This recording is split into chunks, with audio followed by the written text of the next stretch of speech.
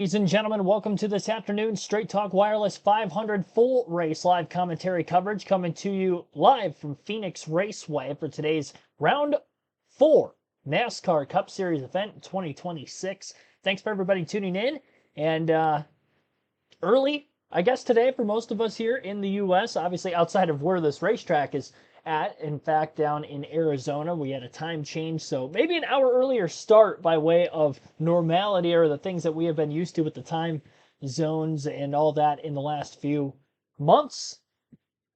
But we are ready to kick things off here today. Just one last little pull up on NASCAR.com. Just to get the raw feed in place and in order before the race begins in a little over a half hour from now. Usually when we start these live commentary streams off for the NASCAR Cup Series side of things, we do some NASCAR trivia every Sunday. So I will be on NASCARSporkle.com to do a quiz for the day. And we actually did one during practice and qualifying yesterday, which is not normal that we do that during practice and qualifying every week, but we did this week. And we did top 10 finishers at Phoenix. So we'll see what other kind of Phoenix quiz we can have for NASCAR and try to do a different one today. We can do lap sled. Let's do lap sled. So all-time lap sled at Phoenix. 86 drivers have led at least one lap here. And this was last updated in 2017, so some of the more modern drivers are not going to be on this list. We're going to do the best we can to try to get 100%. Obviously, we have not gotten below the average score on a single quiz all year long, so hopefully we can keep that streak alive. 18 minutes on the clock. That is what we are going to have to try to get the perfect score. Appreciate those that are tuning in early on. Wade Martin, Frank Powers, Robert Goodrich, Bond 1771, Raymond Joss, and many others. Welcome to the stream. First race on Fox Sports 1 for the NASCAR Cup Series today. Let's get this started. Jimmy Johnson. If I could spell. Johnson. Jeff Gordon. Just trying to think of guys who are going to be on that all-time list. I think Kevin Harvick is the all-time lap sled leader. Yes, he is. Tony Stewart is going to be up there. Carl Edwards has led a ton here. Matt Kenseth has led a ton there. Mark Martin. Go Darrell and Michael Waltrip. Kyle Petty's on the list. Rusty Wallace has led a lot here. Mike Wallace is going to be on the list as well. Casey Kane is a former winner here. Greg Biffle.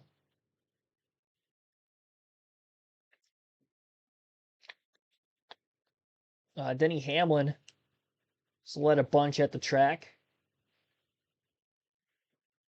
Earnhardt Jr. Sr. He's not on here. Busch. Kurt and Kyle Busch. Casey Mears not on the list. Okay. Ricky Craven popped into mind for some reason. McMurray. Montoya. Ambrose is not on here. What about John Andretti? He's on the list. 99 lap sled. Okay, Johnny Benson. Scott Riggs. Jerry Nadeau. Kenny Schrader. Jimmy Spencer. Derek Cope. Ernie Irvin. Davey Allison. Kelly Arborough, I think, was retired, so he's not going to be on here.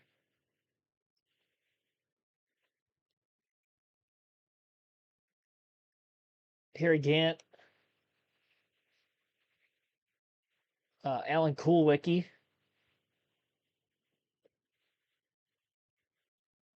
There we go. There's Alan.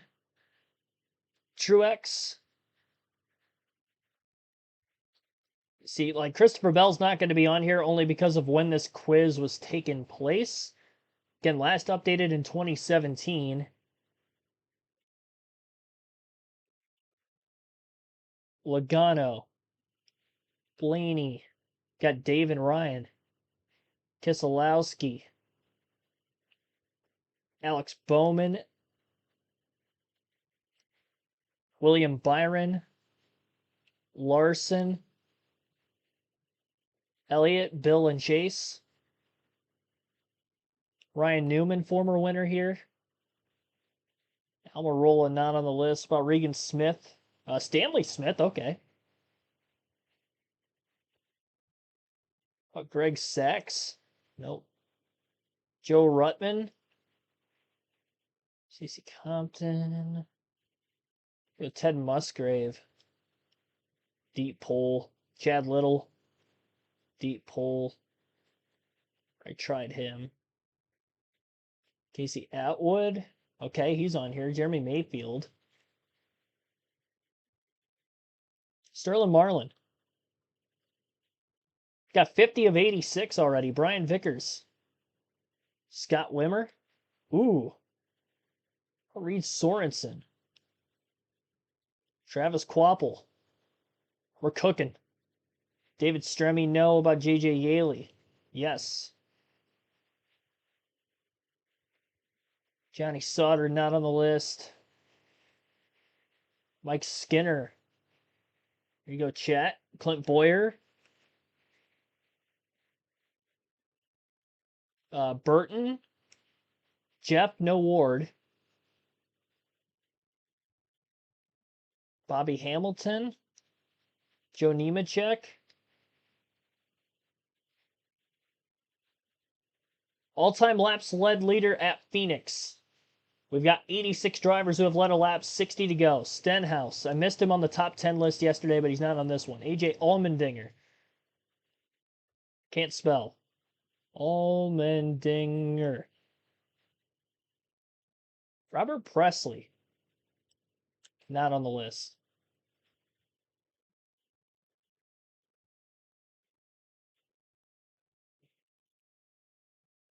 Jack Sprague.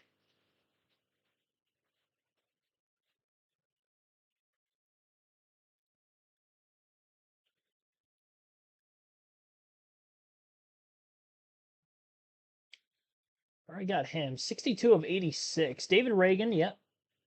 Trevor Bayne on here at all? Nope. Annika Patrick? Nope. 63 of 86.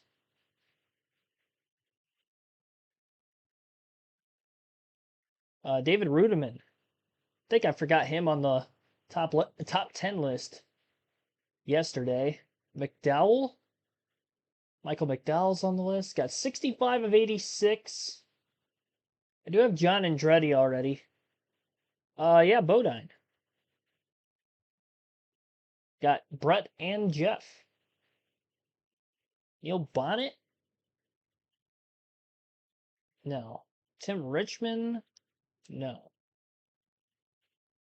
I think 89 was the first race here. Maybe 87. Sometime in the mid to late 80s. Phil Parsons. Not on here.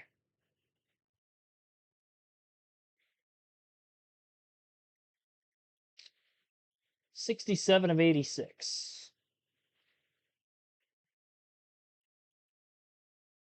Tony Raines. Jeff Green.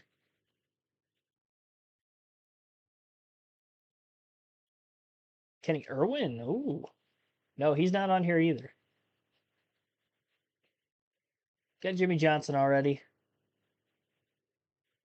Ron Hornaday. No, he's not on here either. Randy LaJoy is probably not on here. Morgan Shepherd. Shepherd's not on here. Elliott Sadler's got to be on here. Okay, Sadler's on here. Ricky Rudd. I didn't name him yet. Rick Mast. Greg Moroso. He's not on here. I did not try David Gilliland yet.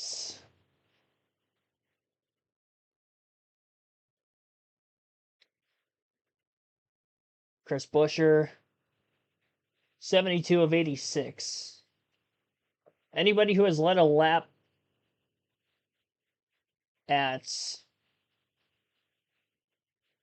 Phoenix. All-time laps leader. Mike H., Steve J., Earl Arnold Jr., Connor Burke, thanks for tuning in. New nanny, welcome to the stream. AJF, welcome back. Steve Park. There we go. I got 2 drivers who've led over 100 laps here. I have not named yet. It's a pretty good amount. Scott Speed. Ooh. Hornish. Nope, he's not on here. Carpentier.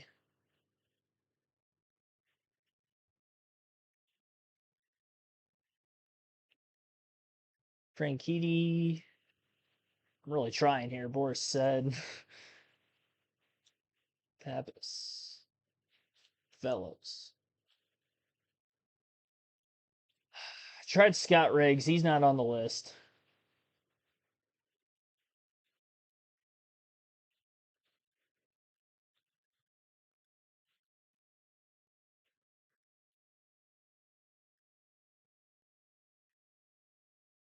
I did try Ambrose.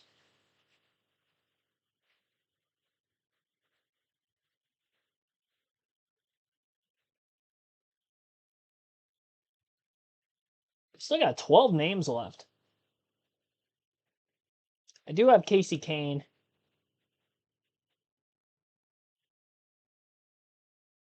Try like a Pat Crafton.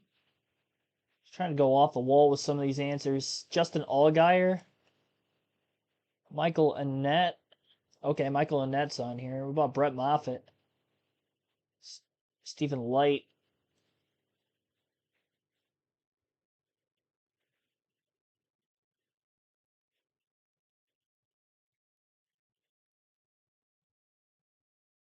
No. I do have Truex. Rich Bickle. Nope. Dick Trickle. That rhymes. Got it. I do have Vickers, I believe. Still have 8 minutes left. There's 10 names we have not gotten yet. All-time laps leaders at Phoenix. There's 2 drivers with over 100 laps led. There's one with 66, and the rest are single digits. Those are probably some back markers. Like Kevin LePage. Okay. It's on the right track with that.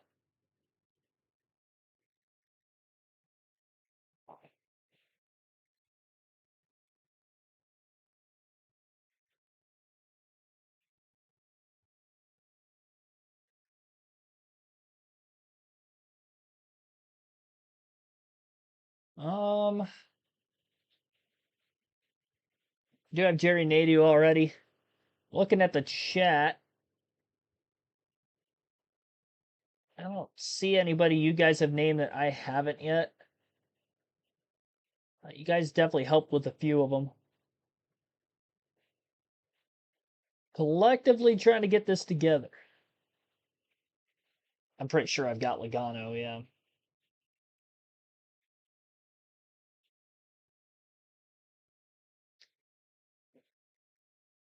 I tried Randy LaJoy already. He's not on here. It's last updated in 2017. I think I've got all the modern drivers. I said that yesterday and I ended up forgetting Stenhouse, but I did put him today.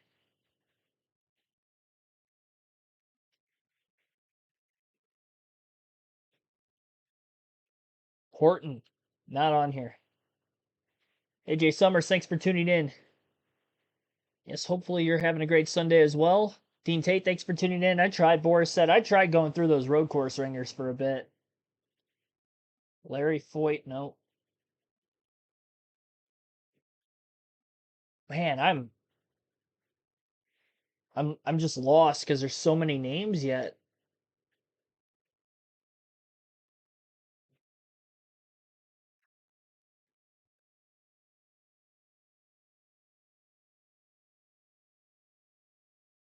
About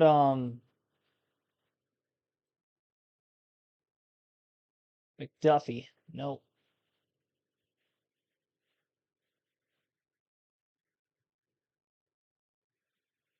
No Chastain. I might have tried him already. I can't remember.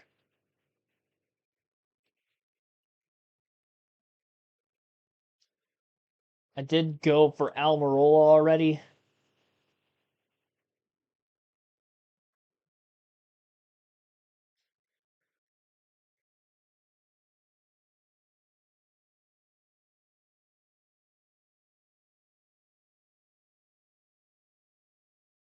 I do have Brad. Rick Wilson's got to be on here. No, he's not either.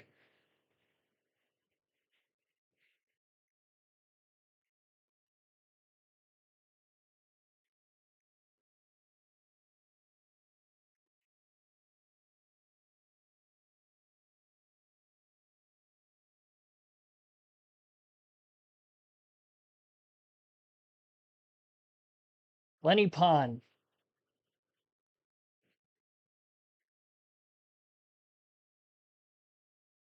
Tried Wood more for John Wood than Glenn Wood. I don't even know who Cecil Eunice is. He's not on here. I do have Rusty Wallace.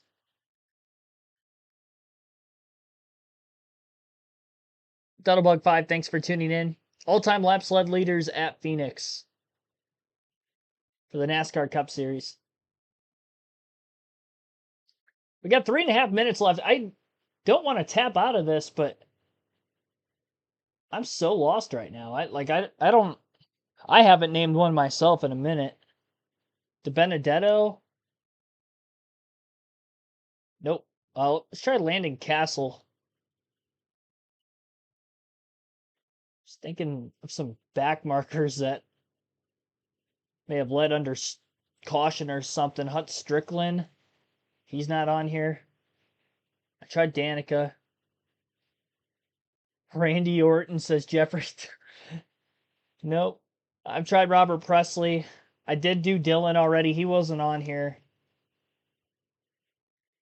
I've tried Phil Parsons. I mean, chat, you are helping out a ton.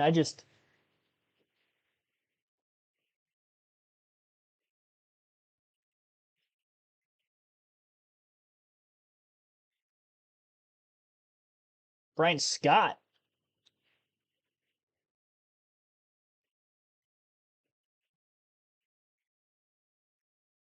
Nope, he wasn't it.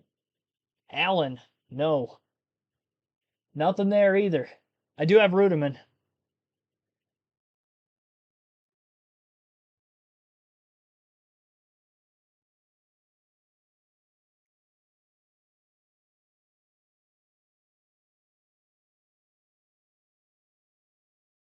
Two minutes.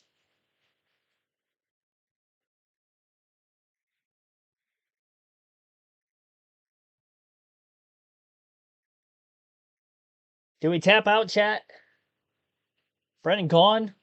Right when you're about to tap out, we think of more names. Jason Leffler. Dang it.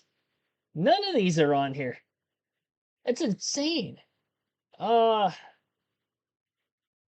got him. Trying to go through my. I know it's Robbie Gordon's not on here because I think I only got Jeff Gordon when I had a Gordon. I mean, we've been striking out for like 5+ minutes. Paul Menard. He's not on here. Oh my gosh. It's like even the names that I forgot. I'm like, oh yeah, I didn't name him yet. No, he's not on here anyway. Doesn't matter. I've got the wall trips. I got Daryl and Michael. David Woodman. I'm assuming you mean Ruderman, but BJ McLeod. Let's try it. Nope. It was worth a shot. I mean, we got less than 50 seconds left. We might as well try to. I mean, if we can get even one more at this point, it's a miracle. I'm curious to see who we've got. Mike Bliss. There's one. Let's go. I did try Sorensen already. I've got Edwards. Yeah, 20 seconds. No Cody Ware. Do have Kenseth. No Ty Dillon. No either of the Dillon brothers. No Robbie Gordon. 1 second. I didn't get Bobby Labonte? Are you kidding me? Oh my gosh. How did I forgot Dale Jarrett and both Terry and Bobby Labonte. No wonder there was a gap with those huge amounts of I thought I mean, that's what happens, you skip around, you get some of the more obscure ones and you forget some of the legends of the sport sometimes because your mind's elsewhere. I did type Hornaday. I think I spelled it wrong. I probably spelled it Hornaday with an I instead of an A. But I did put him in there because somebody in the chat mentioned it. I can't believe I forgot. I feel like a dummy. Dale Jarrett, Terry, and Bobby Labonte, nothing. All right, Mike Alexander. I don't think I would have ever circled around to Mike Alexander. Brandon Ash, I would have never gotten. Andy Lally is a road course guy. I circled around to road course guy, so it's hard for me to believe I would have circled back to him.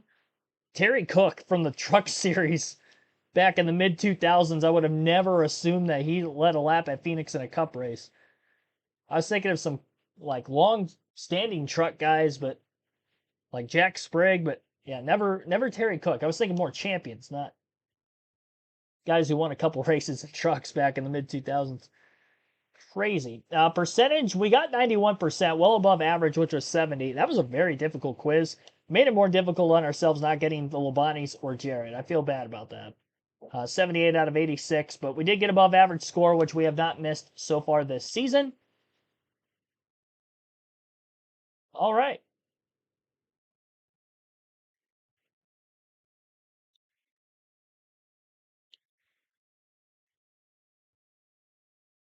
At least we tried, yeah. We gave it an effort. Everybody in the chat, round of applause. We did as well as we could have. Minus Jared and Labontes. A minus, not bad. Yeah, I mean, not bad. Not bad. It's a good score. Tim Fowler, welcome to the stream. Time for fantasy. Yes, it is. Christopher McComas, thanks for tuning in, playing along. Just circling back to the chat, just to make sure I didn't miss anybody. Alupina, thanks for tuning in. Hopefully I said your name correctly. Robert Goodrich, thanks for the $5 super chat. Fan survey. Too many brain farts, yes. Yeah, way too many on my part as well. Even though it was just 2 names. It's more than I would have liked. All right, we'll go back to a different page on NASCAR.com. I can show you the Fantasy League. And I'll plug in my fantasy team for this weekend along with it. So here we go. Into the Fantasy League. You can join the NASCAR Fantasy League on the NASCAR mobile app or the NASCAR.com website. You'll go to Fantasy, where there's a Fantasy tab, and then Fantasy Live. And to join our league here on the channel, it is a KRC League. KRC in all capital letters, space, capital L on League. League. And if you win the regular season or Chase Championship, because we have 2 different champions, you can win 2, or you will win 2 tickets to any NASCAR race if you're choosing the following season. I'll go through my team first and then explain how it works. This week I'm going to have heavy on Penske. Penske looked very, very good practice and qualifying yesterday. We're going to take Austin Cindric. We're going to take Joey Logano.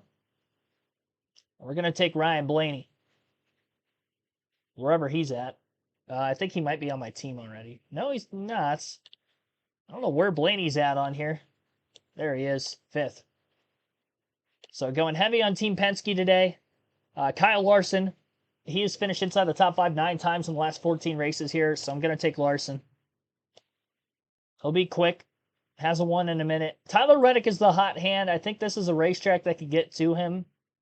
Byron and Hamlin were just so good here in the fall. I feel like I've got to take both of them. And Christopher Bell is another kind of sure threat. I think I'm going to plug Bell in instead of Cindric. Cindric's never scored a top 10 here. Even though I think Penske's been strong, he could be a good underdog for today. I'm going to go heavy on my lineup with some superstars this weekend, hoping for a good points day. So we'll sit Reddick out. And there's your lineup. You could start the same driver up to 10 times throughout the course of a season. Into the chase, I believe it's 5 when it resets.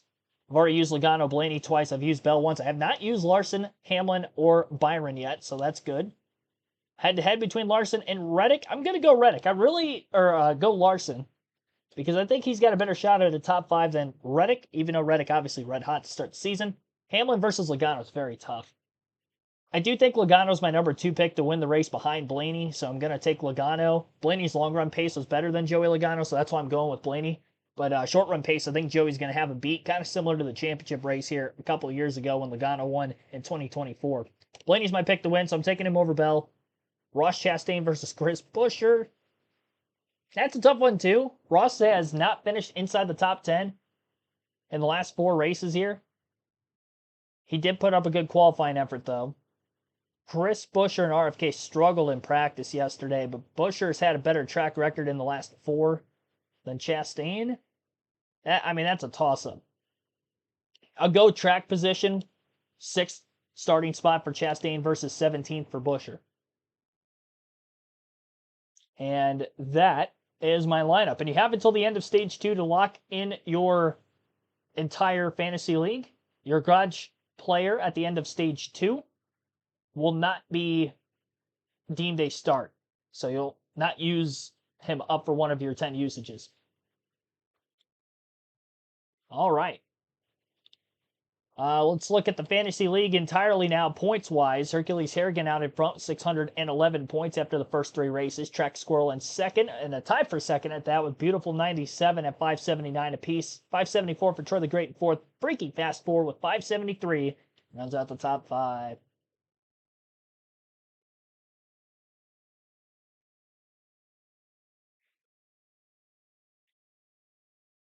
All right.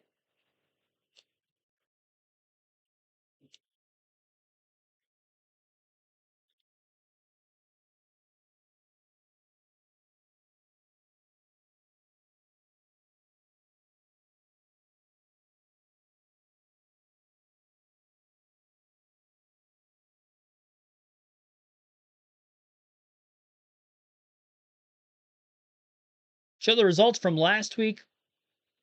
Current standings. Last week. Well, I was going to go over the current standings, which is why I went to this page. And then we'll go over the starting lineup when they give the command to fire engines. Point standings for the NASCAR Cup Series as a whole, and the race for the chase, obviously, which continues. Top 16 in points overall will get in. Tyler Reddick out in front right now, obviously, because he won the first 3 races of the season. With those 3 wins, he's got a 70-point cushion over Bubba Wallace in second already. So after just 3 races, he has over a 1 race worth of points lead. This has to be the largest lead under, any particular points format with how points are scored under each format. The biggest lead after 3 races. Considering nobody's ever won the first 3 races of the season, I would like to think that it is the biggest. 3 wins. I gotta mute the mic for a second. I got a cough coming.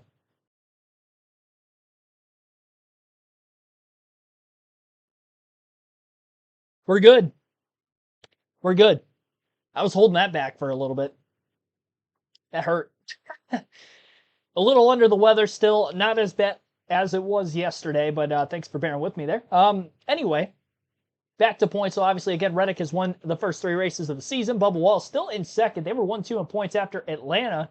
Stayed that way after the 3rd race of the year at COTA.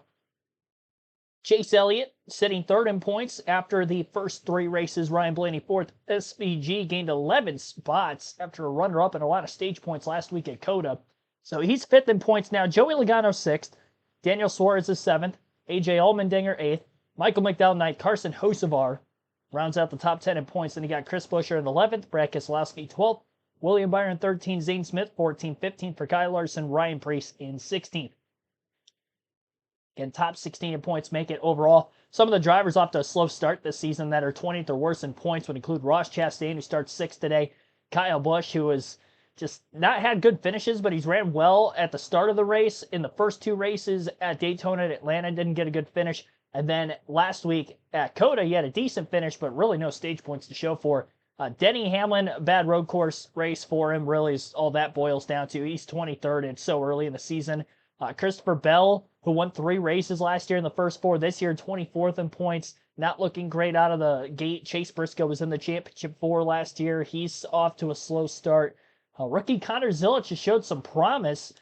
He was up front leading laps at one point at Atlanta, and obviously last week was in the top 5, had multiple spins in that race. He's 32nd in points, not a good start for the rookie season there, despite showing some speed. Curious to see what he can do today. Definitely has to stay out of trouble. And of course, Alex Bowman, the big story this week, as he was subbed out late last week by Myatt Snider at Circuit of the Americas due to vertigo, what we now know of his illness, and he was also ruled out for this weekend. Now, he did receive points last week, though that car finished 35th, so it wasn't a lot of points, no stage points anyway, but they did give Bowman driver points because he started the race, even though he was subbed out mid-race by Myatt Snider. Because he's not starting this week, he will not receive any points dependent on where Anthony Alfredo, who is filling in for him this weekend at Phoenix, would get. But the owner's points side of things, obviously Alfredo can benefit the 48 car. So that is where that changes there. Hopefully a speedy recovery for Alex Bowman. We can all wish him the best.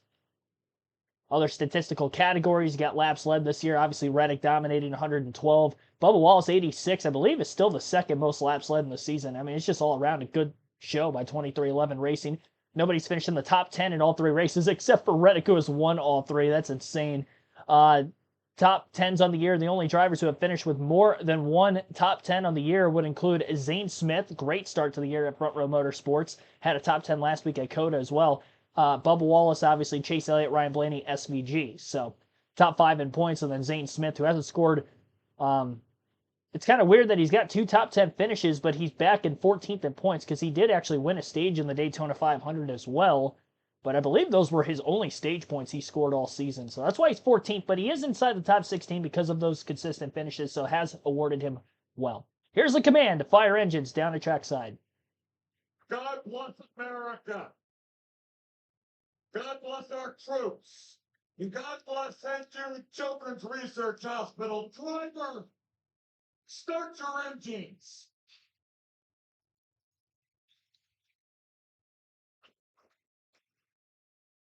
All right, there we go. Engines are fired. We're going to get ready for today's race here shortly. And before we do that, obviously, we'll go through the starting lineup for today's Straight Talk Wireless 500 at Phoenix. Joey Logano on the pole, trying to go for his 5th track win. He's already got the most wins of any active driver in the field today. Kyle Larson, one-time winner at Phoenix in his championship race back in 2021. He has 9 top 5 finishes, 14 top 10s in the last 16 starts here, so he's very consistent despite the 1 win. In row 2 will be Austin Cindric looking for his first track top 10, and Daniel Suarez looking for his 4th top 10 at Phoenix. In row number 3, Ryan Blaney, my pick to win today's race. Starting on the inside of that row, he has finished runner-up 4 times, 1 win. That win came last fall. And Ross Chastain, a win in the fall race in 2023, has yet to finish in the top 10 since that win. In row 4 will be Carson Hocevar and Tyler Reddick. And of course, Reddick, the big story of the season. First 3 wins. Nobody has won the first 3. Can he go 4 for 4 to start the season with 2311 Racing in himself? William Byron, Josh Berry, back in row 5. Berry, top 10 in both Phoenix races last year. Byron, a former Phoenix winner of this spring date back in 2023. Denny Hamlin, a 2-time Phoenix winner, alongside another 2-time Phoenix winner, Christopher Bell. Bell has won the last 2 spring events this season. They start in row 6. In row 7 will be Ryan Preece and Ty Gibbs. Row 8, John Hunter Nemechek and Michael McDowell. Row 10 for Chris Buescher, who had a flat tire in practice yesterday, but he is still going to start where he started. No major changes to the race car post-practice and qualifying yesterday, so he keeps his track position. Shane Van Gisbergen, 2 top 10s in the year and top 5 in points after the first 2 races, is sitting 18th. He'll be in row 9 alongside Buescher. Zilic, with a decent qualifying effort yesterday, starting mid-pack alongside Chase Briscoe, who went out early in qualifying. They've got some work to do, but we'll have a lot of fun watching those 2 back in row 10. Behind them in row 11 in the back half of the field is Ricky Stenhouse Jr. and Riley Herbst. AJ Allmendinger and Zane Smith in row 12. Austin Dillon, Chase Elliott, another former Phoenix winner, back in row 13. Row 14, Austin Hill making his first Cup start of the season, and Bubba Wallace second in points after 3 races. Kyle Busch, another multi-time Phoenix winner on the inside of row 15 alongside Todd Gilliland. Anthony Alfredo, as mentioned already, subbing for Alex Bowman on the inside of row 16 alongside Eric Jones. Ty Dell and Cody Ware, row 17. Row 18, Noah Gragson and Cole Custer. And row 19, rounding out our 37-car field, is Brad Keselowski. Brad crashed in practice, did not qualify the car yesterday afternoon. Right front tire failure in practice for both Buescher and Keselowski. Buescher's on the straightaway, was able to keep it from making contact with the wall. Unfortunately for Keselowski, pounded the turns 3 and 4 wall hard, and I believe he is in a backup car today.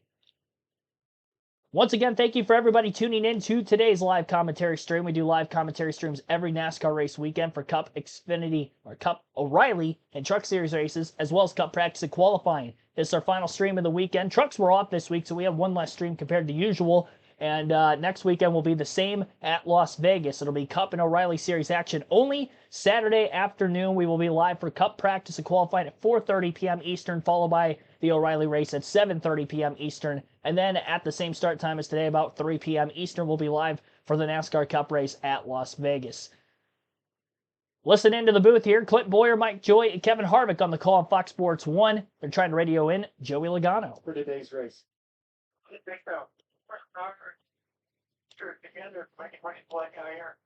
And flying around us, widen out the curve a little bit, should make it pretty fun. I think it's going to pretty fast open so much, even the long haul. So, looking forward to it. When you talk about that groove widening out, Joey, do you think it's going to be both ends today? We always know 1 and 2 is a little bit wider. Do you think we're going to see that 3 and 4 as well? Yeah, I do. I think you'll get 2.5, maybe 3 lanes out of 3 and 4. 1 or 2 down here.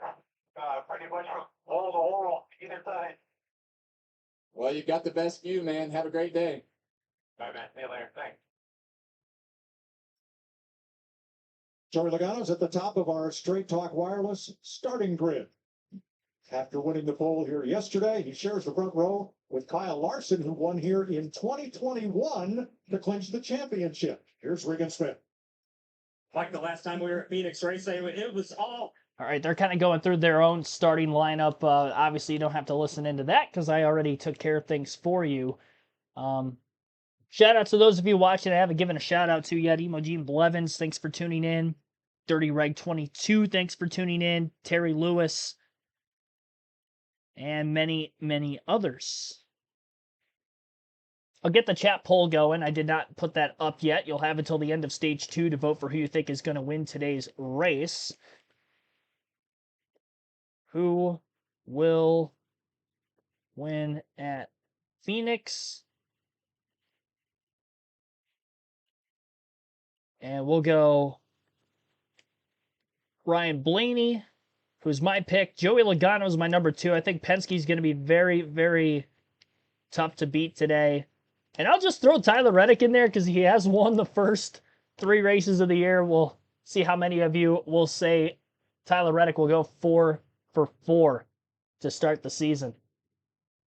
And again, end of stage 2. I'll give you the final tallies, the final results for that.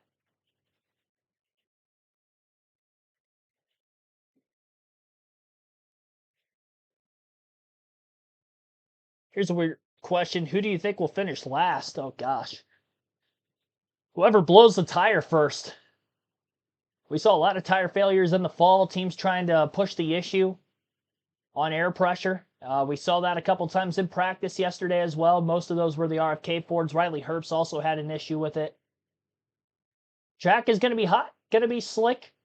Higher track temps today than what we had yesterday. It was actually local morning time for practice and qualifying yesterday. They started things at about 10 a.m. local. Qualifying ended just after noon Mountain Time out in Arizona.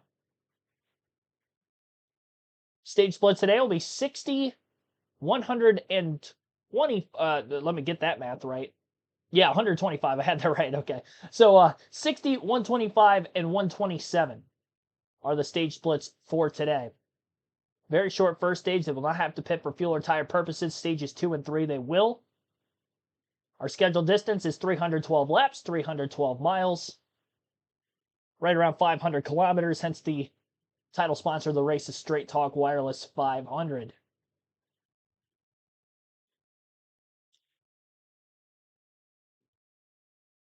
Going to be a fun day of racing.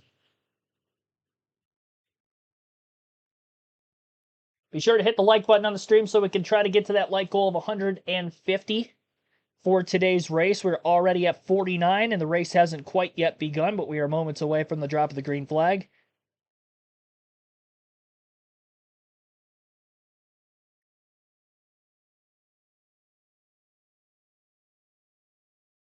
Fantasy League points since I didn't last week. Yeah, I've had some quick outs the last couple of weeks. I'm in the middle of a job transition slash somewhat moving situation. I am trying to move towards the Cleveland area, and I've kind of been going back and forth after races, so we haven't had as lengthy of a post race as we usually do.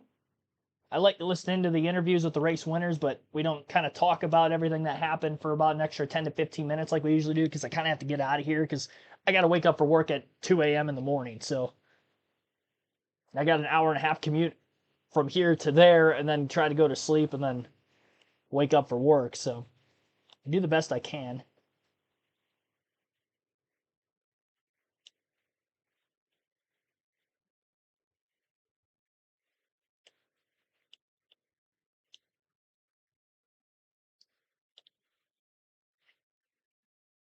All right, let's see here.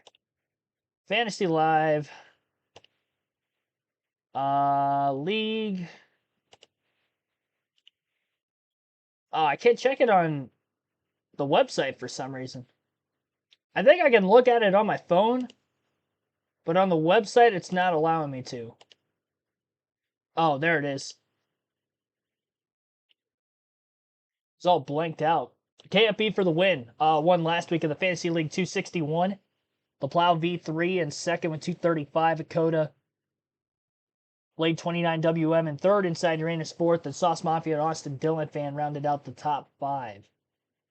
Pretty solid. 261. Almost a 30-point cushion. It's quite a wide margin of victory. 26 points in the Fantasy League.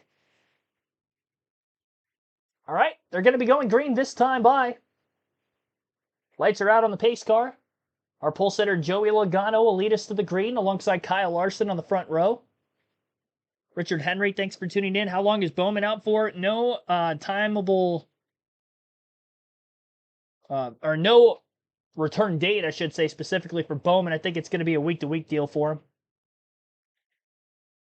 Green flag is back in the air, and we're underway for race number 4 of the NASCAR Cup Series season in 2026. Joey Logano will lead the field down through turns 1 and 2. And he was well clear before getting into turn 1. Holtz clear off the exit of turn 2. His teammate Austin Cindric underneath the Kyle Larson for second. Larson on the higher line, and Cindric down towards the low line through 3 and 4. Horsepower has been increased from 670 to 750, an 80 horsepower gain on the short tracks this season, 1 mile and shorter in length. And that is going to lead to potentially more passing opportunities today. We've already seen a ton of tire fall off because of this horsepower change, on top of obviously the work that Goodyear has done in recent years to try to help with this next-gen car and help tire fall off at most racetracks. We saw about 2 seconds of fall off yesterday in practice over a 30-lap run, so tires will be important. They're going to be pitting for tires pretty much every caution today. Even more so than what we saw back in the fall race last year.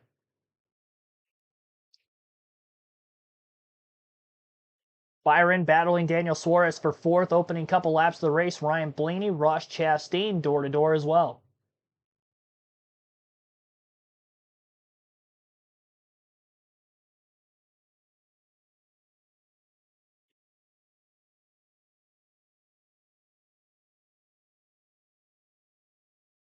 Four laps in, and Joey Logano has led them all.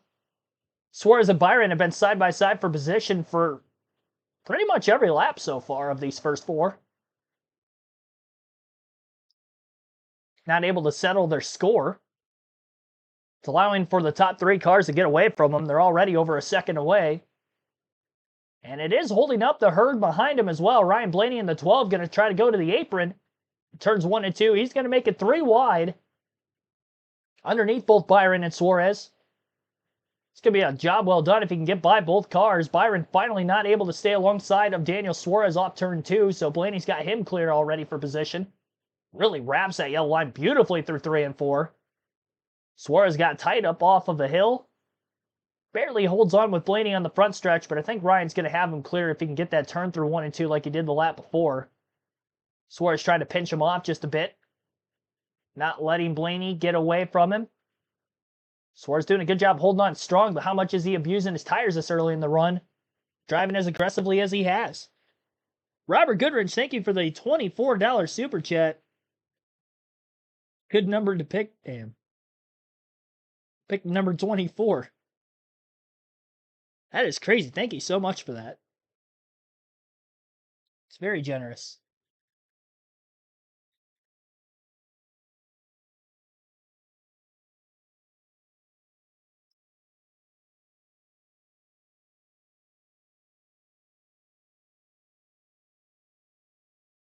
All right, Joey Logano, Kyle Larson, Austin Cindric.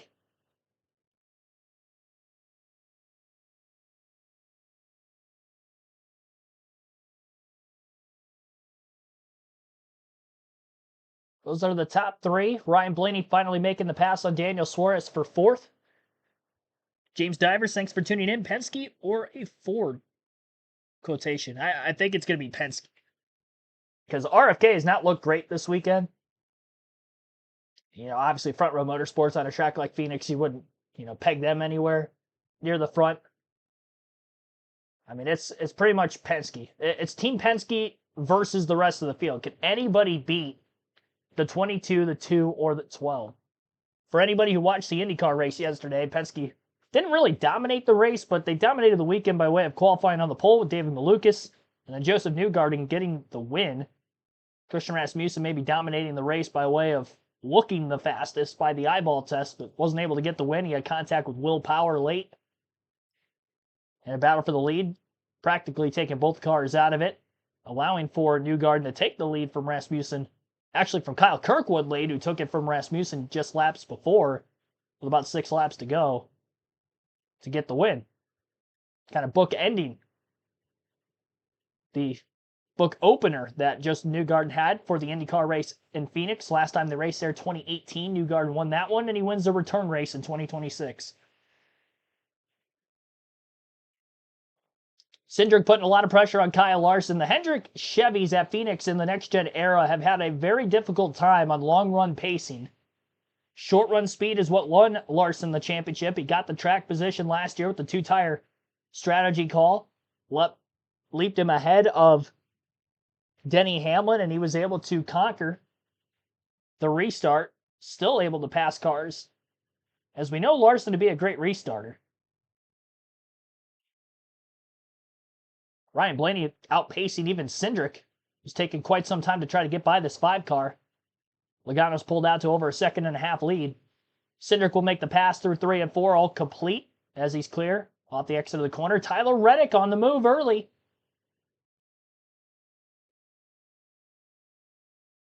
Not a track where Reddick has had consistently solid finishes.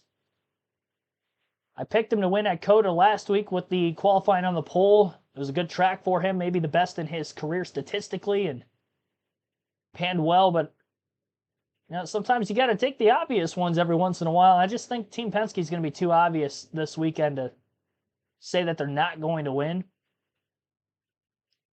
Long run speed was there as well as the short run. That's always scary. I mean, this is a race that could be dominated, and right now they're running 1, 2, 3 as Ryan Blaney during the commercial has just got by Kyle Larson as well.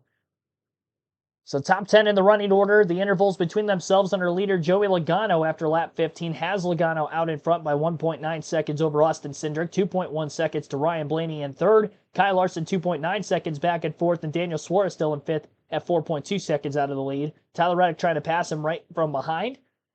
Reddick 4.4 out of the lead in sixth. Denny Hamlin is in seventh at 4.6 seconds out of the lead. He's already up 4 spots. Save for Christopher Bell up 4 spots to eighth. He's 5.1 seconds back. William Byron 5.6 seconds out of the lead. And ninth, Ross Chastain in 10th, 6.3 seconds out of the lead as well. We'll take our first break of the stream. You're listening live, KRC, Full flag-to-flag coverage of today's race at Phoenix for the NASCAR Cup Series continues.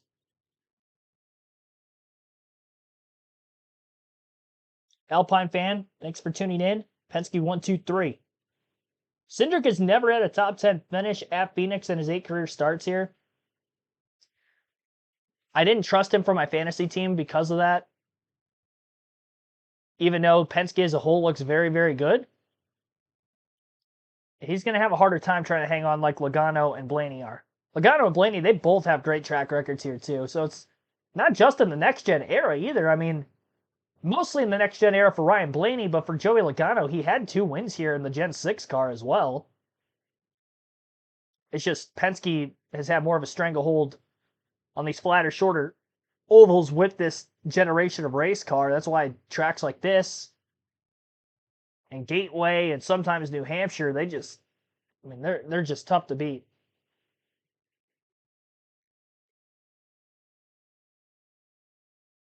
You know you like it. Well, I know I do.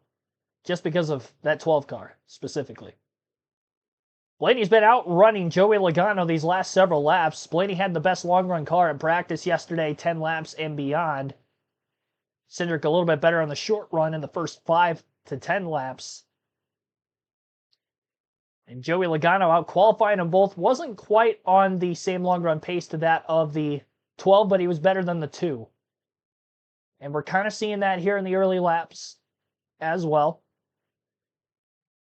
Tyler Reddick to the inside of Kyle Larson for 4th. I do think the Toyotas are going to be the next team to beat. Whether that would be Reddick, Hamlin, Bell have been very good at Phoenix in the last couple years. Again, even though Penske has showed dominance at Phoenix in recent years, it's usually been the fall race. It's just this weekend in practice and qualifying, they look much better than they usually do in the spring here at this racetrack.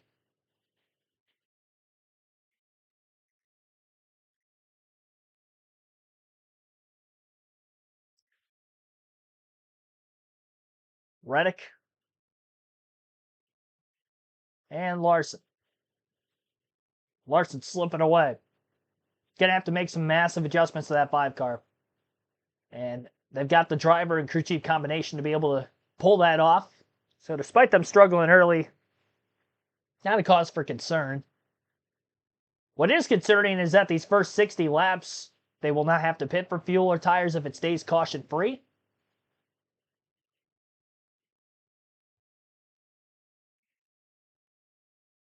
And in return, that's going to hurt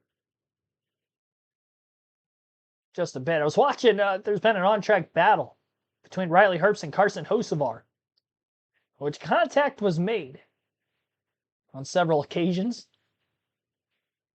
Hocevar finally making the pass on Herbst. That battle's for 25th, very deep in the field. Spire unloaded with great speed in practice yesterday. I don't know what happened in qualifying, but none of their cars qualified anywhere near the top of the field. Curious to see how they race on Sunday. Hamlin got by Larson. Bell going to get by Larson now. Larson has dropped to 7th after starting 2nd. Chevys don't have the long-run pace that the Toyotas and Penske Fords do. And race kind of feels like it was easy for me to predict just because everything is going exactly the way how I would have thought. I know we're only 24 laps in. A lot can still change. I am curious to see, now that the Toyotas have gotten their way through the field, 4th, 5th, and 6th, they're only behind the Penske Fords. When we get to stage 2 on the restart, now they're going to be close to them. Can they maintain with those cars and hang in there in the long run pacing, or is there's still going to be quite the discrepancy between the two teams? That's a question that I don't think we're going to have solved, because they definitely used more of their equipment having to make more passes because they didn't qualify as well. So I don't expect them to get up there if we don't have a caution in stage 1. I mean, Reddick, for instance, is 4.5 seconds back. That last lap, he ran a 29.0. Blaney was 0.2 faster in 2nd, and even Cindric in 3rd was still a 10th faster as well. Joey Logano not as quick as both the 12 and the 2 the last lap, though, and Ryan Blaney, who was 2.9 seconds out of the lead when he first passed Cindric for second, is now only 8 tenths back in that Dent Wizard Ford Mustang. Lap 27 at the line. First stage flying by here at Phoenix. Got over 200 people in the chat. Greatly appreciate you all tuning in here today. Be sure to hit the like button if you haven't done so yet. Live commentary streams every NASCAR race weekend for Truck, O'Reilly, and Cup Series action. All races across those 3 series, as well as practice and qualifying for the Cup side. Other select motorsport races still this season, like Talladega for the ARCA series and the Indianapolis 500 continue. We did ARCA during Daytona Speed Weeks and the Rolex 24 already as well this year. Live commentary streams just like this every weekend. Staying out west next week in Las Vegas for the O'Reilly and Cup Series. Truck will be off for the 2nd consecutive week. Start times will be listed later in the stream. Blaney just consistently between 1 to 2 tenths faster than Logano per lap. He's chipping away, 7 tenths back. And he's getting there in enough time that he's not going to have to rush to try to make this pass. There's no urgency from the Toyotas closing in rapidly. Blaney can kind of pick and choose here. Still got 30 to go in the stage. Plenty of time. Top 10 in the running order now runs with Joey Logano in the lead. Ryan Blaney second. Austin Cindric third. Tyler Reddick fourth. Denny Hamlin in fifth. Christopher Bell sixth. Daniel Suarez seventh. Kyle Larson eighth. William Byron ninth. Ross Chastain in 10th.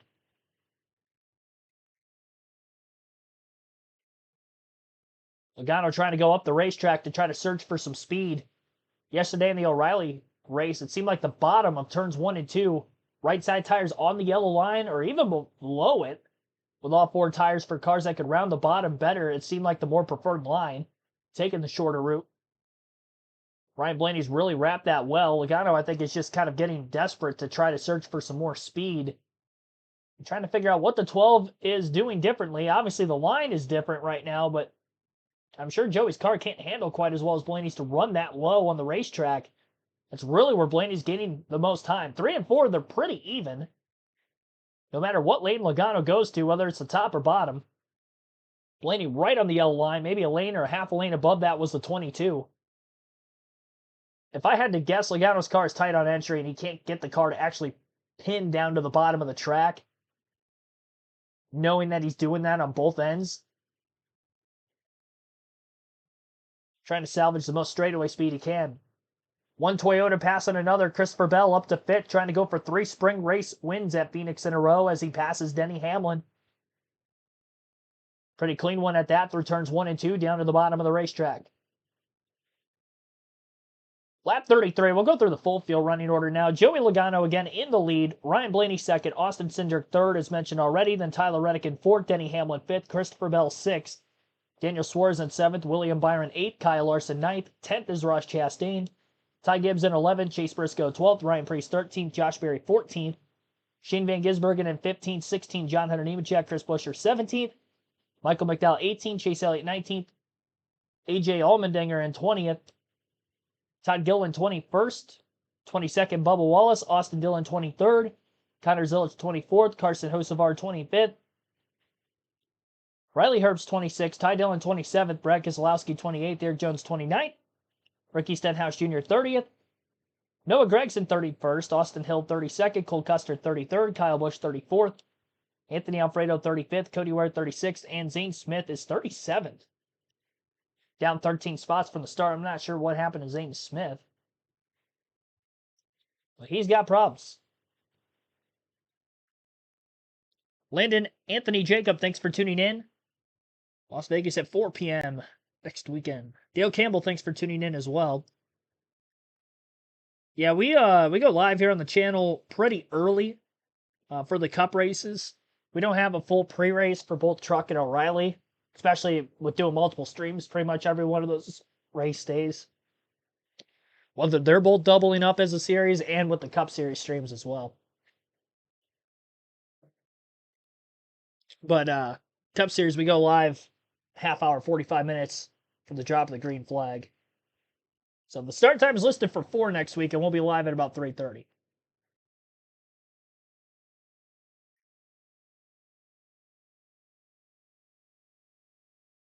24 laps to go in stage 1. Joey Logano's led every lap so far. Ryan Blaney only 2/10 back in second, trying to take his first lead of the day. Just getting into lap traffic at the back of the pack as well. Cody Ware going a lap down through turns 1 and 2. Logano having to try to get his car to the bottom of the track to pass Ware, who's in the outer line. Blaney's got a full lane open down to the bottom of the racetrack. Slipping and sliding around are both cars as these tires continue to wear. We've seen over 2 seconds of fall off in these first 38 laps.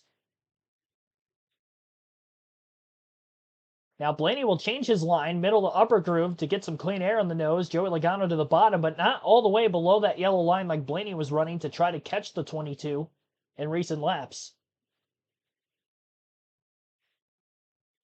Logano still holds the fastest lap of the race today, 27.4. That was back on lap 2. With that clean air advantage. To have a versatile car because Joey Logano's defense now is trying to put his car right in front of Ryan Blaney's car to put that dirty air on the nose of his car. You saw him move down the racetrack. I would not give Blaney the bottom of the racetrack down here because he's just better through the center of the corner. So Yeah, but the only way you can contain that is to hold him down. And if he gets on the outside of you, if indeed that car's tight, he gets on the outside of you, you're cooked. Let him have that bottom. Clint, top of the day, you talked about the big 3 teams. They now occupy 9 of the top 10.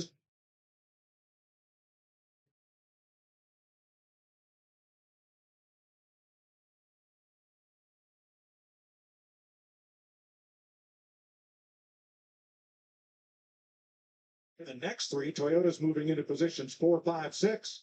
Then there's Byron Larson and Ty Gibbs completing the top 10. They're your big teams rising to the top, just like we expected.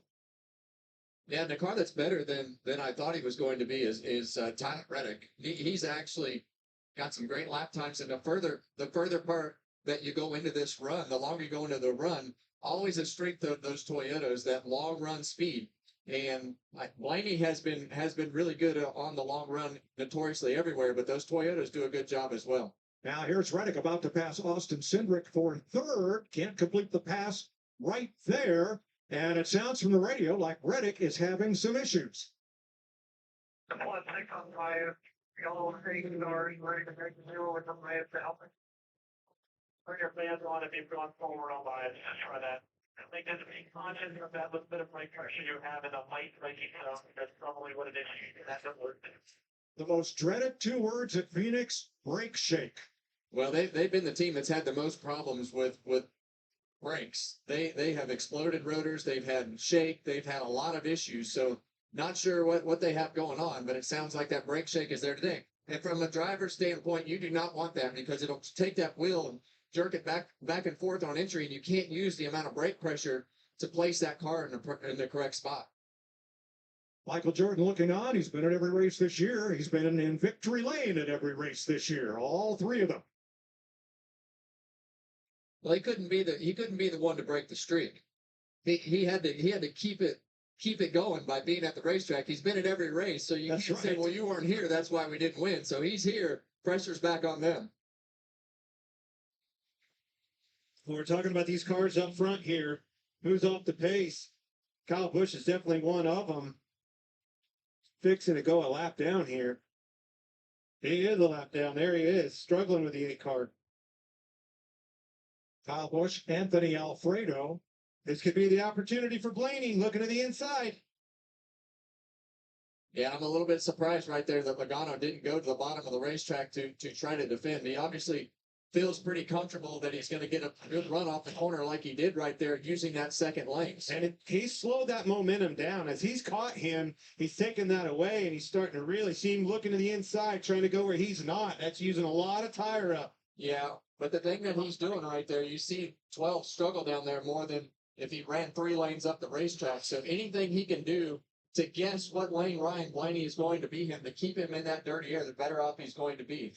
Racing Insights keeps track of things like who is the best defender in the Cup Series, and you're looking at him, Joey Logano. Defending his position, nobody's better. And pick and choose, getting up through these lappers. You can see now they've moved up. That's forcing Joey to go to the bottom.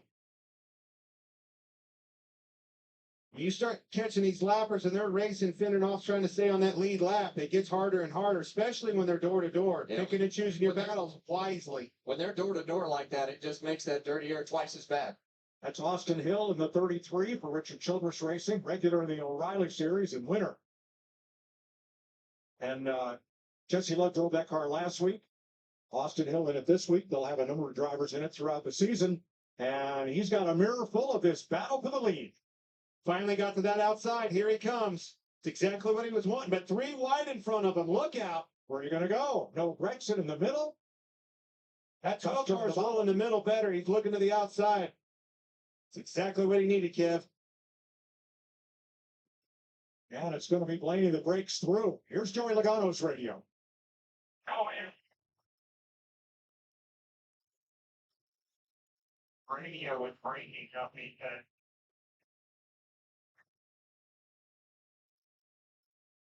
Uh-oh.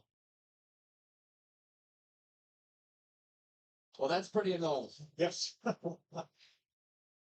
Joey Logano led the first 47 laps, surrenders the lead to his Penske Ford teammate, Ryan Blaney. Yeah, that's not good. Radio issues for the 22 team of Joey Logano. It sounds like not only Logano can't hear Paul Wolfe very well, but it also sounds like Paul Wolfe can't really understand much of what Logano's saying either. So that is going to cause some problems as we get later in this race, and they need to try to find some adjustments for that 22 car, as he definitely is struggling the longer this run goes compared to the 12.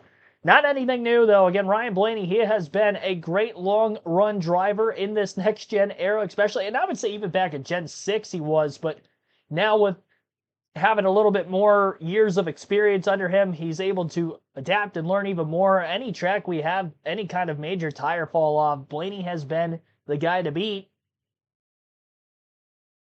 They just got to stay on top of strategy, and here they are in position to obviously win this race. Tyler Reddick is somebody to look out for, though, as well. It took Blaney an awfully long time to pass Logano after getting behind him, about 18 laps worth, and Tyler Reddick is now about 2.5 seconds off the lead. And maybe getting through lap traffic a bit better than the 12 as well. Last time by, they were pretty close in lap time. Blaney was still quick, but they were both in the 29.7s. Fastest lap of the race was a 27.4 in clean air for Joey Logano, so over 2 seconds of fall off for the leaders in these first 50 laps. It's really been about 2 seconds of fall off since about the 30 lap mark as well. Top 5 in the running order has Blaney in the lead with 9 laps to go in the stage. Joey Logano second, Tyler Reddick third, Christopher Bell in fourth. Fifth is Denny Hamlin. Austin Cindric is in sixth. Daniel Suarez seventh. William Byron eighth. Ty Gibbs ninth. Ross Chastain in 10th.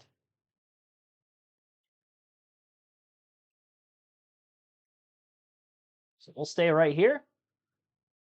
Take you to the end of stage 1, which is coming up very shortly.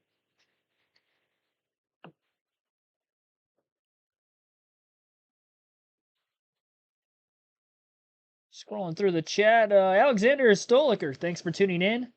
Pulling for Kyle Larson.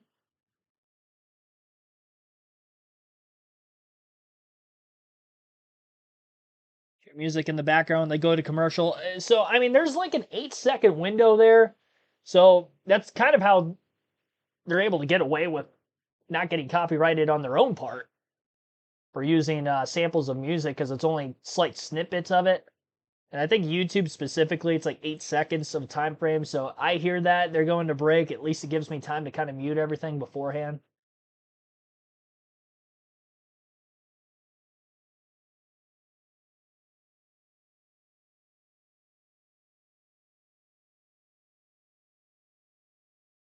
Ryan Blaney with a 0.6 of a second lead opened up over Joey Logano. It's 1.9 seconds to Tyler Reddick in third, 2 seconds to Christopher Bell in fourth, and 3.1 seconds to Denny Hamlin in fifth. Cindric has since dropped to sixth, and he's more than 2 seconds off of Hamlin, the car in front of him. 4 laps to go, this time by stage 1. Larson dropped all the way down to 13th. Crazy. Definitely going in the wrong direction 27 cars are currently on the lead lap. Ty Dillon, the last of which, and now he just got by Connor Zilich, so Zilich is now the last car on the lead lap late in the stage. There's a really good opportunity that Reddick could get by Logano for second. He's moved up 4 spots. Thanks, Regan. Race leader Ryan Blaney has now dispensed with most of that pile of traffic. He's still got 2 just ahead of him. Oh, This Zilich, 55 down. car's flying now. He has run down these leaders in a big time hurry. Yeah, and one reason that he's run those leaders down is because of all that traffic that they're having to deal with. Losing 3 or 4 tenths a lap, he's taking big chunks out of them. 100%. And there they are. You can see Logano right in front of him, just getting around Velvet Bell as well. Free to go. Around him. Free to go in stage 1. And this is what we talked about earlier. You get to the end of this stage where was this 22 car going to shut off? Was the 12 going to shut off? Who would start moving their way forward? And the strength at the end of these stages, this is the shortest stage that we're going to have all day, are these Toyotas and moving themselves forward to have a chance at Ryan Blaney. And what a mess in front of them. Lappers everywhere, trying to hold on to stay on that lead lap. More than be the lucky door. Very important right here.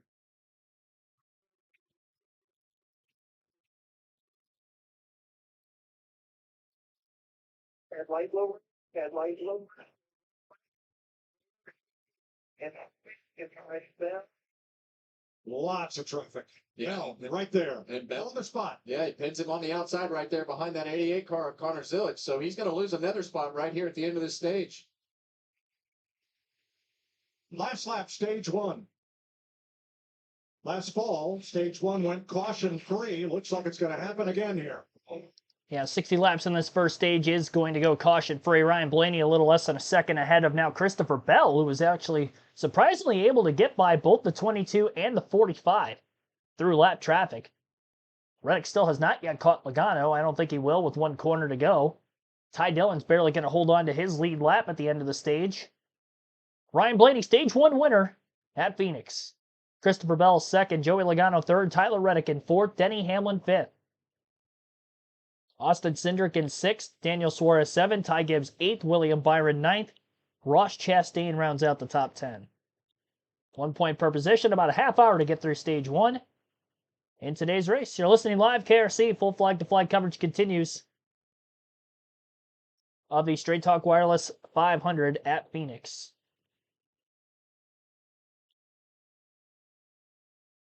Yeah, free pass going to go to Riley Herbst in the 35. He was the first car lap down in 26th.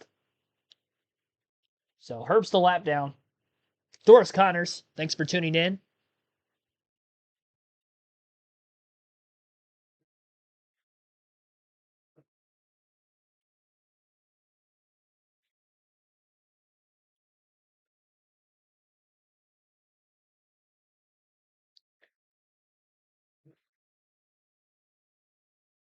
In the turn on TV. Watch it. So I can't give visuals.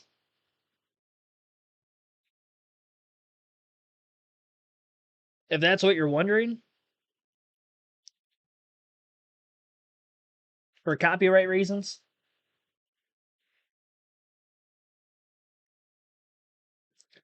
Play snippets of the audio here and there throughout the course of the stream, especially during caution periods.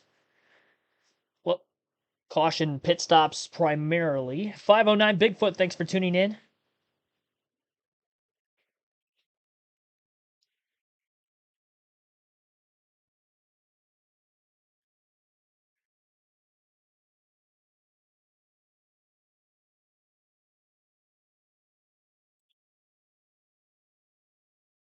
Got over 300 people in the chat. Thank you so much for watching, everybody.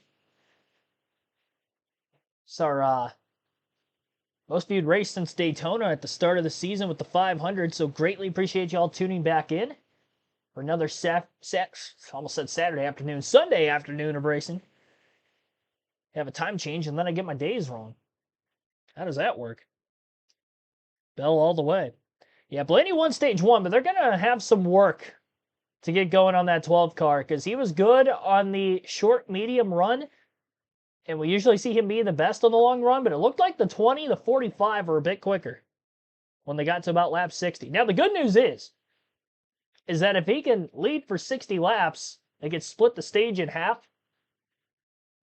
With as much tire fall off as we've seen, I don't think we're going to see many drivers try to stretch the fuel window, which is around 80 plus laps under green. I think they're going to try to pit as close to halfway as possible.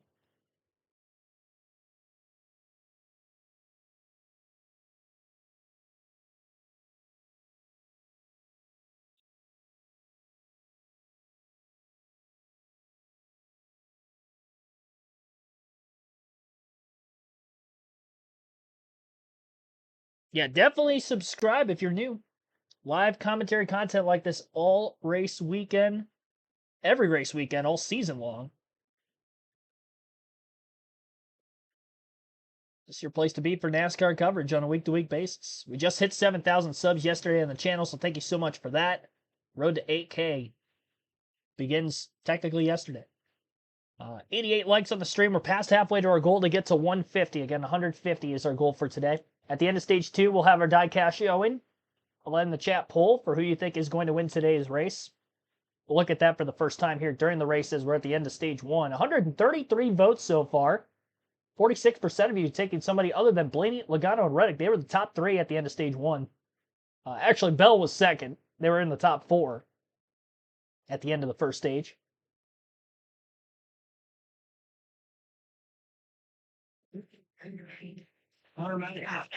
Wow. From Martinsville, Louisiana, 2026 Daytona 500 champion.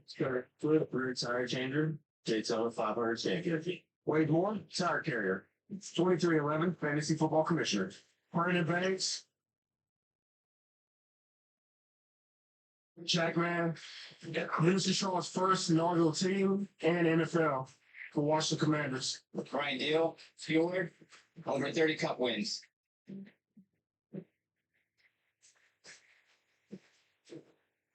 Well, they are living large on the strength of 3 victories in the first 3 races of this season. Tricky pit road right here, Mike. Got that corner, had the most speeding penalties in the Gen 7 car. And here's Regan. Like the 12 car, Ryan Blaney, but very good to start the race. Biggest concern with him, wants the rears to stay with him longer, all the way through the corner in the 45 of Tyler Reddick in the bottom left. We just met his team as they get to work right now. Starts off okay, but it migrates too loose for him, and he was plus 10 to the front on the brake bias. Jamie? Christopher Bell, so far so good for the 20 car, took on tight, said the rears are actually good, moved up 10 spots there. Joey Logano led a handful of laps early, lost the lead though, needs 4 turn through the center. That's where he was leading.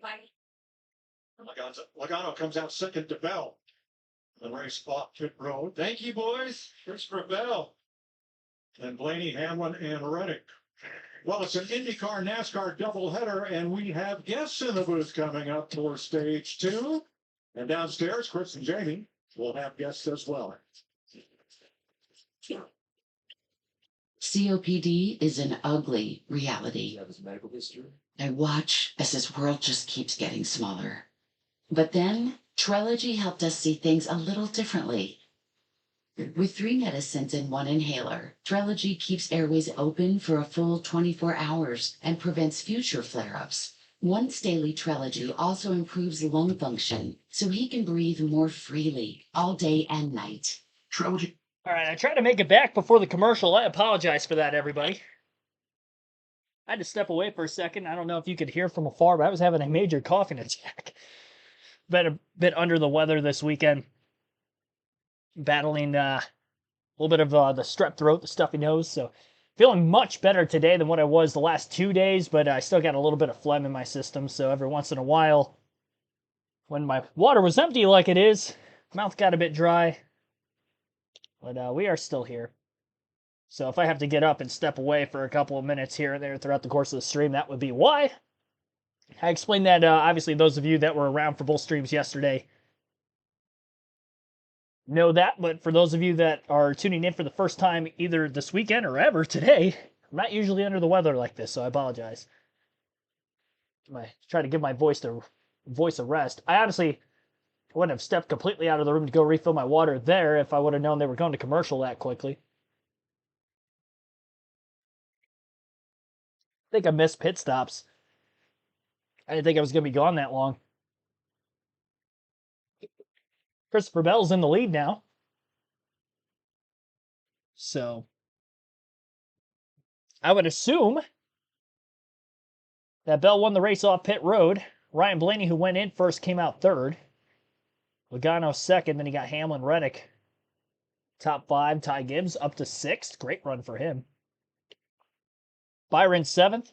Chase Briscoe 8th. Austin Cindric 9th. Michael McDowell in 10th. Then you got Ross Chastain and Chris Busch are 11th and 12th off of pit road.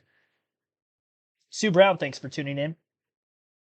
Braden, thanks for tuning in as well. Austin Ward. What's up with Kyle Busch? Well, he races for RCR now. I'll leave it at that. 96 likes on the stream. Greatly appreciate that. Sorry again for stepping away there for a few minutes. I can't promise it'll be the last time today. Might have to clear my throat again before the end of this one.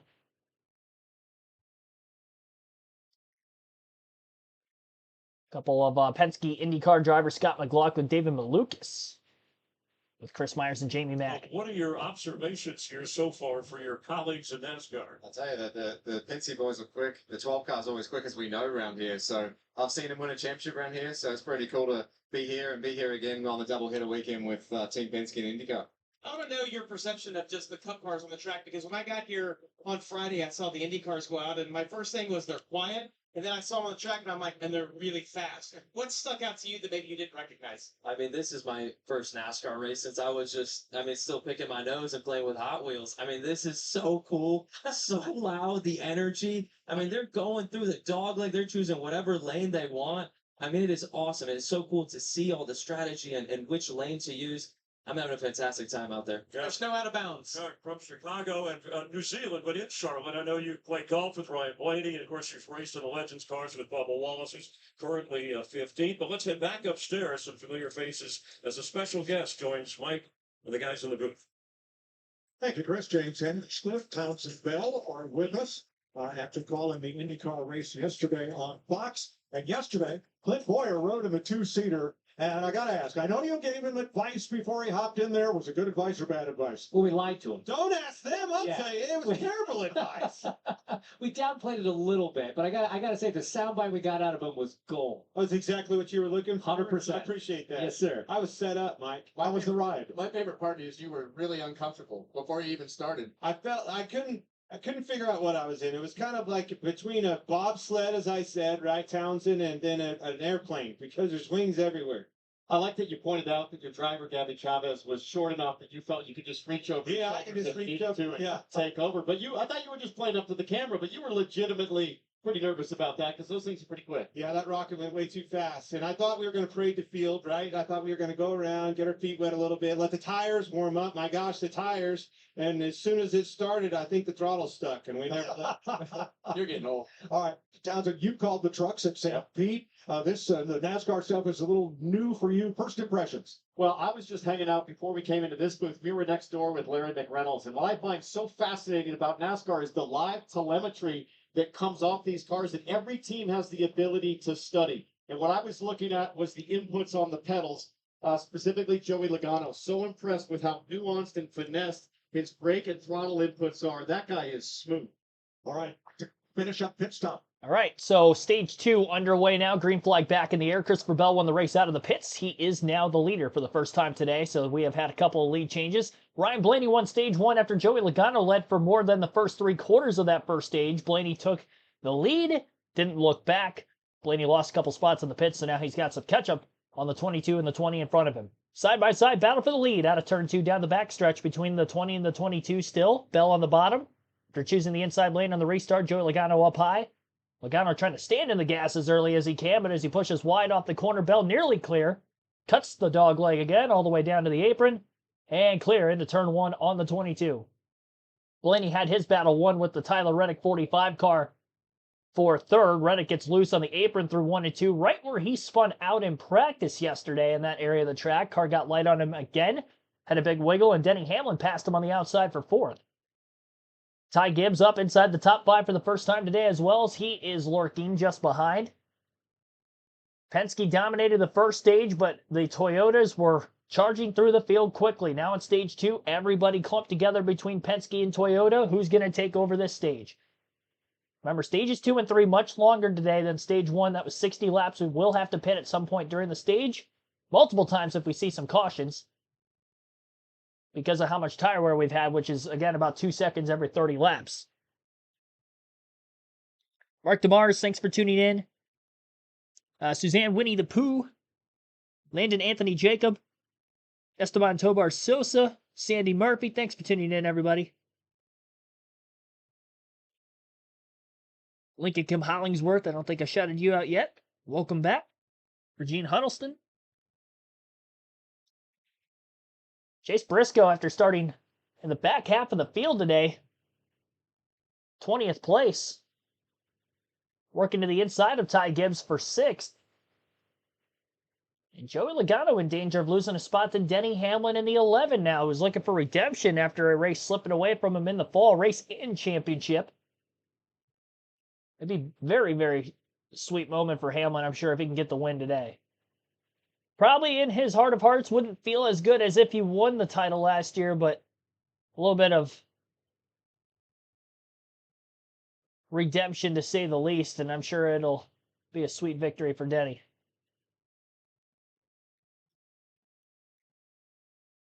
So Ryan Blaney up to second place on the restart. He did get by Logano after a couple laps of that battle. Blaney was good through the first 30 to 40 laps lap time-wise versus the Toyota, so I'm curious to see if that will be the case again here before we get more than 40 laps into the run and the Toyota's maybe going to take over again.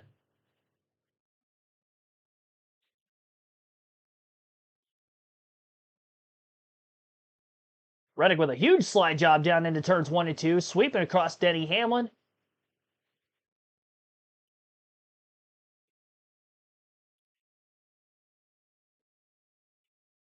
And Christopher Bell holding on to the lead still at the front. So Reddick makes that pass on Hamlin.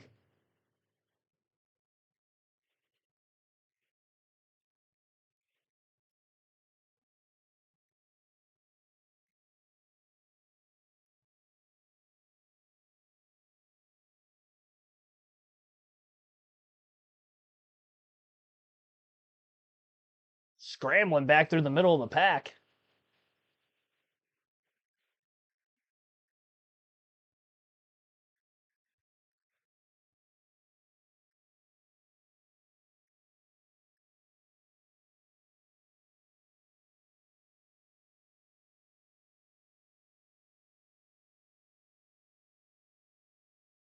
One second lead.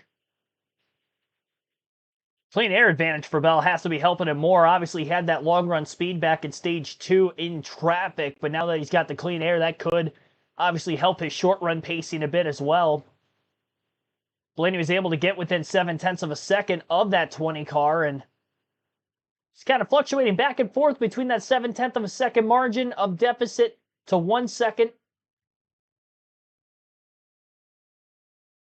Top 5 early in stage 2 has Bell in the lead. Ryan Blaney second, Joey Logano third, Tyler Reddick in fourth, Denny Hamlin in fifth. Roush Network, thanks for tuning in. We got Roush Network going for Larson, a Hendrick car. I'll tell you what, if you were watching NASCAR in the mid 2000s, that'd be a sacrilegious thing to say. Arch rivals back in the day.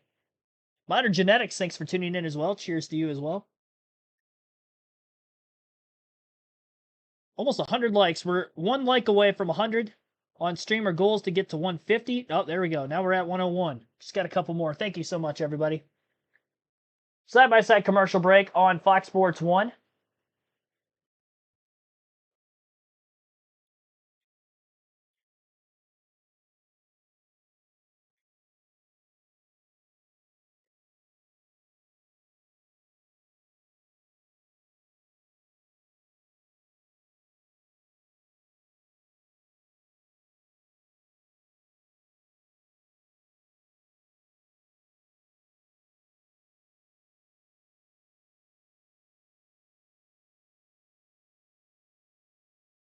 Yeah, Blaney's slipping off.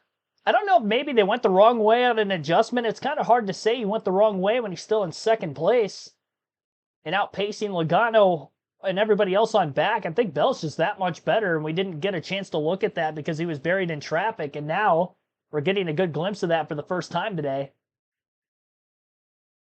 But Bell is widening his gap lap over lap versus Blaney. That last lap, he was 600ths faster.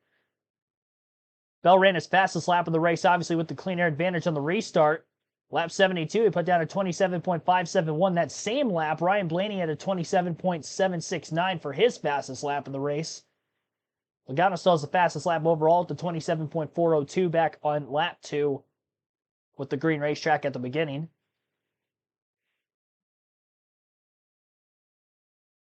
Yeah, Christopher Bell looking fantastic. I say that, and then that last lap, Ryan Blaney picked up a couple tenths, and he ran a 28.577 to Bell's 28.714. I mean, it's very hard to manage your tires and lead laps at the same time. It's very well possible that Bell is pushing harder now that he's got the clean air for the first time, trying to extend the lead and then maintain it. The only way we're going to really be able to tell, this is all kind of a hypothetical and we're guessing at the moment, is waiting to see how these first 60 laps of the stage pan out and see where we're at when we get to green flag pit stops, and then kind of go from there for the second half of stage 2 to get to the end of the stage where everybody has fluctuated in the positioning order, because we have seen a lot of passes today, and I'm sure we will continue to see that as we've had a bit of comers and goers through the field. The comers, definitely the Toyotas. Reddick putting pressure on Logano for third. They battle through turns 1 and 2.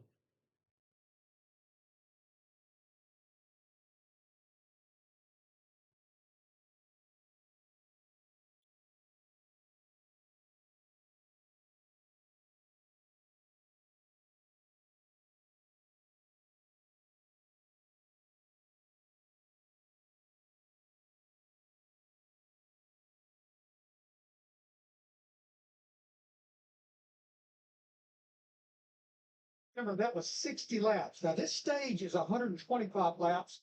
We went back racing with 115. If the strategy works out, that means they'll split that stage in half, run about 55 to 60 laps. So really, that was about the longest run they may have, what we just ran in stage 1. Talk to me about the race yesterday, guys. What was, as we saw the fall off in those Indy cars throughout that race, did they get tired? Did they lose rear grip? What do they find? I think it depends on the balance. Yeah. Whatever you've got is going to get worse. And one of the big things in the Indy cars, we've got those tools in the cockpit we can adjust the balance with as the run goes on. We also adjust it whether you're running in clean air up front, you're running behind 2 cars, running behind 10 cars. That's going to affect the balance in a big way because of the aerodynamics. So you're adjusting those tools throughout the run and throughout where you are in line. The biggest adjustment we've done here, the difference between here and years past, guys, is the horsepower. 80 horsepower and more. As we come back this time, and really having trouble with the rear grip. Yeah. Well, we'll give them a brake knob to adjust front to rear bias. That's about all you can. Well, I'm sure, like for you guys in the Indy cars, staying ahead of your tools is key. Don't wait for the tire to reveal its deficiency. Make the adjustment and don't let the front or the rear get to a point where it's sliding. I imagine the same with brake bias. Well, riding along, speaking of brakes, see Danny Hammer and Bob's Discount Furniture, which I wish we would get a couch up here from so we could watch this race. I need a little bit more comfortable, but Kevin, walk us through the inputs. Well, one interesting thing that I saw right there off of turn 2, watch how light his hand gets. You know, when that thing starts to slide and you're trying to finesse it, you almost lighten your hand up. But see him grab 5th gear right there, get back down to 4th gear. One thing you have to be is versatile. You saw Denny run up the racetrack a couple laps ago. Now he's on the bottom, and Reddick lets him go. See how light his hand is right there off of turn 2? Because when you get to the 3/4 mark or the corner right there, the car wants to rotate on its own at that 3/4 mark. You have to anticipate that, and then maybe that throttle up off the corner to not let the car slide, but to try to get that right rear hooked up. Oh, Kyle Busch hit the wall. And a bad day gets worse in a hurry. Really has been fighting. It looks like the right front is down. Yeah, and we saw it was like lap 106 in the fall before we started having tire trouble. And you see that right front tire coming apart. So these guys all will get more aggressive, and they're going down on the apron on those restarts. Now, we're still green. No caution. It's a very good point. No caution. No caution He's gonna get yet. around here too. Got SVG around off of 4. Oh, we got another. He had just passed Bubba Wallace. He spins it around, gets going, and that will put us under caution. Third or second time today in lap 94. Townsend, there was your horse. Sold him too early. Must have had help. All the tires are around. All the tires are up on his car, but a huge break for Kyle Busch. Yeah, that's going to keep him from going 2 laps down. Sure. Oh, he's already. The fence, SVG. Yeah, Kyle's already 2 laps down. That car's it's still not running. Oh, the right front's down, but I think that was up when it came around. I think he may have slid the flat spot in that. Yeah, there's the both tires are down now. He was running 13th, so he was having a great day. On my engine protect plate, what do? Trying to take power here. Yeah, when it goes into that engine protect mode like that, you know, it spins around and has something that makes it shut off. You have to turn the power off to reset the ECU to get everything working again. Up near the top of the screen, there is SVG running 13th. That's Kyle Busch going, excuse me. Yeah, that right front tire just went down on that car. And now you see SVG up on the top side, just comes right around on him, high on the racetrack. Yeah, and when you're running that top line like that, you just have to baby the thing up off the corner. And it looks like he just lost it right there.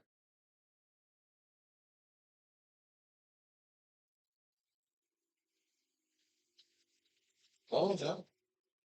Got a tire down. Yeah, he's got a tire down right there. That's why it's always great that we have these in-car cameras. You can correct when you're wrong, but you can hear the tread off of that tire actually hitting the crush panels in the car. So he had a tire issue right there. Yeah, you can see when it went so fast. It went a lot faster than you normally see, just a kind of a slow, lazy spin on this type of track. And you also saw him off the pace. Yeah. That's a tell-all sign. We got trouble here. What's going on? Finally it comes around. So James and Townsend will be busy next Sunday on Fox when the IndyCar Series roars into the streets of Arlington, Texas, and the race around the stadiums. That inaugural race will begin with a star-studded Texas-sized party. And the Java House Grand Prix of Arlington next Sunday, 12:30 Eastern, only on Fox House. Another street circuit. Another street circuit. First time we're doing it around the stadiums there. You see Scott Dixon, 6-time champion in the IndyCar Series, 2008 Indy 500 winner. But we're so excited about this one. The Jones family very involved, very into it. Anything down there is going to be exciting. Yeah, you got the Cowboys, you got the Rangers. We're racing around both stadiums. It's going to be a huge event. And this guy could definitely factor into the mix come Sunday there. You know, he's been preparing probably for 8 months for that race. The king of preparation, Scott Dixon, one of the best of all time. And you guys know what it's like. Whenever there's a new racetrack, every driver thinks they're going to be the one that figures it out first. So right now, everybody's very excited. Like you and St. Pete. Exactly right.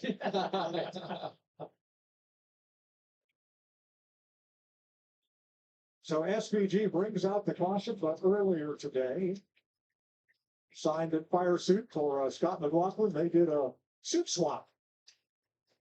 And these two guys, they've been competitors for a long time back in Australia in the Supercar Championship. A lot of respect between the two of them. A lot of hard battles on the racetrack. This is a cool moment to see. Very nice. I want to see it again. All right, pit road's open. Regan. All right, Blaine, you see peeling off in the 12 car there. Felt like the rear tires stayed a little better that time for a short run. Needs a little bit more turn in the 45 of Tyler Reddick. Every time he touches the throttle, he feels like it's stressing the rear tires too much. Jamie? Christopher Bell pits from the lead, says, I'm good, don't need anything, but my pedal was getting to be a little bit faddish, falling off just a little bit. Same for Joey Logano. He said his pedal was getting a little bit long later in the run, but he fired off better, so that air pressure adjustment on the first stop helping. Well, it's Logano off pit road, or did he? That was very close at the yellow line. 22. Pit stop. 22 was Penske moving. guys that time. And Both of them. Brad Keselowski gets the free pass. First car one lap down. There you go, Brad There's the K. race to the yellow line. To Christopher Bell.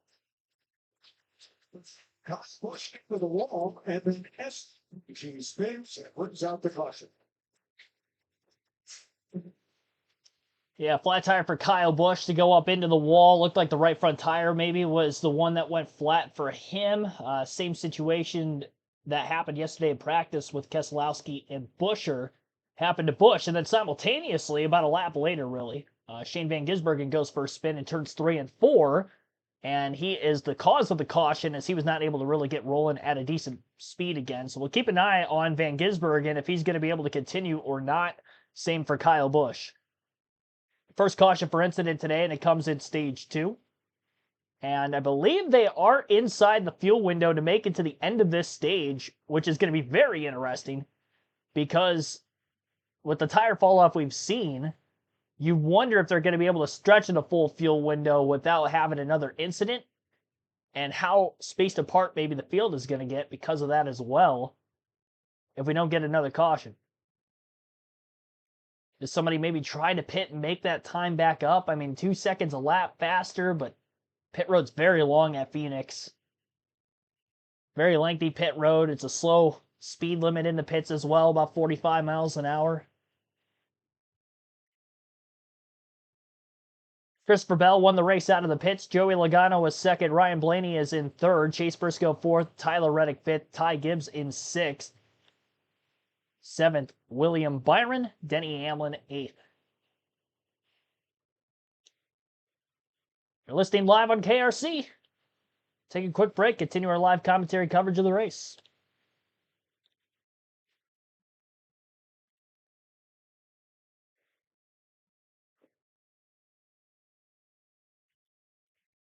Lots of racing still to go.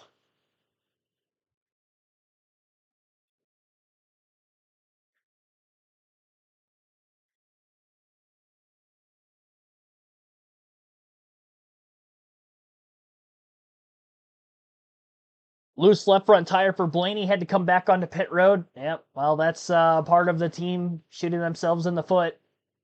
We've seen so much when Blaney has had good speed in races.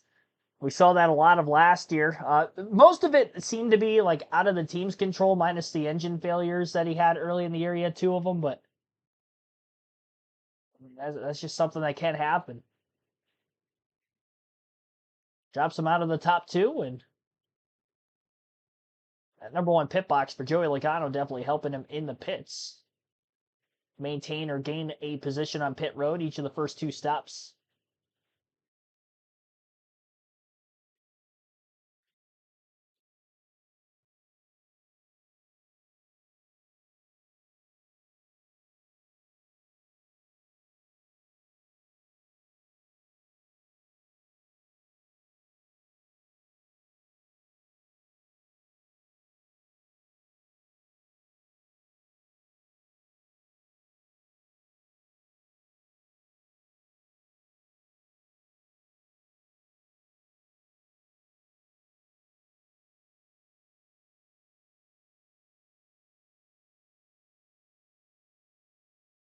Work his way to the front. Ryan Blaney was in the front. So Blaney will come from 28th on the restart. They chose as they went past the line, Bell and Logano. Inside, outside on the front row, Briscoe and Reddick. Gibbs, Byron as the first Chevrolet in 6th. Yeah.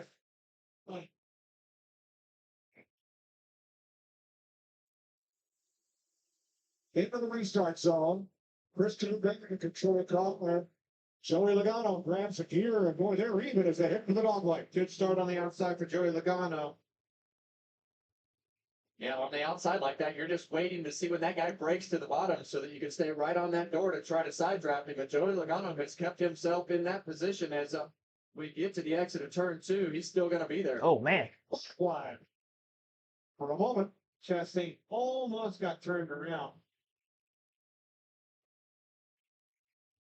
Comes Briscoe. These Gibbs cars mean business, making a ton of grip on these long runs. Well, and starting up front, they've been able to fire off pretty good too, and that is double trouble for everybody else that's been up front so far in the 22. Oh, big wreck. Here. Suarez. Unfortunate there. Started 4th. and a right here going was 7th at the end of stage 1. His best stage result here. And he is the last car left up there in turn number 2 as we have the 3rd caution of the day. Yeah, you saw Chase Elliott involved as well. You see some damage to that left rear corner back where it's got up against the fence.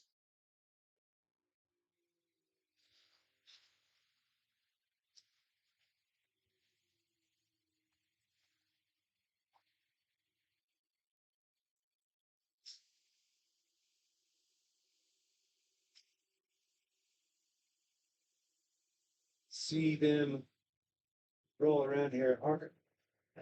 Just gets loose right on the inside of, I think that's Keselowski up in it. Was that Elliott that he got in on the outside? Yeah. It just got loose down on the bottom on the apron all by himself. Third caution of the day in Phoenix, 1-2. Chase Elliott was around, a few others. Wow, another $24 super chat from Robert Goodrich. Thank you so much.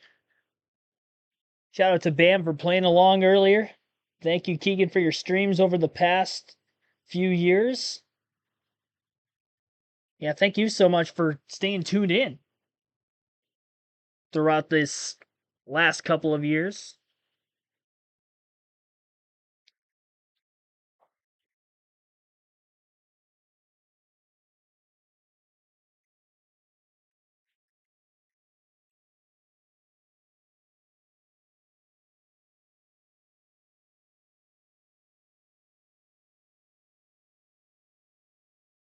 Yeah, thanks a lot for that. That's over $50 in super chats. Very, very generous. I don't ask for that at all. Every live commentary stream, it is much appreciated, though. Obviously, a longtime viewer of the channel as well, Robert. Thank you.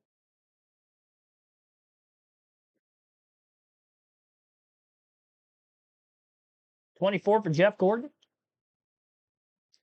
Or is that a William Byron 24? Byron up to 6th. Crash in the middle of the pack involving Daniel Suarez, Chase Elliott, a few others. Brad Keselowski got the free pass with the caution that came out for the SVG spin. I think Zane Smith will get the free pass with this caution.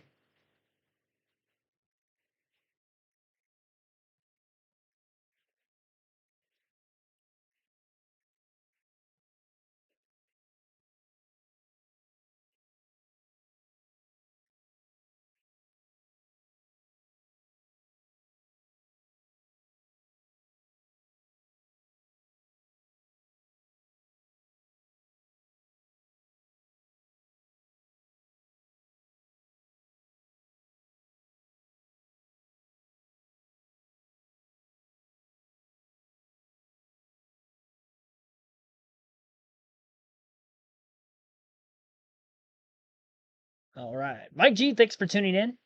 I thought I saw you in the chat earlier, but maybe not. Could be blending my days together between yesterday and today.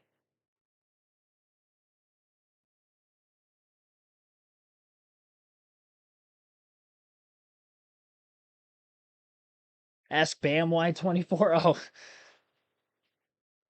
right, Bam. About the 24. What's going on there? What's with the 24? Yeah, we're up over 100 likes. Our goal is to get to 150 for the stream today, so definitely hit the like button if you haven't done so yet.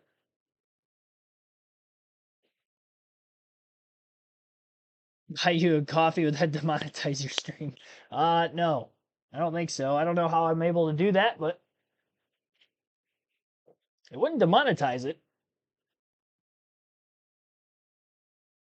Couple of cautions back to back here in stage 2. After stage 1 in a 60 lap stage went caution free. 125 laps here.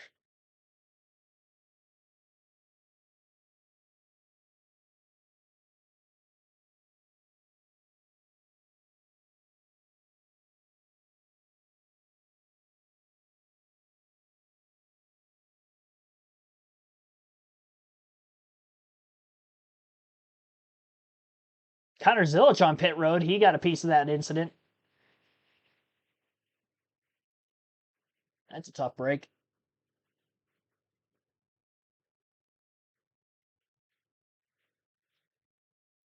Still a long ways to go in this one. Just over 100 laps complete out of 312.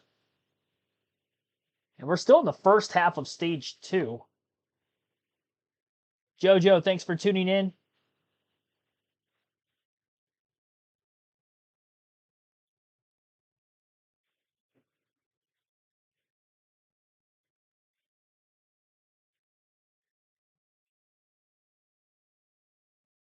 4 Toyotas up inside the top 5. Ryan Blaney had to come to pit road for a loose wheel under the second to last caution, so that's why he's buried back in 21st. He did miss the incident, luckily, that happened mid-pack. And just along with the lone Ford in the top 5, Joey Logano. Highest running Chevy, Byron in 6 as we get to the restart. Green flag back in the air. Battle between Bell and Logano on the front row yet again, as we've seen a few times already today. Bell has elected the inside every time. Takes him about a lap or so to clear Joey Logano. We'll see if he can do that through 3 and 4, though Joey holding on strong here. Off the exit of the corner, they're going to be side by side for the lead still. Logano leads that lap of the line, an official lead change. With that being said, Logano may be trying to pinch the 20 down the racetrack just a little bit. Bell slips, got a little sideways, and Logano clear off turn 2. Great job by Byron on the restart to get to 5th, passing Denny Hamlin as well. Also breaking up the Toyotas a bit. Michael McDowell, Carson Hocevar for Spire Motorsports inside the top 10 for the first time. They qualified very deep in the field, but Spire was actually 1-2 in practice yesterday. So kind of the first we've seen them anywhere near the front at all in this race. Austin Cindric, by the way, the other Penske Ford that qualified in the top 3, he is now in 9th. Falling back as the race continues. Briscoe crowding Tyler Reddick, a fellow Toyota, nearly into the wall off turn 4. Definitely not a lot of room there.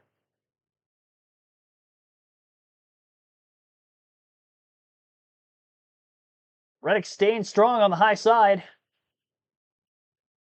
Door to door with Briscoe.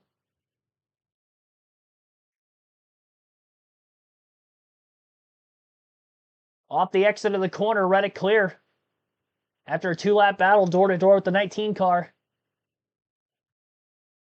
Tyler Reddick up to 3rd as he's trying to make history of his own for the 2nd consecutive week. Only 8 drivers in NASCAR history have won 4 in a row. Nobody's won the first 3 to start the season. He has done that. Now he's trying to win the first 4. We'll see how long he can ride this win streak out. He's putting a lot of pressure on his fellow Toyota driver Christopher Bell for 2nd as well. I've seen Reddick work that middle to upper groove on both ends of the track better than anybody else so far today. Where he's actually making up lap time, especially in turns 1 and 2 to cars that are on the bottom. And I don't know how much of that is because we're earlier in the run as well, where the grip level's higher. As the grip level falls off and the tires at the outside just becomes harder and harder to run in turns 1 and 2, where it's much flatter of a corner than it is in 3 and 4.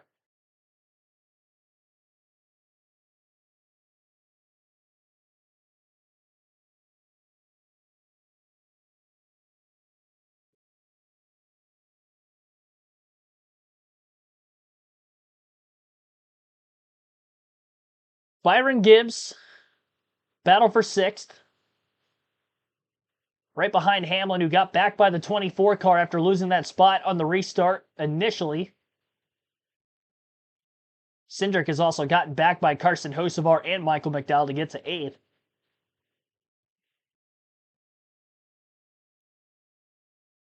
The main lead, welcome to the stream.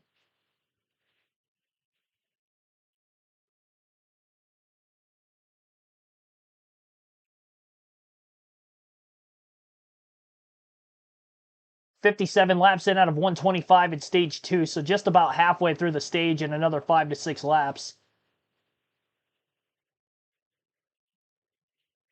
Carson Hocevar in the 77 being spotlighted again in the top 10 for the first time today off of this restart. We'll see how long he can hold on for it.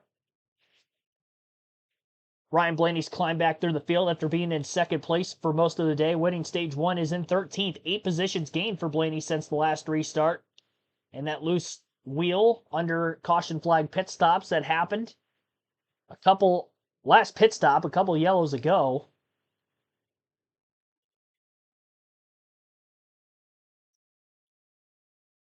Full field running order right now. We've got Joey Logano in the lead, Christopher Bell in 2nd, Tyler Reddick 3rd, Chase Briscoe 4th, Denny Hamlin in 5th, then Ty Gibbs is 6th, 7th for William Byron, Austin Cindric 8th, Carson Hocevar 9th, Michael McDowell in 10th, Then Chris Buescher 11th, Ross Chastain 12th, Ryan Blaney 13th, Austin Dillon 14th, Ryan Preece is 15th.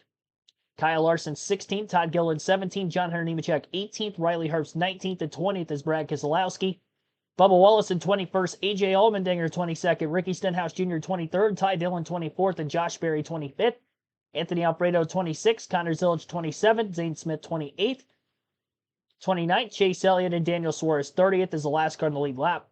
And Eric Jones a lap down in 31st, Noah Gragson 32nd, Cole Custer 33rd, Shane Van Gisbergen in 34th, Austin Hill 35th, Cody Ware 2 laps down in 36th, and Kyle Busch 2 laps down in 37th. All 37 cars that started the race are still in it, despite the fact that we saw that crash. It looked like Suarez got a really big piece of the wall nose first and kind of backed the car into the wall on top of it, kind of spinning like a top against the fence, and he's even still in this race. Not a lot of crush with these next-gen bodies.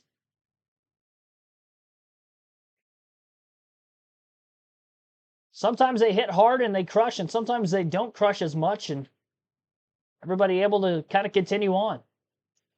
They're stiff, they're rigid. Saving drivers his afternoons here today. Aerodynamically and speed might not going to be as quick for the long haul, but at least keeps them in the race and salvages some points. And for the case of Elliott and Suarez, at least they're still on the lead lap for the moment. Long green flag run, though, with their damage, especially for the 7 car of Suarez, it's going to be very difficult to hold on to that lead lap. But we shall see. Battle for the lead between Christopher Bell and Joey Logano.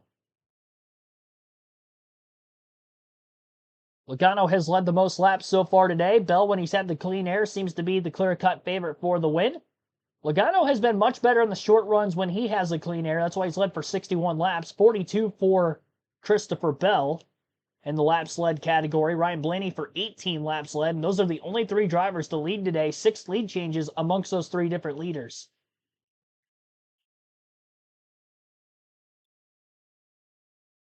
Christopher Bell is all over the back bumper of Joey Logano on the front stretch and entering turns 1 and 2. Down to the bottom of the racetrack is Bell. Logano to middle upper to... Let me repeat that. Logano in the middle to upper groove. Bell on the inside. Hangs with him on the front stretch. Back straightaway. Has his nose to the inside of the 22 entering turn 3. Bell a little loose on that bottom lane of the racetrack as he tries to win the race back to the throttle. And he's hanging on that left rear corner panel, both ends of the racetrack right now, but he can't get the nose out in front of the 22 on corner entry. Now he rotates the bottom much better through 1 and 2. He's got a lane to slide up, and he's well clear. Logano going to try a crossover move. He'll get to the inside now, down the back stretch into 3 for one last-ditch effort to try to hold on to the lead. And I don't think he's going to be able to round out the bottom well enough. Bell stays clear off turn 4. 7th lead change of the day, and Christopher Bell back in front for the 3rd different time. Bell trying to win 3 straight Phoenix spring races.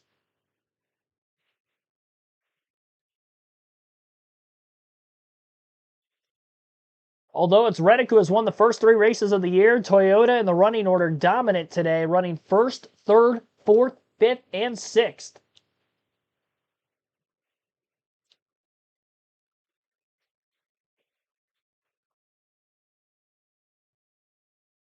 Byron's still the highest running Chevy. He's now back to 7th. Only 3 Chevrolets in the top 10, and 2 of them are Spire Motorsports. And the only 2 Fords in the top 10, Logano, Cindric, 2nd and 8th.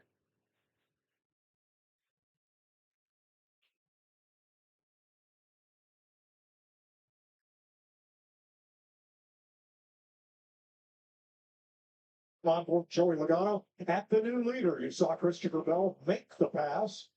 And now he is growing ever smaller out ahead of Logano with a lead of 4/10 of a second. And we knew that was going to flip. We knew that the 20 was going to be better on the long run, and now it's just a matter of how much ground has Joey Logano lose to those cars behind him. But getting the lead and being able to protect himself for that many laps should minimize that damage. So James Tom Townsend Bell join us for a bit here before you all go up to Arlington, where something's going to be really fun. It's going to be great. I mean, we love going to new circuits. This street circuit around, you say Dallas Cowboy Stadium, where the Rangers play as well, and it's I've seen some pictures of the build. It is done proper. This thing looks sharp. It's going to race well. Lots of people are going to show up. It's going to be a good show. And simulation is so big in the sport, both on the Cup side and IndyCar side. One of the things I love about a new street circuit, nobody has the real track map to work from. They think they know what the track's going to be like, but it'll be a guessing game when everybody shows up on Friday for practice. And that always makes for a better show, in my opinion. If you're a fan, that's what you want to see. Well, we'll be watching the Java House Grand Prix of Arlington on Fox next Sunday, 12:30 p.m. Eastern Time. Glad to have you guys stop by and see a little bit of, what do they call it in Europe? Argy-bargy kind of racing? I'm glad this weekend happened, right, guys? These worlds colliding for an epic weekend of motorsports for a fan. I mean, everybody wins in this scenario. Yeah, we talked about it the other day, Glenn. This is something we hope we get to see a lot more of in the future, getting both series together. The fans are the real winners here, but we love seeing this. How many IndyCar guys were in the paddock today and up and down pit lane at the start of the race watching? We saw a lot of the Cup guys swing by. We had Logano in the booth with us in the IndyCar race as well. So, credit to everybody who made this happen. Hopefully we can do it again. Hope so too. All right, let's. Oh, dangerous, got on air trouble. Now that Briscoe's So Chase Briscoe is in the wall and caution is out. And Larry, what was he saying earlier on the radio? He'd been complaining about a vibration for about the last 10 or 12 laps right there. And that right there was about 24 to 25 laps. found the vibration, guys. Had a couple here in the fall. Yeah, as well. It looked like the right rear tire went first, the way that rear took off on the car, and then it slammed into the wall and popped the right front too. And I agree with you, Kevin, because the left front locked up pretty quick too. And we know how rigid these cars are. It'll raise that left front up. Worst feeling as a racing driver to have a failure like this going into a corner. You just have absolutely no chances. You take a look at the 19 smoke coming off. And guys, you've been there, I've been there. You just try to relax your body and not tighten up. It's the hardest thing to do. It always feels like it picks up speed from about right there to the wall. And it never happens in a good place. Always going into the corner. Worst case scenario. Fantastic effort. Great race car. Everything was going good. I don't know what his car was doing, but he was bottoming the brake pedal out both ends of the racetrack. Well, that's never good either. Well, It was really bottomed out here. and when we talk about the man, that was a shock. Front end, the lift line like that, that's a huge amount of Huge. energy. Next, Denny Hamlin's view.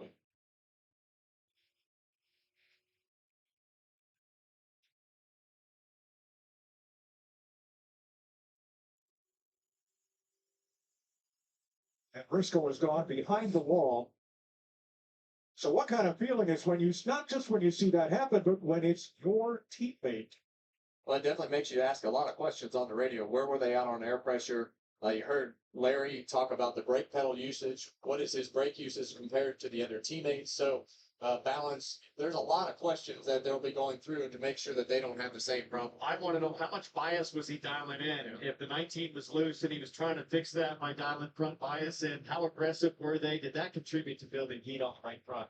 Well, I want to know how much air is in that right rear. Yeah. And do I have more in it? That's what I want to know. And he complained about the vibration of the tire, so he knew something wasn't right. And you guys made a point to us earlier that going down on that dog leg, using the apron in 1 and 2, that could contribute to it as well. So how much was he using there? All right, pit road's open.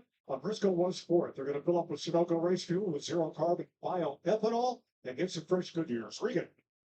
Well, the 54 Ty Gibbs running in fourth place, having a very good day at a track that was a challenge for him last year.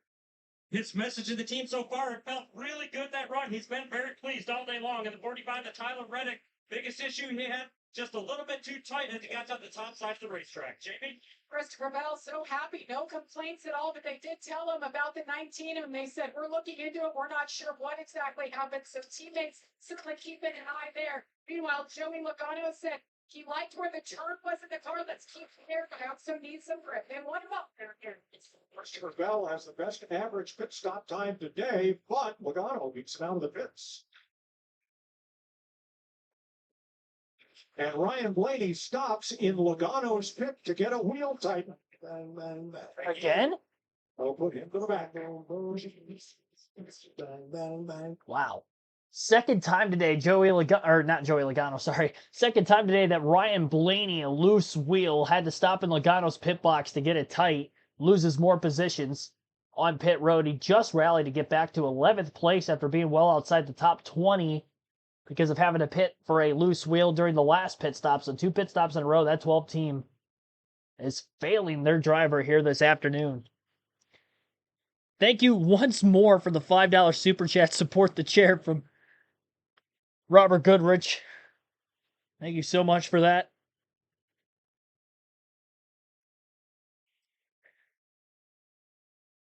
I thought it was a good time for a bathroom break, and I come back and Briscoe's riding on the wall. Tire failure, it looked. Or something wrong, at least with that 19 car. He had a tire failure at one point in the fall race last season as well.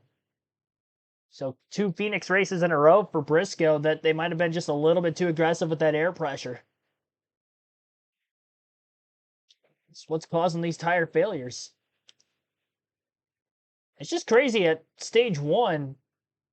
We didn't see this problem. In stage 2, we've seen it a couple of times now between Busch and Briscoe. I'm not sure if that's why SVG spun, if he had a flat tire causing the spin or not there. It's happened at least twice, though.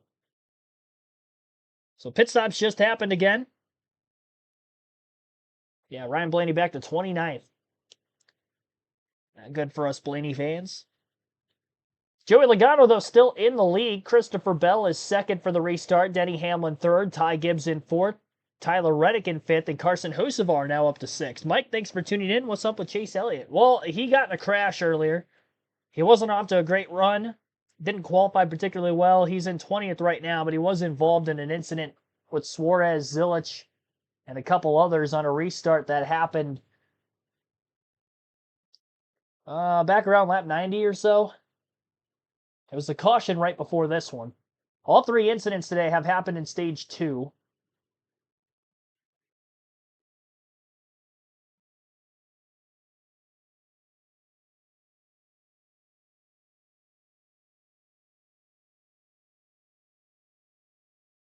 NASCAR still give points for the fastest speed. I believe they do have the fastest lap bonus point award. I believe so. Joey Logano still has the fastest lap, 27.402. Showing a replay of the pit crew for the 12 team. Yeah, left rear tire, just dropped the jack a little early. He was on that tire for a long time, too. He was struggling.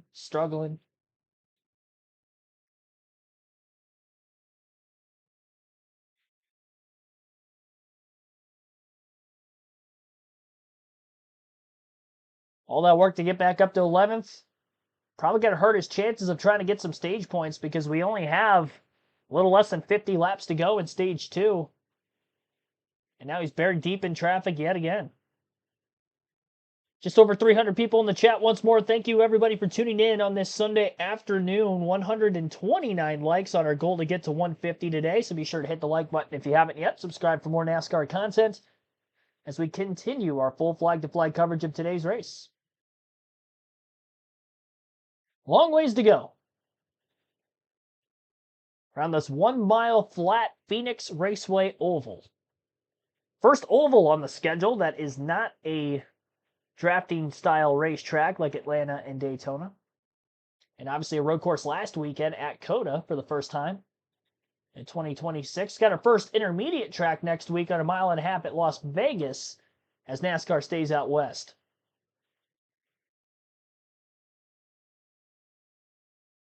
Logano, Bell on the front row. This time it's Joey Logano on the inside and as the control car. Bell on the outside. Big push from Hamlin to the back of the 22. Got Logano going on the restart as the green flag's back in the air.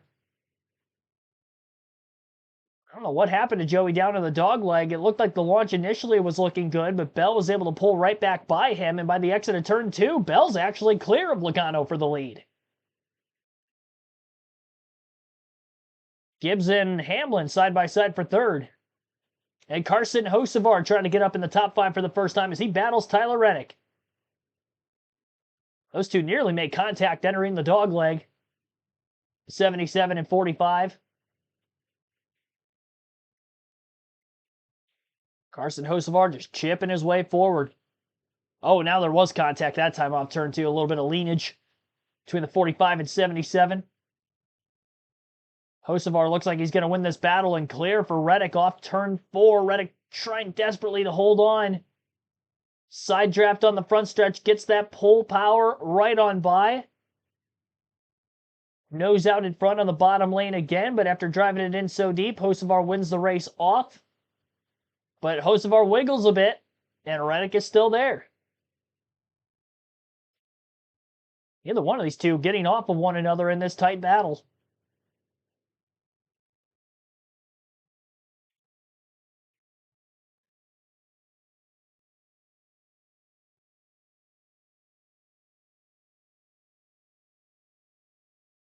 It's a fun battle to watch. Starting to hold up Austin Cindric, William Byron just behind him. Chris Buescher's entered the top 10 for the first time today on the restart. He's in 9th. Also a little bit behind the battle. And is shown on screen live on FS1.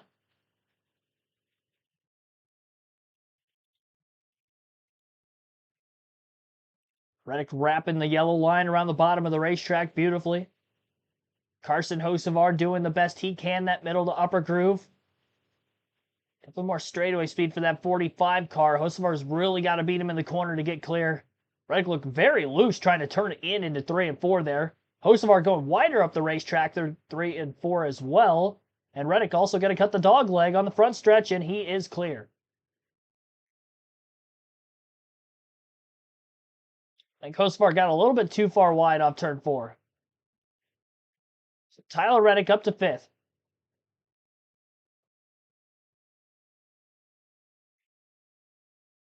These couple of cautions back to back to back here in stage 3.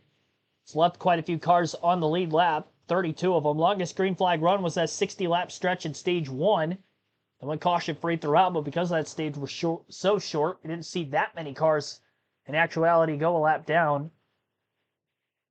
Kyle Busch took the wave around under that last caution, by the way, so he goes from 2 laps down to 1 lap down. For any Busch fans watching and wondering where he's at. Quick reminder that at the end of stage 2, we'll have our Diecast show in. We're going to close the chat poll down, and the fantasy leagues will lock up at the end of stage 2 also. Oh, contact! Todd Gilliland and Ty Dillon. Ryan Blaney underneath, both of them 3 wide off turn 4. Things got tight. 12th car got out of Dodge. Now Blaney's 3 wide with Dillon and Zane Smith through 1 and 2.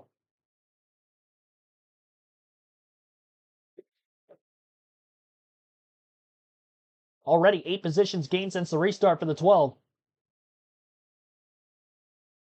Doesn't have a lot of room with Zane Smith. Almost making contact with him. 3 wide is very difficult on a flat 1-mile oval like Phoenix. And just the track narrows up so much on the exit of the corners, especially in turn 2. It's so wide through the center of the corner in 1 and 2, and it's just amazing how quick it narrows up with the inside wall down on the bottom and then the flatness of that back straightaway and the straightness, really, of it versus being curved on the front stretch. Go from about, especially at these restarts, 4 or 5 lanes of wide of racing groove all the way down to 2, 3 at the most. It's not 3 natural ones, I can tell you that much. Great restart for Austin Dillon. I was kind of watching him. I noticed he moved up to 12th, which is as high in the running order as he's been today, and now up to 10th just a couple of laps later. Hendrick Motorsports struggling today. Byron in 8th, the highest running of those cars. Chase Elliott was involved in a crash already, and Larson, after qualifying on the front row, has been nowhere to be found today. No stage points in stage 1 for Larson, and he's still in 13th.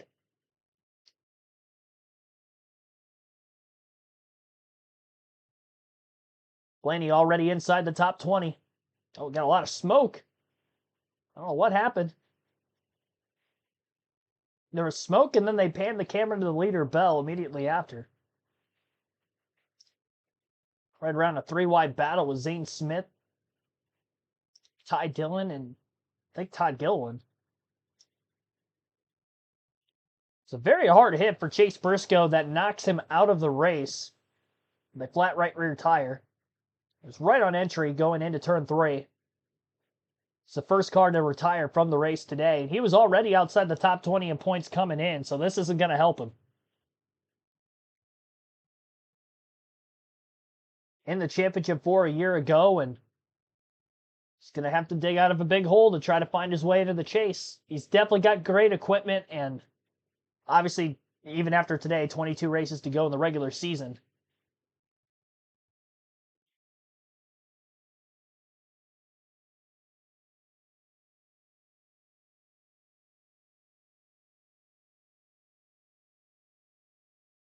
Lap 92 of 125 in stage 2, lap 152 of 312 total in the race. So we're about 4 laps shy of halfway. The lead for Christopher Bell is 1.4 seconds over Joey Logano in second. Denny Hamlin is in third, 1.6 seconds out of the lead. 2.5 seconds back for Ty Gibbs in fourth.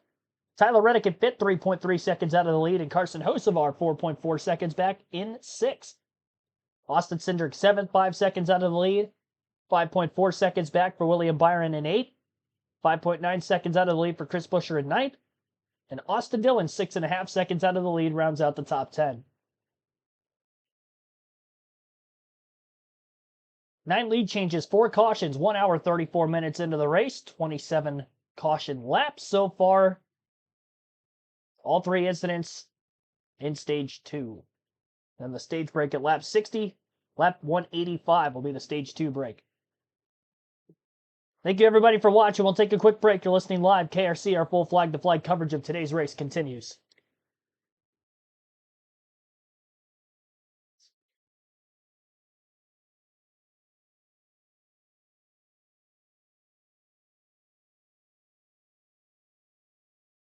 Yeah, my diecast is already picked out. Former Phoenix winner. I try to keep it track-specific, just like with the quizzes and the pre-race, as much as I can.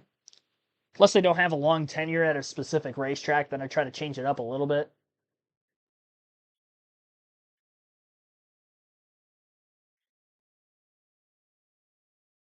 Elliott and Nemechek. Christopher Bell is your leader by 2 seconds over Joey Logano and Denny Hamlin. Regan? Mike Chase Briscoe checked the lead from release from the infield care center. We heard you talk about a vibration on the radio. You went into turn 3 and went straight. Was it a tire or something else, Chase? Yeah, to be honest with you, I'm not sure. I haven't seen the replay. I just went into the corner and started making all kinds of noise like something was bottoming out and just went straight. So, yeah, extremely unfortunate. I had another incredibly fast, Bass Pro Shops tracker Toyota. We've been hardly a top 3 car all year and have 3 37th place finishes, and just haven't had any luck to go with the speed. But yeah, big hole to dig out of. But yeah, just going to the next one. We'll see if we can get back going. All right, thanks, Chase. It'll turn around. Yeah, but that hole is much harder to dig out of this year, Mike, with the way that the new chase format is. Oh, On the middle turn 2. Man, Noah Gregson hard into the wall. Looks like a right front tire failure if I had to guess on that number 4 Ford Mustang. Caution is now out as he makes it to pit road. A lot of debris being shedded down the pit lane, I believe, would be the reason for the caution here. Couldn't get all the way back to the pit box. Now parts and pieces coming out from the race car. He was already in that middle to upper groove of the racetrack, so the blow into the wall wasn't as nearly as bad as Chase Briscoe, but it was still a pretty hard impact. I wonder if Gregson's going to be able to continue.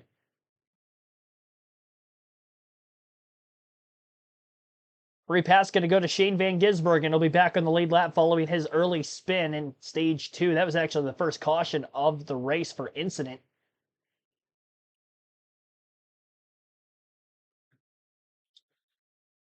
And William Byron's got a right front tire problem amidst the caution. So under yellow, another tire. I mean, we went 60 laps caution-free at the start of the race, so it's not like the tires themselves are bad. Teams have just been too aggressive, and it's costing them. And at what point are you not aggressive enough? And now the 88 of Connor Zilic has a tire issue. Now, he was involved in an incident earlier, but I mean, this is insane. Got 3 tire failures, all right fronts, practically at the same time.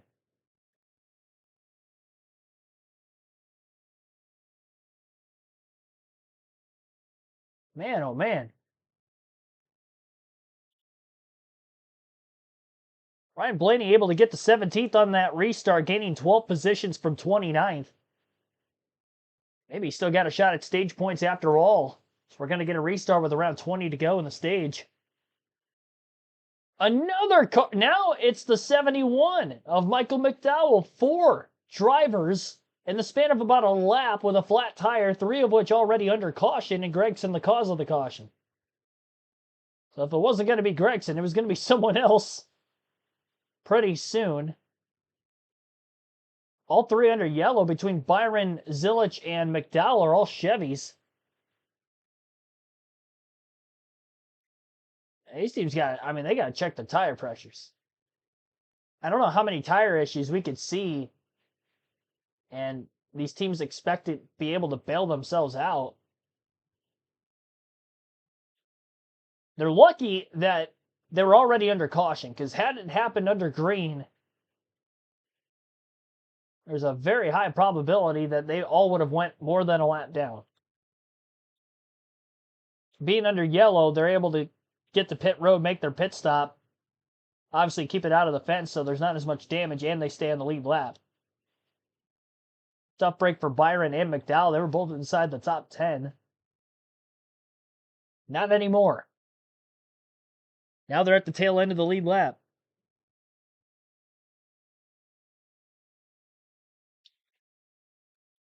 Dang.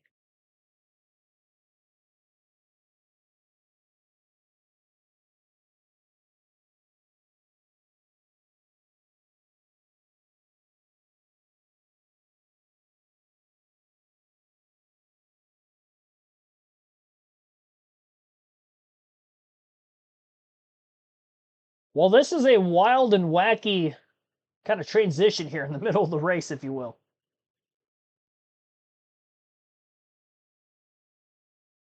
Now Blaney's up to 15th. Gained 2 spots with McDowell and Byron having flat tires.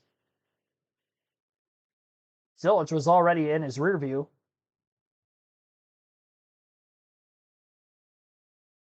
My goodness.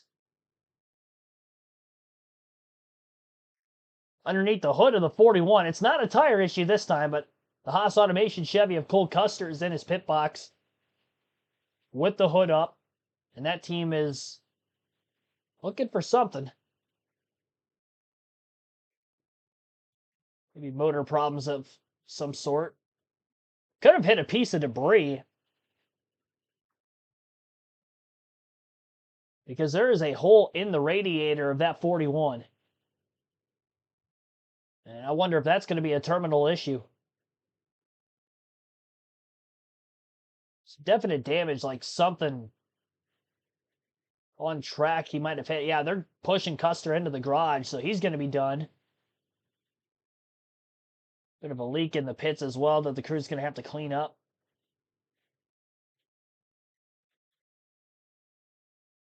I don't know if that has a result in maybe some of the flat tires that have been caused under this caution as well. What a wacky yellow. NASCAR obviously going to sweep the track up and make sure everything's going to be clean and ready to go before the next restart.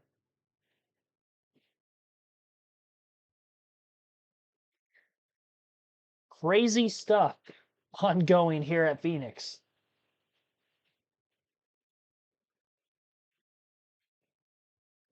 Gregson done for the day after his hit. Custer pushed to the garage. Briscoe crashed the caution before that, so 3 cars are out of the race. Anybody else involved in an incident earlier did not take them out. Pit road is open. Use those up 1 lap.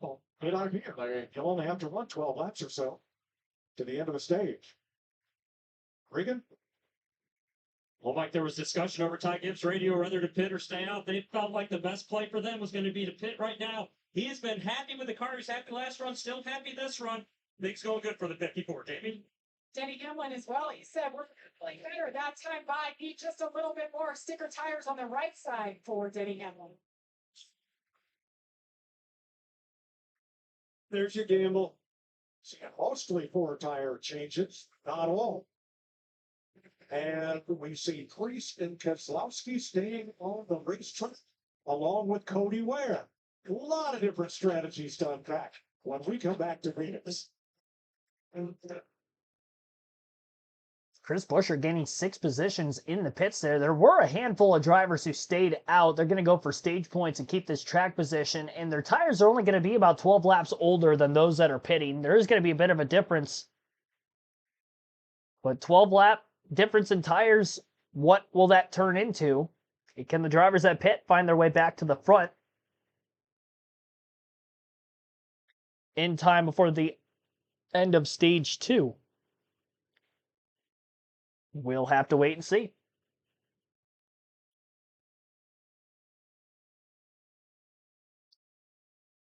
Waiting to see exactly who all stayed out of the pits. Our leaderboard, I don't believe, is correct. It's different from Fox's leaderboard.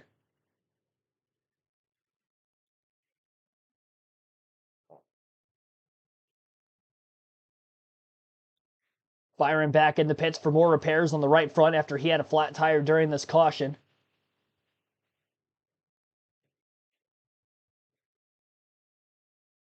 Tyler Reddick wins 4 in a row. Nicknamed Mr. 4-Pete. You know what? It might have to be. It might have to be. But we might have to wait on that nickname because what if he gets, what if he goes 5 in a row? Or 6? Or 7 or 8? How many is he going to have at this point? You know, at this point, I think Tyler Reddick's going to break the record for the most wins in a single season. Richard Petty, 27 wins. That record's up for grabs this season. But Mr. Tyler Reddick.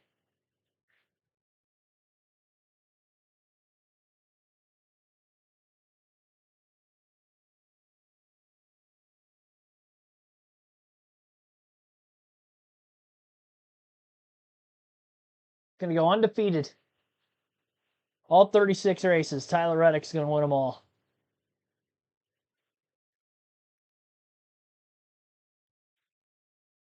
It's already unprecedented what he's been able to accomplish, and that team as a whole, really.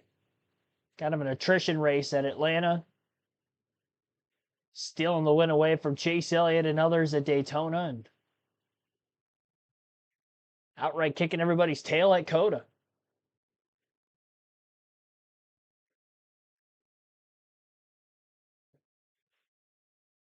So Ryan Preece, Brad Keselowski stayed out of the pits. So did Connor Zilisch, Denny Hamlin, Chris Buescher, Austin Cindric. So Christopher Bell in 7th is going to be the first on fresh tires. The top 6 stayed out. Zilisch, it's going to be the top 5. Zilisch is going to have to go to the tail end of the longest line because he pitted under the caution when he had the flat tire before pit road was open. So that's a penalty. Pitting under a closed pit road. So Preece, Keselowski, Hamlin, Buescher, Cindric. And I believe it was a 2-tire stop for the 11, the 17, and the 2, and then 4 tires for Bell on back. We're going to have 18 laps to go in the restart stage 2, as they just got to the choose rule. Preece on the outside of row 1 and Keselowski on the bottom.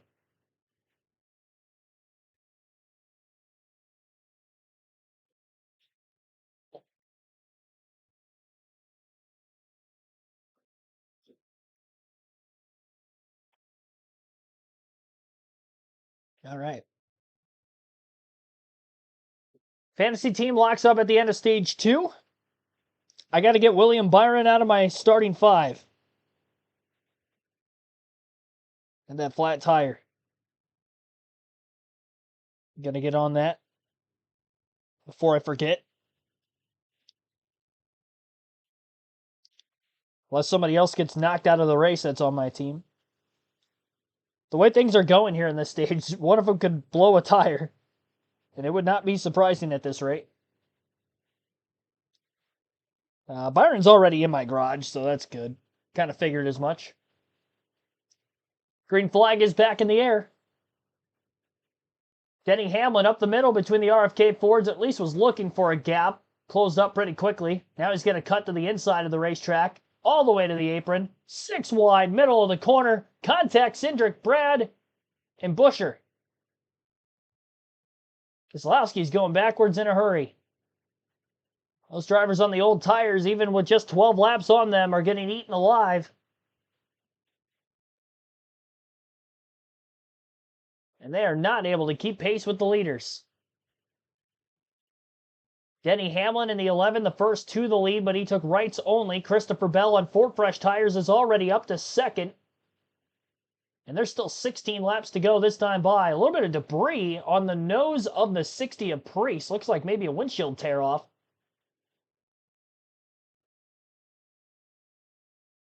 And make sure that car's not going to overheat.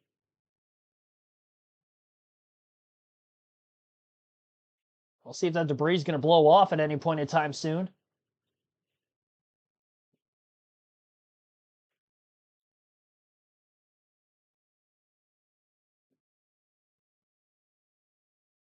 Bubba Wallace, Kyle Larson, side by side.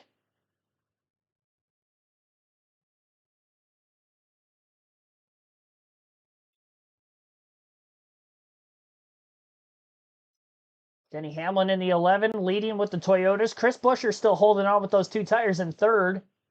Joey Logano, who took 4 tires during the pit stop, is up to fourth.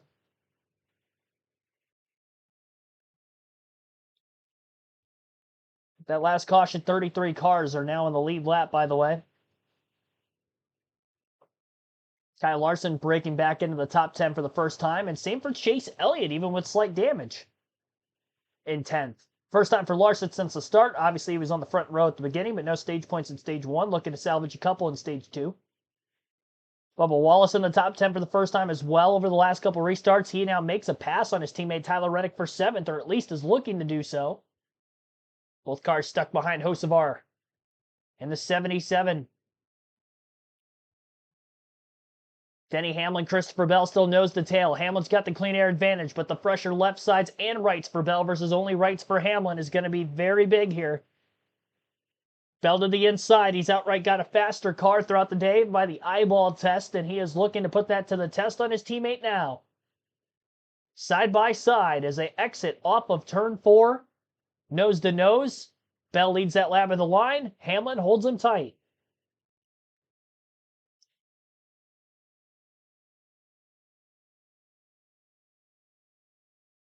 Through 3 and 4, Christopher Bell clear. Now can Hamlin hold on for second? 20 car looking very tough to beat here today.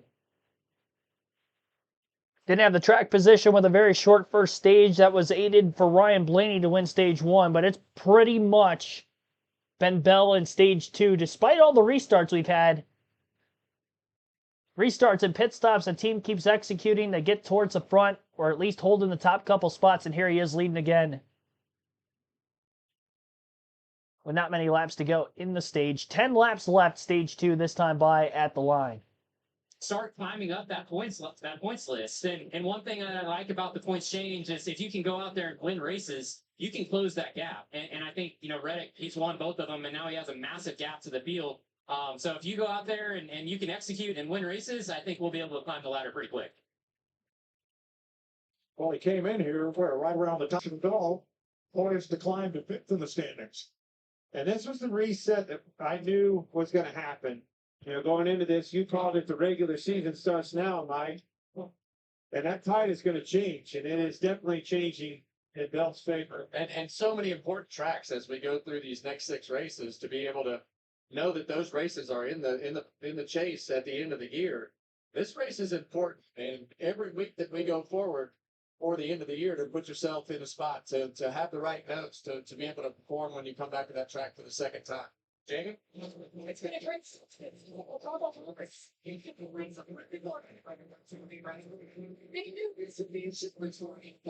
I talked to tonight, and he said, we missed it qualifying. He was 28, just way too loose. They adjusted on this car, and they took a gamble here. When the last round of stops happened, they came in with 4 sticker tires in it. Even though he was 10th there, they want to make max here. And so far, it's paying off, and some for 6. Sorry. Thanks, Jamie. What a battle we've got down around 20th position. 18th is Ross Chastain, Allmendinger. Van Gisbergen and Byron Alfredo, Dylan Jones, and Suarez. Yeah, Here's how they were a lap ago coming off turn 4. very aggressive 4 wide getting into 3. That doesn't usually work out when they spit out the other end, Kevin. No, Usually there's less cars than what went in. and it wasn't long ago that 97 car from SVG. You see Oh. Ty Dillon just right up on the front bumper of the 48, just took that line away from Anthony Alfredo there. And there's no points at stake here. This is 18th on back. Yeah, track position though, Mike. It's so important. And that's pretty much the way the 18th to the back of the field happens on a particular weekend. Cars not handling it good. You're fighting for your life back here.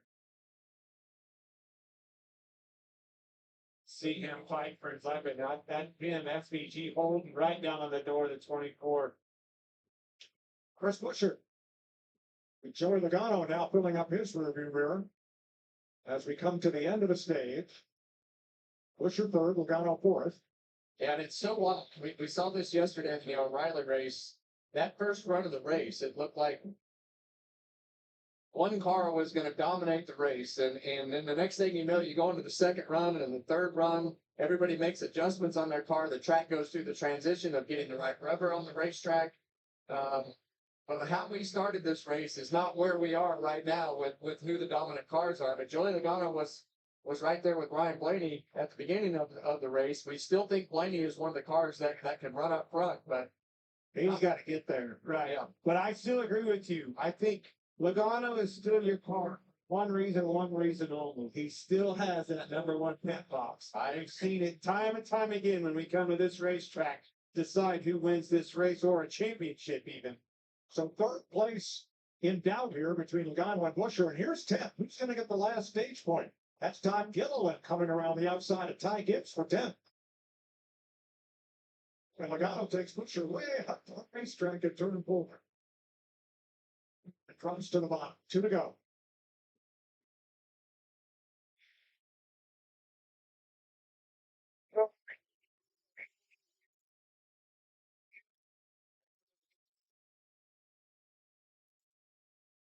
Christopher Bell with a 3-second lead on Denny Hamlin. With Logano and Buescher.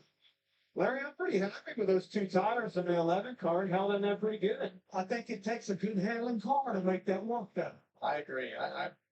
I was always really bad about telling them to put 4 tires on. I hated 2 tires. I never think it worked. Yeah, I was Always tighter. I was always one that struggled with that as well.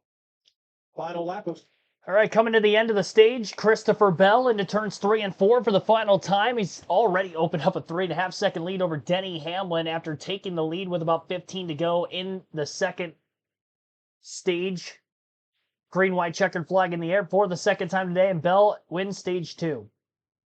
Rest of the top 10, Denny Hamlin in second, Joey Logano in third, Chris Buescher fourth, Bubba Wallace up to fifth, Austin Cindric sixth, Carson Hocevar 7, Tyler Reddick 8, Kyle Larson 9, Todd Gilliland rounding out the top 10. Good day for Gilliland so far. And Front Row Motorsports.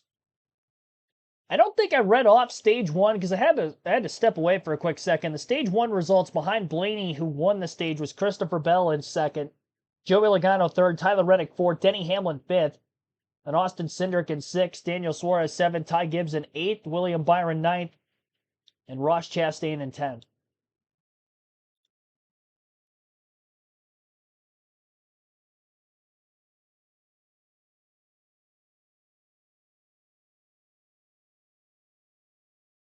It is time for the Diecast Stage 2 break. First, I'll end the chat poll for who you think is going to win. 288 votes, it looked like, in our chat poll. 288. 43% of you say somebody other than Blaney, Logano, or Reddick will win. Well, Bell falls under the other category. He leads right now. Let me refresh the page real quick just to make sure that the raw feed's going to be updated. I want to see where these other guys are running at the end of stage 2. Logano is third. Tyler Reddick, I believe, was 8th. Yep. And then Ryan Blaney, 12th. Trying to come back from multiple errors on pit road consecutively in stage 2, where his picker did not have the lug nut tight on a tire and had to pull back into either his teammate's box or back into pit road the following time to tighten the lug nut. 13 lead changes thus far as we're just under 2 hours into the race. 2 stages complete, 6 cautions, 4 for incident, all in stage 2, 37 laps and counting under yellow. Christopher Bell, the stage 2 winner, stage 1 winner Ryan Blaney. Bell has led the most laps today, 90 laps led for him, 70 for Logano, 5 for Hamlin on that last restart. Blaney led for 18, only 5 drivers, have led today. Priest led under caution because he stayed out of the pits during that last yellow. He and Brad fell to 32nd and 33rd on those old tires. Priest, again, 4 laps led. So 5 drivers have led today amongst those 13 lead changes. Our Stage 2 diecast showing. Ryan Blaney won the fall race last year. He was my pick to win today's race, so I had to show off one of my Ryan Blaney diecasts. First time I think I'm going to show one off this season. And this is from the 2021 Michigan summer race.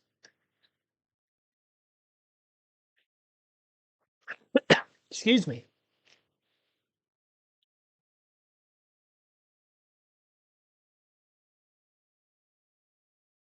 Wanted to make sure I was going to mute the mic on that second cough. Anyway, Ryan Blaney, 2021 Michigan race. This is his diecast. This was the first race that I was at in person where he had won. The only other race I've seen him win in person was actually the Fall Phoenix race of last season for the championship. And I figured, you know what? We're back at Phoenix. He's my pick to win again today. Let me show off this diecast specifically. The Cardinal Cabin Tree race car. I'll never forget that day. Finally got to see my favorite driver win in person. It had been well over 20 NASCAR races I had been to up to that point. And up until the fall race at Phoenix last year, it was over 40 races before I saw him win a second time in person. So, awesome story there for my part. And definitely a memory made. Both race wins that I got to see in person. But this is the diecast for today. Neon number 12. Already a NASCAR champion. Like we're going to remember the Neon 12 for a long time. I know I will. So that's our diecast showing.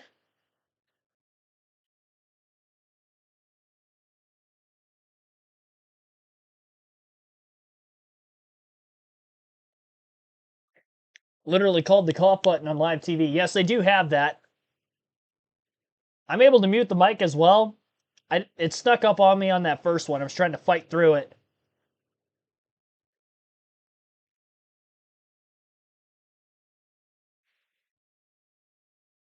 Never fight through the cough. Guys that are on pit road, they're all athletes, and they've all come from baseball and football. Robert Goodrich, thanks for the $12 super chat for the number on the diecast in the diecast showing. Thank you so much. Been extra generous today. Extraordinarily generous. I greatly appreciate you and everyone watching. Athletes, absolute studs, and it's been my experience over the years when you do bring other athletes into the sport of NASCAR and they see a pit stop, their eyes light up. Oh, they light up. I think it's pretty cool that when we go into every venue, there are representatives of each team visiting colleges and universities trying to recruit athletes. Maybe they're not headed to the NFL or the NBA or to other professional sport. Hey, you like the thrill of a snap of the ball?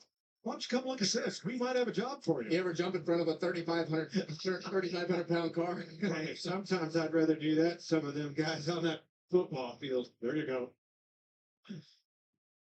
All right, pit road's open for splash of Sunoco race fuel with zero carbon bioethanol and new tires if needed. Regan. Mike Chris Buescher doing a great job maintaining fourth position. That last run on 2 tires has been a little bit tight through the center all day. Was worried the 2 tires would make that worse. Told the team it did not do that. It was really good for 10 laps. Jamie? Denny Hamlin had those right sides only. He said he was a little loose to end the run, especially in turn 3. It's 4 tires stop here. They'll fill him up. And the 20 car, he's been the best car of the day. His teammate, that's for Drive off is strong. Do not give that up. Just a little bit tight. That run can stop once again by the 20 bunch. Yeah, not a good stop by the Denny Hamlin bunch. You saw them get fumbled up there on the right front corner with the Jackman and the tire changer, and everybody cost him some spots.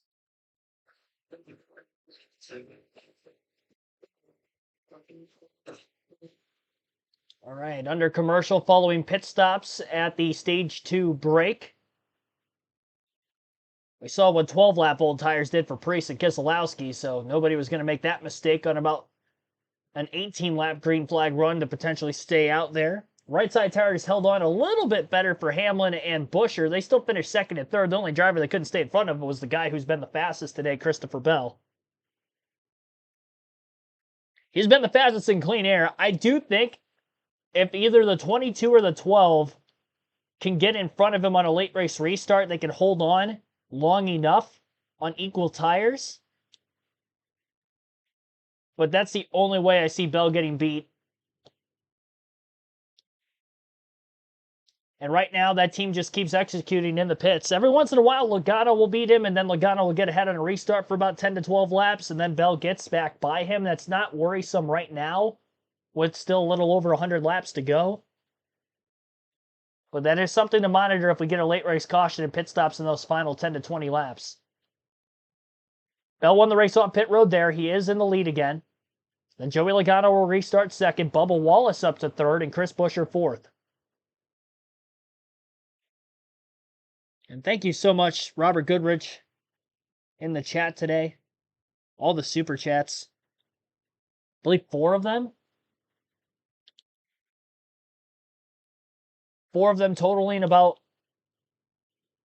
$65. Greatly appreciate that.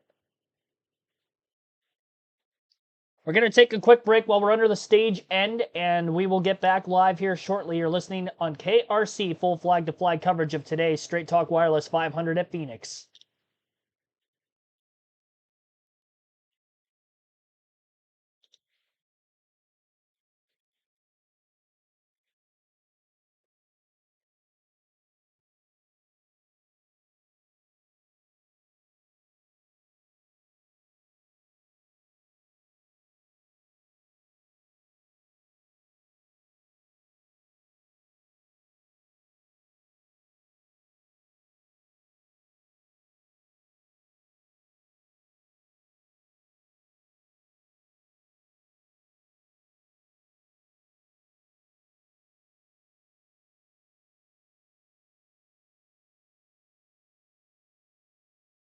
At Phoenix with Jamie McMurray, I'm Chris Myers. And before we go back up to the booth, coming to you from Victory Lane, and an IndyCar driver, very familiar, very comfortable in Victory Lane, a 2-time Indy 500 winner. He won the race, an IndyCar race here yesterday, passing Kyle Kirkwood with 7 laps to go.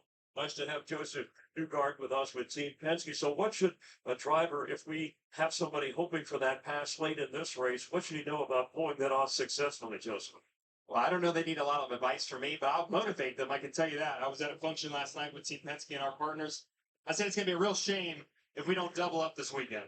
You know, so I know we did our job. You guys better deliver. And so we put you guys here. But it's been great to be here for this Cup weekend. My goodness, I hope we have more of these, to be quite honest with you. It's good for the fans, good for us. And it was so fun to drive this race yesterday. We had a car that was fast when we needed it. Well, I was going to ask you which of the NASCAR drivers you connect with the most, but I'm looking at your shirt. I'm assuming it's Ryan Blaney. So my question's going to be, is there any chance we can get a mustache out of Joseph Newgard? I don't even know that I can grow half facial hair. He grows so much hair. There must be so much testosterone in that man. It also just works for him. He looks like a pure NASCAR driver. I'm a huge Blaney fan. Great guy, great human being, incredible race car driver. You know, I'm going to be a little biased today. I'm going for Blaney, even though Team Penske win is what we want. We got great teammates. And we actually have great camaraderie amongst everybody. They love watching our stuff and vice versa. We tune in every weekend. I'm always texting these guys, cheering for our team. So that's why I say I love this type of weekend. I really hope that we get more of this in the future. It's good. It's nice to have you here. Thanks for hanging around to stay and watch the race and be with us. And for more on Ryan Blaney's mustache, all right, hang around for this. Wow, it's a great God. I just really started with the fullness of it, not patchy. I think length isn't super important in my opinion. I don't like to have mine super long. Honestly, be able to grow one. You can't grow one, don't try. I think it gives you special powers. I've always been of the view to look fast, be fast. Mustaches went away. I think they're making a comeback, so I think it's starting to become a wave of the times. I think he has a better mustache. I just prefer mine. Now, haven't we got a mustache on the NASCAR side? I'm happy. Louis is rocking one on the IndyCar side, so we got both of them. Look how intimidating that is. That's your too clean cut. I can't do it, but it's intimidating. Like, I don't want to mess with that guy when I say, I think it works for him personally. It's a good fit out west, that Wyatt Earp. Thanks again. All right, 33 career IndyCar wins. Let's head back up to Mike in the booth. That's a Sam Elliott, a Tom Selleck level stash, but all right. Stage 3, who do you like? Well, I told you the 12 car was going to win when we came here, but I've changed my mind. I think the 22 car is the one. If Pinsky's going to be in victory lane, they're the smoothest, and they have that #1 bike. And I think it's going to be one of those Toyotas. I just don't know that they can keep up on these long runs, but we're about to find out. Christopher Bell is going to be hard to deal with here as he and Joey Logano. All right, green flag back in the air. Great restart for Bell on the outside of row 1. He's going to be well clear into the first turn on Joey Logano, and Bubba Wallace to the outside for second place on the 22. 3 wide just behind them. Few rows back. Quite a few lanes of 3 wide all the way through the field, really. Bubba Wallace has a real shot of taking second away from Logano here. Logano has not been good in traffic, and that 23 car's really come to life throughout the end of stage 2 and just kind of quietly working his way up into the top 5 at the end of the second stage. And here he is going for second. It's going to be hard to beat the 22 car in the short run, but we'll see if he can do it. Wallace is clear. And up to second, Reddick, his teammate, going underneath the other Penske Ford of Cindric in a battle for fourth. Joey Logano going to be able to hold on for third, while Reddick should be able to take that spot away from the 2. Oh, not quite. Cindric holding on for now. Reddick not giving up on the battle yet. He's going to try to go to the high side this time into 3 and 4, and he drove it in really deep. Now can he stay to the outside off the exit of turn 4? No, Cindric closes the door. I believe Kyle Busch got the free pass with that stage caution, by the way. 113 laps to go. 200 laps complete, this time by at a 3:12 at Phoenix. Denny Hamlin losing some positions on pit road. Ryan Blaney, a great restart, able to get up into the 9th place position. And he's going for 2 at the same time on both Gibbs and Hocevar, who were side drafting each other aggressively through the dog leg. Blaney tried to cut down to the apron through that said dog leg, and he's going to be clear out of turn 2. He does get by both cars, and Blaney's now into 7th. Top 5 in the running order with 112 laps to go is Christopher Bell in the lead, Bubba Wallace second, Joey Logano third, Austin Cindric fourth, and Tyler Reddick in 5th.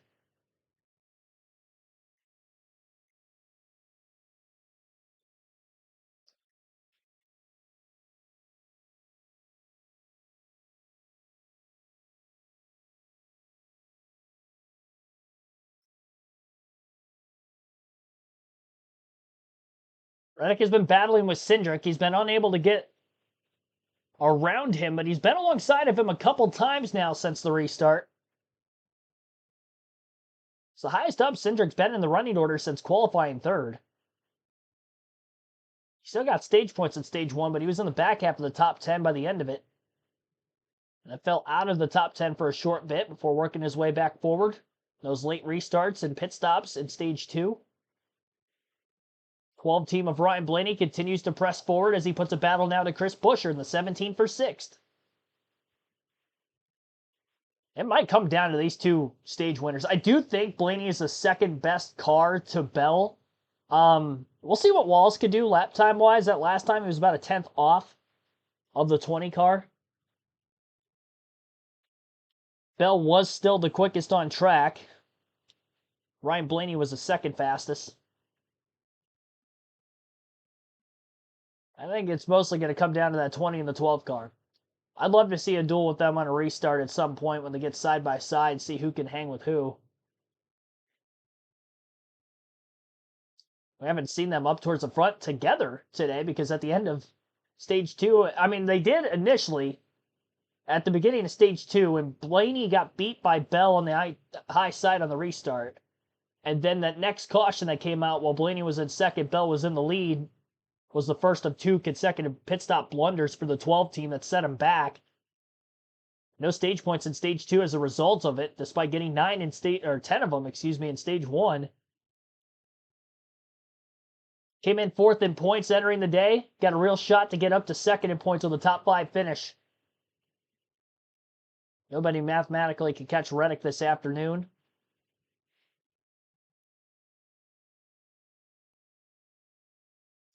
Unless they were to win both stages and win the race, and Reddick were to finish far in the back of the pack. But right now, Reddick is still holding on to 6th. Blaney made a pass on him for 5th place over the last lap or so. We'll go through the full field running order with just over 100 laps to go. Christopher Bell leads. Bubba Wallace is 2nd. Joey Logano 3rd. Austin Cindric 4th. Ryan Blaney is 5th. And Tyler Reddick 6th. Chris Buescher 7th. Ty Gibbs 8th. Denny Hamlin 9th. And 10th is Ross Chastain. Carson Hocevar in 11th. Josh Berry 12th. Kyle Larson 13th. William Byron 14th. Todd Gilliland 15th. Chase Elliott 16th. Austin Dillon 17th. Anthony Alfredo 18th. Shane Van Gisbergen 19th. AJ Allmendinger 20th. John Hunter Nemechek 21st, Eric Jones 22nd, Zane Smith 23rd, Brad Keselowski 24th, Connor Zilic 25th, Riley Herbst 26th, Ricky Stenhouse Jr. 27th, Ryan Preece 28th, Daniel Suarez 29th, and Ty Dillon 30th. Kyle Busch 31st, Austin Hill 32nd, 33rd Michael McDowell, Cody Ware 34th is the last car in the lead lap, then 3 cars out of the race, Cole Custer 35th, Noah Gragson 36th, and Chase Briscoe 37th.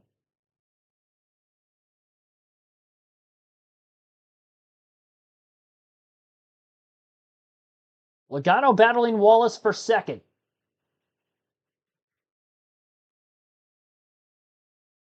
And Ryan Blaney, by the way, now up to 4th, passing Cindric over the last lap. In the middle of me running down the full leaderboard. Logano really trying to back up the corner. You can see off of Logano's dash cam how loose Wallace was exiting turn 2. Caution flag is going to wave as Ryan Preece has gone for a spin. It looks like off of turn 4. No caution yet. Still green. Now the yellow's out, I believe. Yeah, caution. I think caution's out. Preece stayed out of the pits. Yeah, debris left back on the track. They gave him time to drive away, which he did, but then there was debris. Somebody's tire's coming apart. I don't know if it was Preece as a result of that spin or not, but caution is out. Take a look at the right side tires for that 60 car. Ford, Connor Zilic, Team Trackhouse got together. Zilic, the lap before, went way high in turns 3 and 4. They're going to come in from the right side of the frame here. Yeah, and it looks like that car is sideways before it gets to the dogleg right there, but gets into Ryan Preece and he spins out. But it looked like the Zilic car was sideways, and we saw that piece of the tire on the racetrack. So 7th caution flag of the day. And let's ride along with Connor Zilic in the Wendy's cam. Yeah. Something definitely got that car sideways. You heard it in the drop too. This is from Preece. Oh yeah, you can see him spin down into him.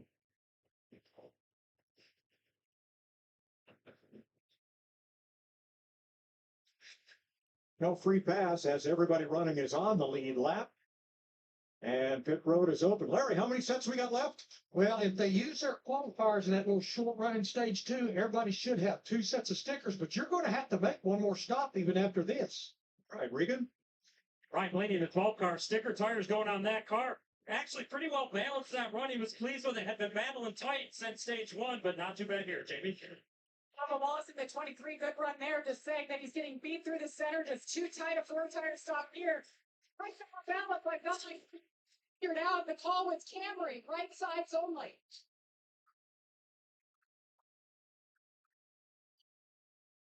Now, 3 drivers stayed out.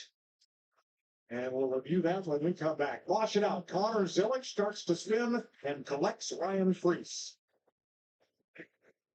All right, so 3 cars stay out of the pits, and there were a couple that took right sides only to gain a little bit of track position, like Anthony Alfredo and Ross Chastain on pit road. They took rights only. Chris Buescher might have taken rights as well because he gained 4 positions. And he beat 2 of the drivers who took 2 tires out as well, so 3 stay out, and 3 take rights only. The 3 cars that stayed out of the pits entirely are Josh Berry, Chase Elliott, and Cody Ware. And as you heard from Larry McReynolds, a lot of these teams only have 2 sets of sticker tires left. And they're going to have to pit at least one more time after this before the end of the race. They cannot make it on fuel to the end. So I would assume the drivers who stayed out are staying out because they're expecting more and more cautions to come, and they're going to capitalize on 4 fresh tires late in the race. The problem is there's over 30 cars on the lead lap, 34 to be exact. So if everybody's forced to kind of stay out under a late race caution situation, they're going to still be buried deep in the field. There's a risk of falling well behind on strategy now. Cody Ware just pitted a lap after everybody else was in.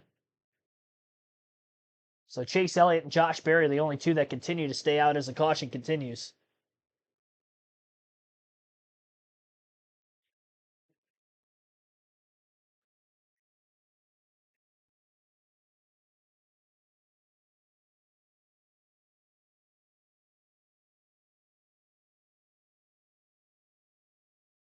Thanks for everybody tuning in here this afternoon. We have hit our like goal of 150 likes on the stream already, and we're still at a little less than 100 laps to go as we round under caution for the 7th time today. Let's see if we can get to 200 likes. We haven't done that yet on a live stream this year. I wanted to go back into my YouTube analytics page to see if we had for Daytona, and I'm forgetting for some reason.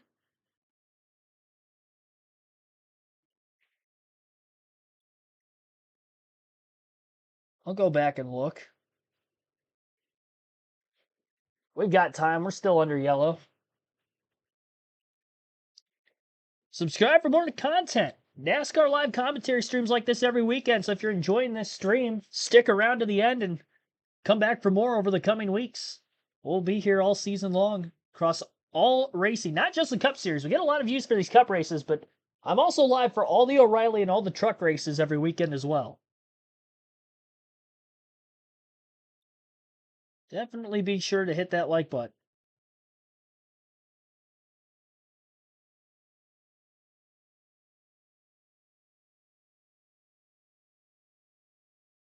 It's in your builds down in that crease. So you couldn't see it from that first replay, but definitely got in the back of the 88. So what you're saying is there's nothing wrong with the tires other than they might have been off the ground. Yeah, All right, Connor Zillich able to continue, and he is still on the lead lap. Had a speeding penalty on pit road. So up front will be Josh Berry and Chase Elliott. Neither of them stopped. And Larry, we're told they were both behind by 1 set of tires. So if you don't have them, you can't put them on, right? Oh, that's what it Look at is. right now, they have each made, well, Chase Elliott has made 6 pit stops, so counting what he started the race on, that would be 7 sets he's used. Yeah, Chase Elliott, yeah, that was Josh Berry. Chase Elliott has made 7 pit stops, and 1 of them was from fuel only, so that means he should only have 1 set of tires left. Talk about Chase All Elliott. right, well, there you go. That's why the 2 that stayed out stayed out. Did not stop. The next 5 cars took 2 tires. Bell, Gibbs, Buescher, Chastain, and Alfredo. Everybody from Joey Logano, 8th on back, got 4 tires this time. This should be really interesting. They didn't have as many laps on them that time, so guys with 2 tires are hoping that it works out better for them with less laps, but we'll see. Jojo, thanks for the $2 super chat. Thank you so much for that. Green flag back in the... Oh, we got a crash! Right as I'm looking up. I don't know how that started. Saw 3 cars hit hard in the dog leg. Anthony Alfredo, Ross Chastain, Austin Cindric. There might have been a 4th car involved as well. Cautions out immediately. Oh, and Man, ton Austin of damage Cindric on the 2. had a great car, had a great run going. Not sure if he'll be able to continue.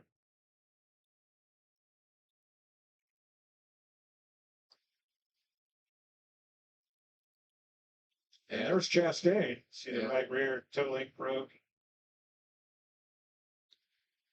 Oh, that's done. Now here's Joey Logano's radio. Dang it. I didn't reach you that obviously. Right, flip up.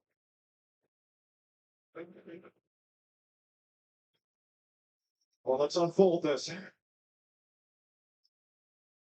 Okay, if you look back to the inside row, you can see Joey come to his bumper, start pushing him as he moved down, got into him. You heard him say, I didn't mean to, but Well, it's so, he got in the back of it's so hard to push down there because it's rough. Especially, yes, agreed. As soon as he came down Got the it right paper, there. right at the wrong time.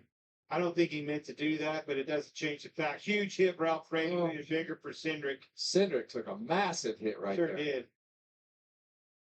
With a good car. Solid weekend. Unloaded a fast race car with that 2 car.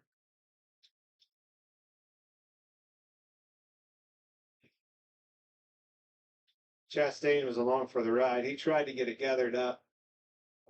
Couldn't do it. It just doesn't take much with these cars. Once you get that back end light and you get the back of the car from being straight, it's as soon as you dump out of the throttle or try to correct, and Joey was on his bumper all the way until he wrecked pretty much right there. So Now, Austin Cindric has said on the radio that he is okay after that hard hit. His average running position today was 6th, but he is out of the car, out of the race. From Joey Logano.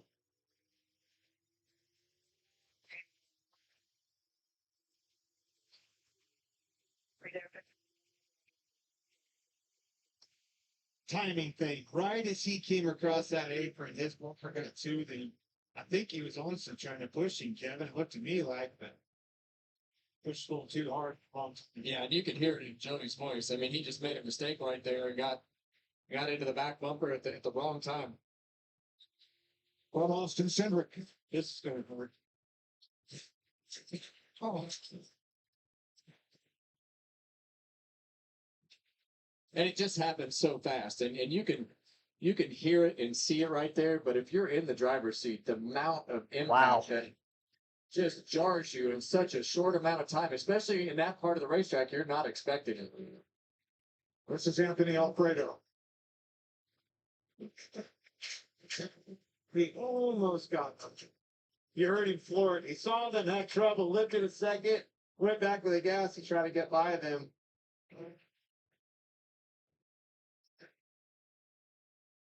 Man, that Austin Cindric shot right there, that's a big shot, Clint. That car Sure is. tore We're up. fortunate that there was only a couple of those guys with severe damage. That could have been big right there towards the front of the field. That was the good side compared to the right front. Yeah. A lot of damage on Chastain. Another car that was having a pretty just a solid, quiet day. Now, Might have Bubba been Wallace damage right here. got away, but he was right in the middle of that. Yeah, as long as the front of that car, that left front lip on that fender are not tore up, it should be okay. I mean, the side's got a lot of tire marks and everything on it, but we know the bodies on these things are tough. I'm not worried about the body. I'm worried about toe and camber when you see an impact on a wheel like that. It's really the only thing that takes these things out of it anymore. But you got to be aggressive on these restarts. You can't give an inch, and I think that was just Joey trying to get to the back bumper and give him just a slight push that turned into a slight push at the wrong spot. It's turned into a melee.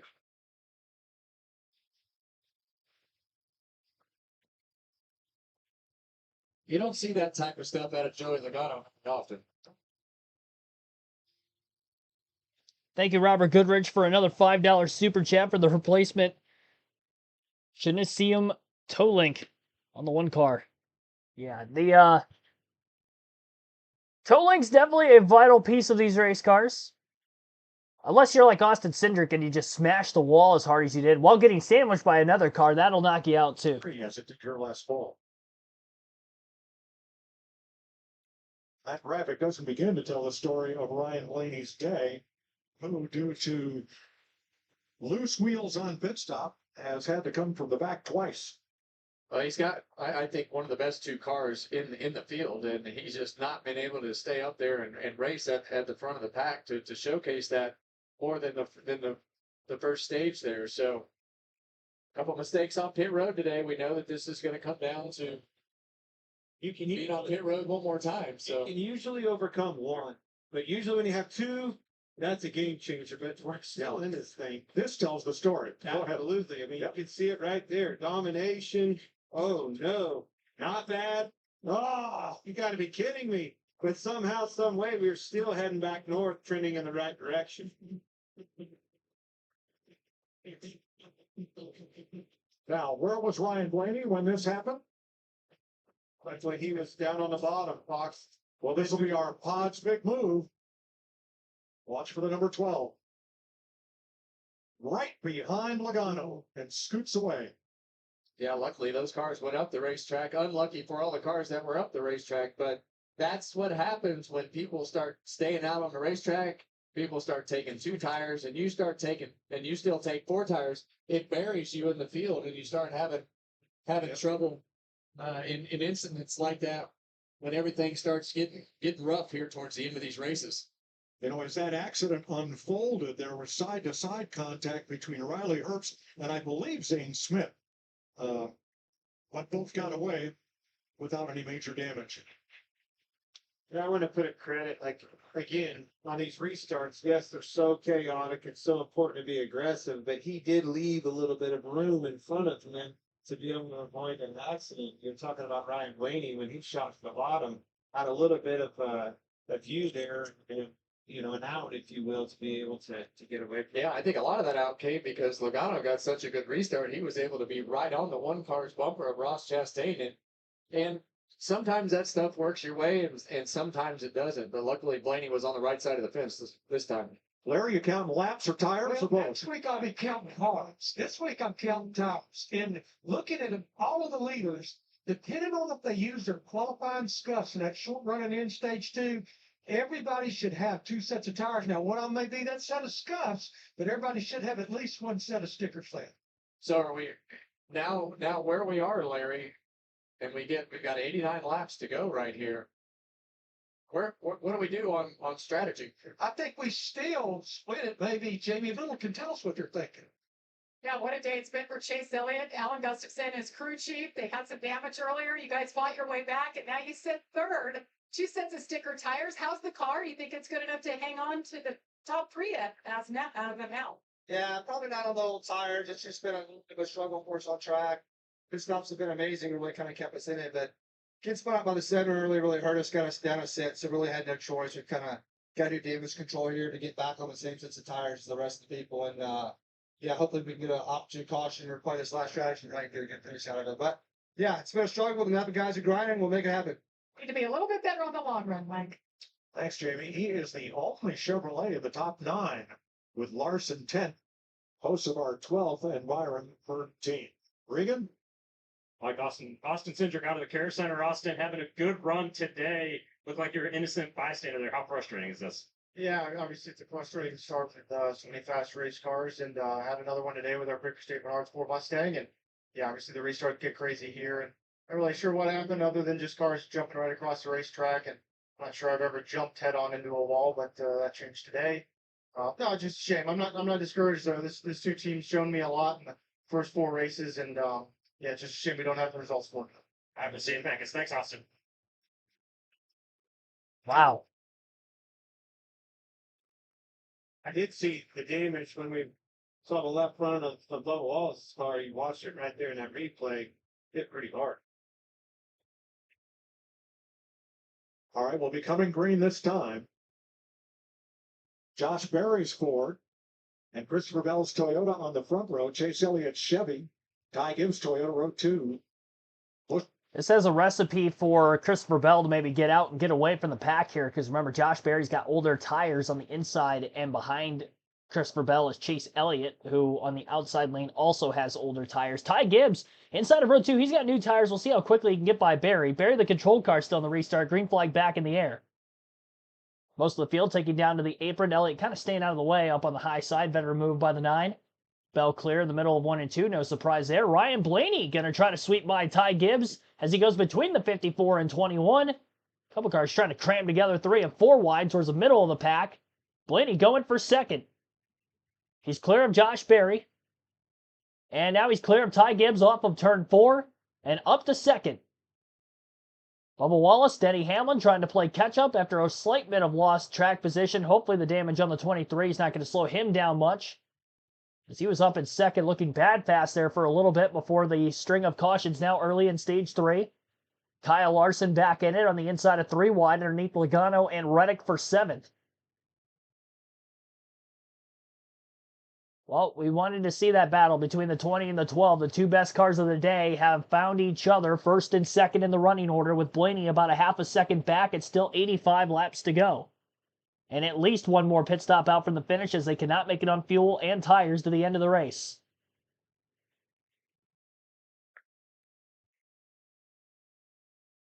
If we get a long green flag run, it's going to be very interesting to see who pits.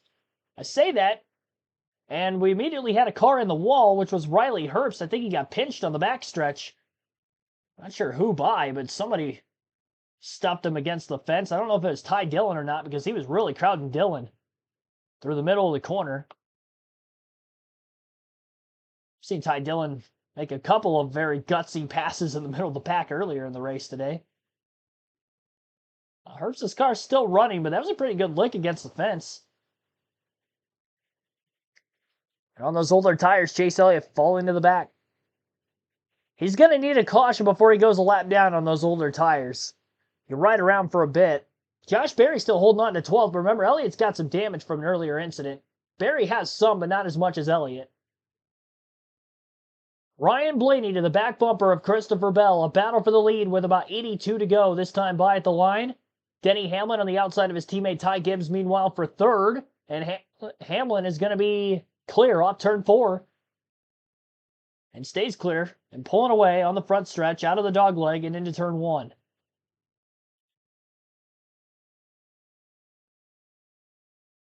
Bubba Wallace up to 5th as he gets back by Chris Buescher. Ryan Blaney trying to put the pressure on Bell. Looking to the high side, not going to be able to slip up there. Bell to block off the exit of turn 4. The last 2 winners at Phoenix, both winners from last season, and the 2 strongest cars of the day, are outright battling for the lead for the first time on a non-restart as we get a little bit deeper into this green flag run. Still on the short side of it, which is where the 12 has been at its strongest. The longer the run goes, 40 laps plus, that's the advantage to Christopher Bell. So Blaney trying to make quick work of him. Left side tires a little bit onto that paint, slightly below the yellow line through 3 and 4. Cuts the dog leg now on the front stretch. Gets to the inside of Bell and into turn 1. Here we go. Blaney couldn't stay alongside the 20 with that tight angle getting into the corner after taking the dog leg cut down to the apron on the front stretch. Blaney will now take to the high side through 3 and 4. Christopher Bell about a lane off the bottom, slides up trying to mirror drive. Blaney almost against the wall off the exit of the corners. He is doing everything he can to get alongside of Christopher Bell. Bell not wanting to let that happen. I gotta say, between the 2 of these guys, they are 2 of the most cleanest racers in the Cup Series today. It's going to be a hard-fought battle, but I don't expect there to really be much contact here.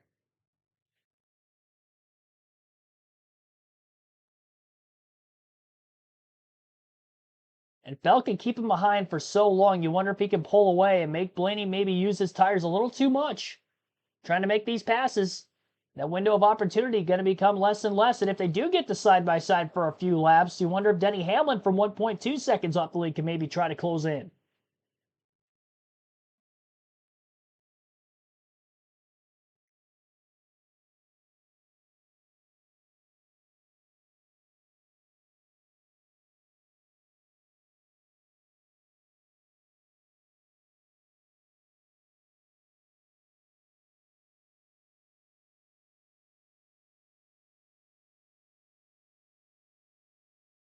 Ryan Blaney wrapping the yellow line through turns 1 and 2 really, really well. Had all 4 tires down below it. Still gained ground on Bell. Kept some pretty good straightaway speed down the back. Through 3 and 4, pretty even that time between the 20 and 12. They ran similar lines, about a lane to a lane and a half off of the yellow line. The bottom of the racetrack. Rounding back through 3 and 4 once more. Blaney a little bit lower.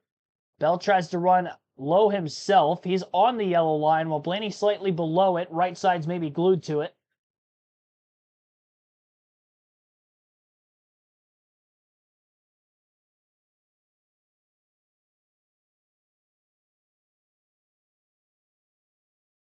Christopher Bell in the race lead. Ryan Blaney in second. Denny Hamlin third. Ty Gibbs fourth. Bubba Wallace in fifth. And Chris Buescher is sixth. Seventh for Joey Logano. Tyler Reddick eighth. Kyle Larson ninth.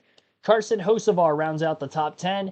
William Byron in 11th. AJ Allmendinger 12th. Todd Gillen 13th. John Hunter Nemechek 14th. 15th. Josh Berry. Michael McDowell 16th. Eric Jones 17th. Shane Van Gisbergen 18th. Austin Dillon 19th. And Zane Smith 20th. Ty Dillon 21st. 22nd. Ryan Preece. Riley Herbst 23rd. Daniel Suarez 24th. Brad Keselowski 25th. Ricky Stenhouse Jr. 26th. Kyle Busch 27th. Austin Hill 28th. Connor Zilic 29th. Cody Ware 30th. Chase Elliott 31st. Last car in the lead lap. 5 cars out of the race today.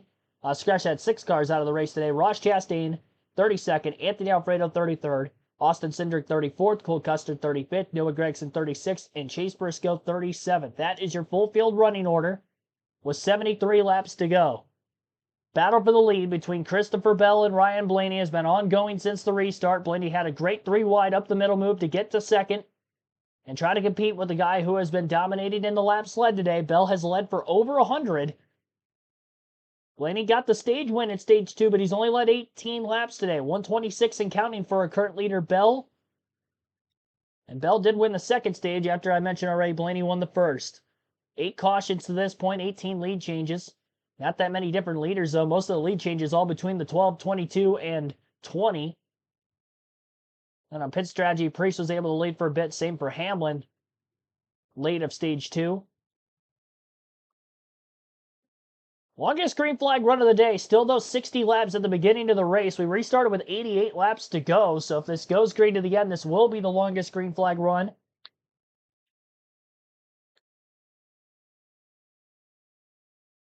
And 4 cautions in stage 2, 2 already in stage 3. Rebel Soul, thanks for tuning in. We'll take a quick break on our end. You're listening live on KRC. Full flag-to-flag coverage of today's race continues.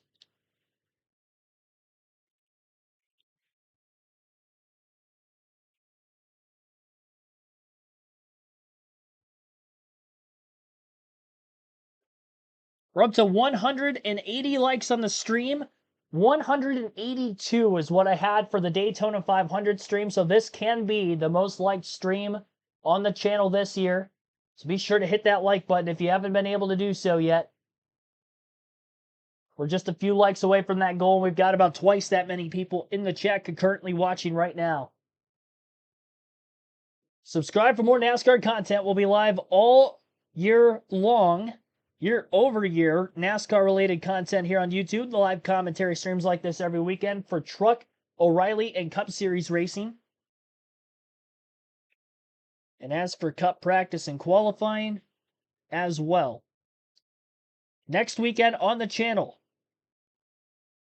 2:30 p.m. Eastern, we will be live for Cup Series practice and qualifying from Las Vegas, followed by the O'Reilly Series race at 5:30 p.m. Eastern on Saturday evening. And then on Sunday evening, we will be live at 4 p.m. Eastern.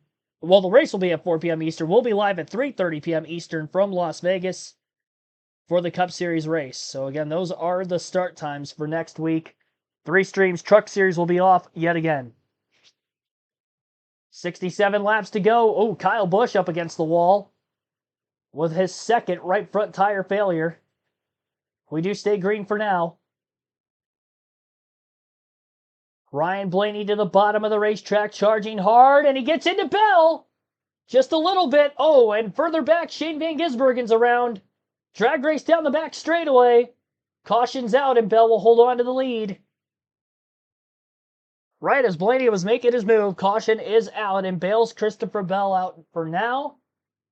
I would assume we're going to have pit stops. We're within the fuel window to make it to the end of the race. Boy, oh boy, oh boy. Well, well, well. What do we have here? Well, we got to our, not only the light goal today, but now this is the most liked stream of the season. Thank you, everybody. See if we can run that up to 200 for the end of this thing. Caution is out. Nighttime today.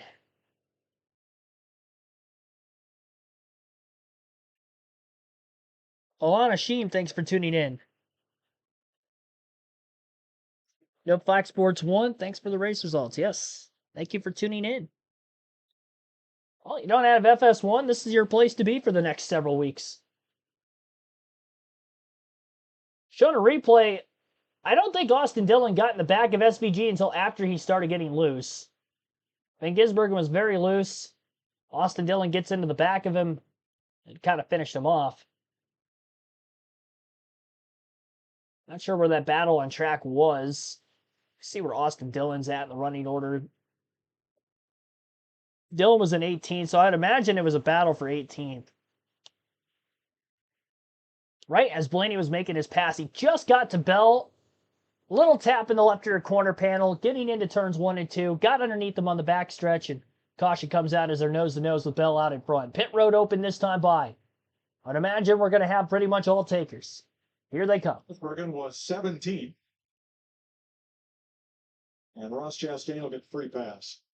Regan? Mike Wright, Blaney, the 12 car. You heard the radio there, not really sure what he needs. Said the car's pretty good, just a little bit tight when he moves up top. They're not going to make a change now until the next run. They may try to make the front turn better. In the 54, and Ty Gibbs just mega loose this run, complaining about sliding the rears too much. Jamie? Denny Hamlin pits for third. He said on the longer run, it gets a little edgy, and he's still a little tight on exit. A 4-tire stop for him and his teammate, Christopher Bell. Pretty happy, just one sport trip, and that 4 tires right there should do the trick. Bell gets out ahead of Gibbs and Blaney. Bell wins the race off pit road. I believe Gibbs was second, then Blaney third, followed by Buescher and Logano. Hamlin down 2 spots, same for Wallace, 6th and 7th. Larson, 8th off of pit road, then Reddick and Hocevar. What's up? 2003, thanks for tuning in. CeeLo got shut down. Kirk Price, thanks for tuning in as well. No FS1 in Jamaica, thanks for tuning in. Greetings from way down south.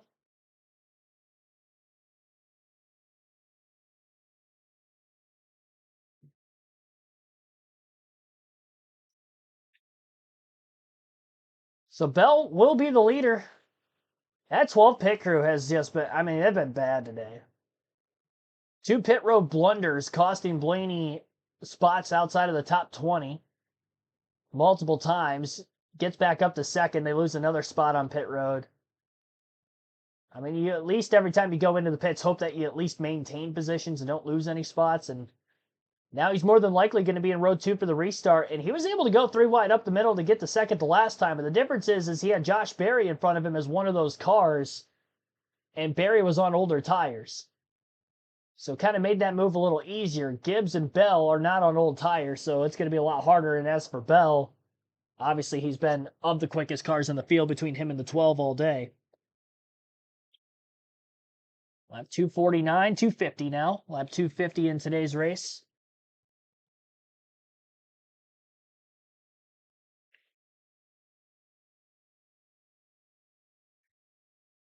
Beer 30 Lacrosse, thanks for tuning in. Greetings from Wisconsin. It's warmer today. Yes, it is. It's been pretty warm here in Northwest Ohio the last couple of days. It was above 60 the last 2. I think it hit 70 each of the last 2 days up here. Very, very warm this early in March.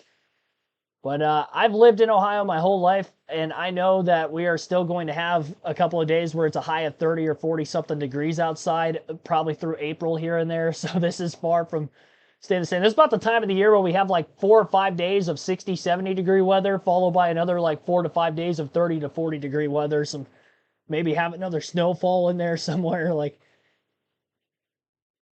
it's still very early March. And that usually, I mean, I remember not last year, but the year before, our biggest snowfall of the year was in April. We had like 4 to 6 inches when it didn't snow most of that year, and it snowed in early April. So was that opening day in Comerica Park in Detroit 2 years ago, and it snowed that day too. Late March, early April. So yeah, it's not quite spring yet. It's still winter. And I'll feel the wrath of it here at some point sometime soon. So I know not to get too comfortable with the weather. Might have been a little contact between Austin Dillon and Shane Van Gisbergen as Van Gisbergen started to go around here. I found a little bit better view of it. I can see. First thing I want you to see is how quick the 3-car got to him. So that tells me I think Shane was having a little bit loose getting into the corner, but I'm going to show you an 8-car here next. It's going to make a little picture. It was pretty loose. You can see he's turning to the right. I think he got loose. I think Austin obviously gotten Internet come in and finished him off, but I don't think he turned it. Started. That's right. Finished it, right? Tough break for a driver who's had a really strong day, and that is the number 17 going to the back too fast on pit road. Gosh. So many mistakes on this pit road. We've seen so many mistakes today with all these wheels and tires and speeding, and ruins your day. Yep, Chris Buescher. 50.05. You can run 49.999, 50.05, 17. Christopher Bell and Ty Gibbs will lead them back to green.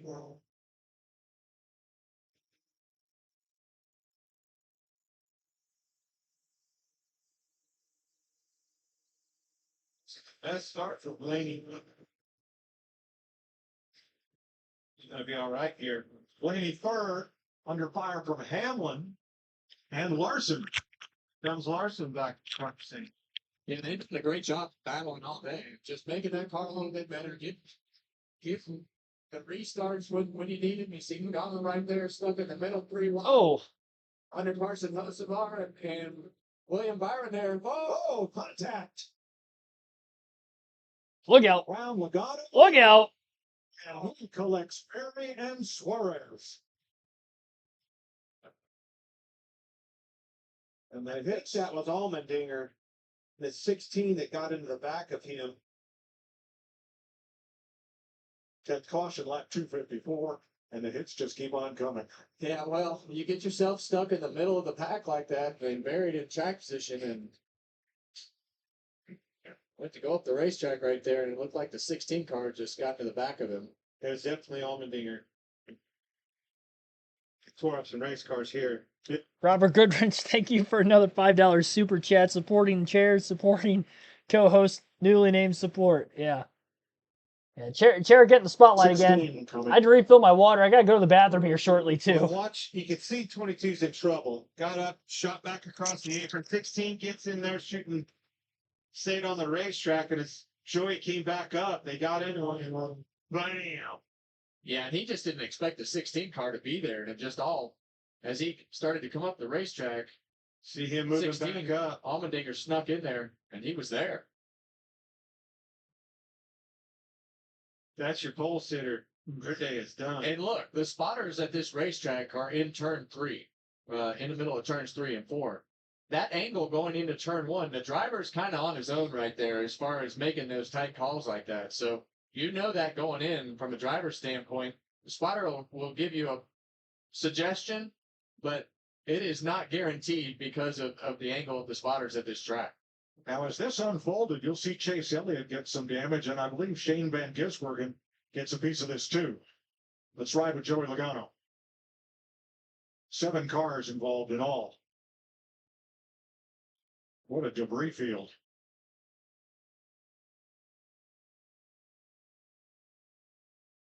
What a great shot. What a tore up race car. Tore up race car, but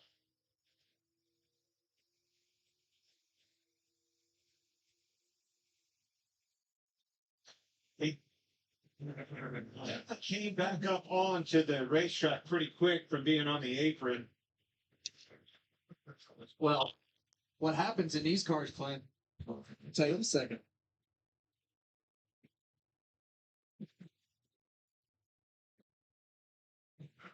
What happens in these cars when you spin and you're trying to save it, the wheels are so far turned to the right that you can't get them back to the left.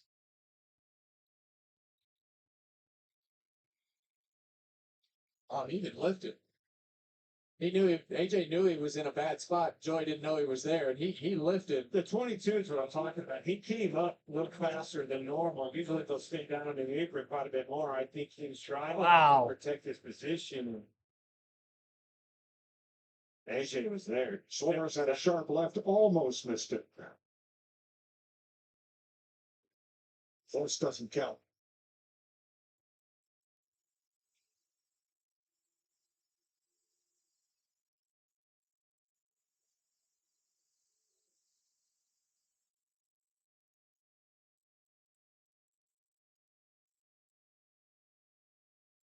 And in real time.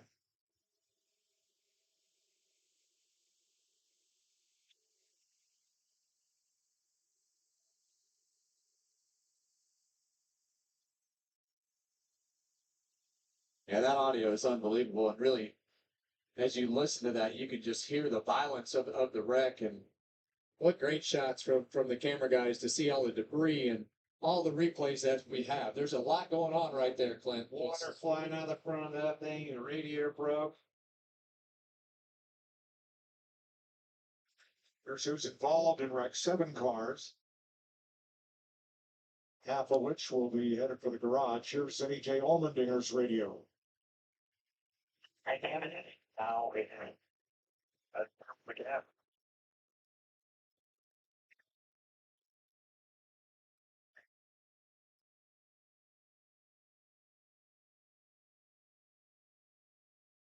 What a tore up race car. Now there are the spotters that Kevin referenced up between turns 3 and 4. They do, fortunately, have a bit of shade up there, but This might be considered a short track, right, Kevin? But boy, you hit hard here. You do hit hard, and you're seeing it today. We've had some between Austin Cindric and Joey Logano right there. Those are 2 of the biggest shots that they'll take all year. Briscoe. Kyle Busch will get back on the lead lap with the free pass.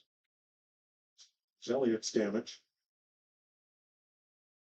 And Kyle has had 2 right fronts go down today. At least one of them involved a trip to the wall. Yeah, Kyle's been looks like he's been in a war with that car. It's right front fender, right side scuff marks, 2 flat tires, at least 2 flat tires. Larry, the pits will open with 53 to go here. Yeah, they only ran 1 lap, Mike. Yeah, guys at the back have damage and all that. They may come, some of them slid their tires. We feel like everybody's sitting on 1 set of tires. There is no way you could burn them here. You're going to have to stay out. Now remember the 2 drivers that did not stop, Josh Berry and Chase Elliott. Where did they end up? Right in the middle of this. After the tires faded, lost position, back into the 20s, and right into the heart of the storm. Yeah, the further you go back, the higher your odds are of getting in those wrecks. You see right there, Chase Elliott really had no choice with the tire count and the amount of tires that they had left in the pits, but it puts you back in the hornet's nest, and when something happens, you got a really good opportunity to be right in the middle of it. So they'll get that car cleaned up a little bit of Chase Elliott's, but he won't have any chance to run at the front the rest of the day. Regan? Like Josh Berry just stepping out of the care center. Josh, looked like that kind of just landed in your lap there when you got going down through the trial. What would you see, and how disappointing after having a good day for a little while there? Oh yeah, just quite the day. I mean, this wasn't very good. Had a couple good restarts that got up front. You know, obviously was down a set of tires from early in the race and had to stay out. Got back there and played, and just wrong place at the wrong time. So I just want to thank everybody at Hero and Wood Brothers Racing, Ford Racing, everything that they do for us, and we'll go try to get them next week. Thanks, Josh. Thanks, Regan. 4 caution flags in stage 3 already. And we still have 53 laps to go. That's a long time at this place. I know we talk about it being a short track, but it's a long ways left in this race to be able to have another caution, have a long run, short run. You still have enough laps to be able to experience anything at this point. All right, let's give you an in case you missed it summary of the day. Kyle Busch with tire trouble clearly that did not bring out the caution, but at lap 94, Shane Van Gisbergen did. Then William Byron, Chase Briscoe, lap 132. Bam. Hard into the wall. And on the restart, Ross Chastain and everybody piled up. Wow. Look at that car in the air of Anthony Alfredo, the 48. Big damage there for Austin Cindric, knocked out of the race. And most recently, lap 254, Joey Logano, Josh Berry out of the race in a crash that also involved A.J. Allmendinger, Daniel Suarez, Chase Elliott, Shane Van Gisbergen. Dogleg, what's it? One very good on Joey today. What's it? You can fit. Almost 2 in a row. Probably finished him home. 260 laps complete. Blaney and Bell have been class of the field and the stage winners. 20 lead changes among 6 drivers, 28 on the lead lap now.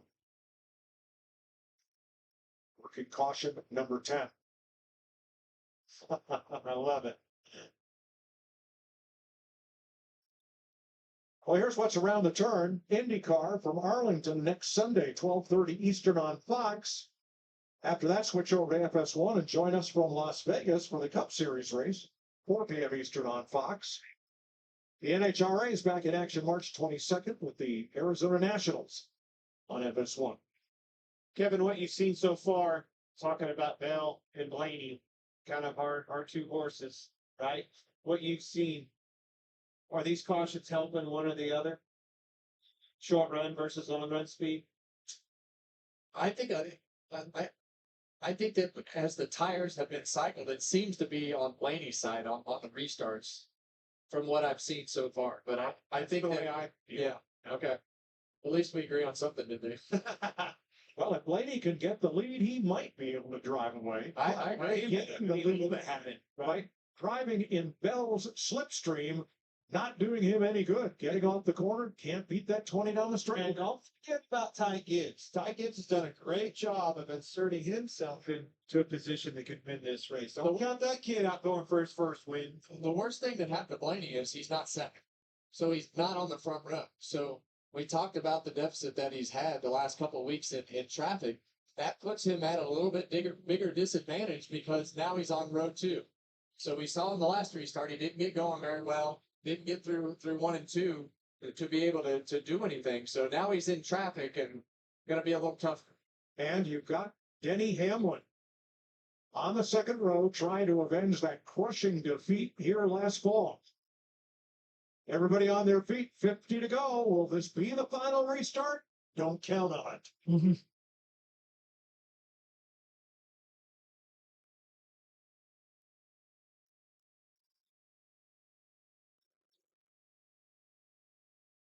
The bad show like it's in the bottom at all. Oh, he's loose. He's running off the racetrack. Larson around the outside. And Kyle Larson's going to put those guys 3 wide on the top. It's not what Blaney wanted to be in the middle, 3 wide.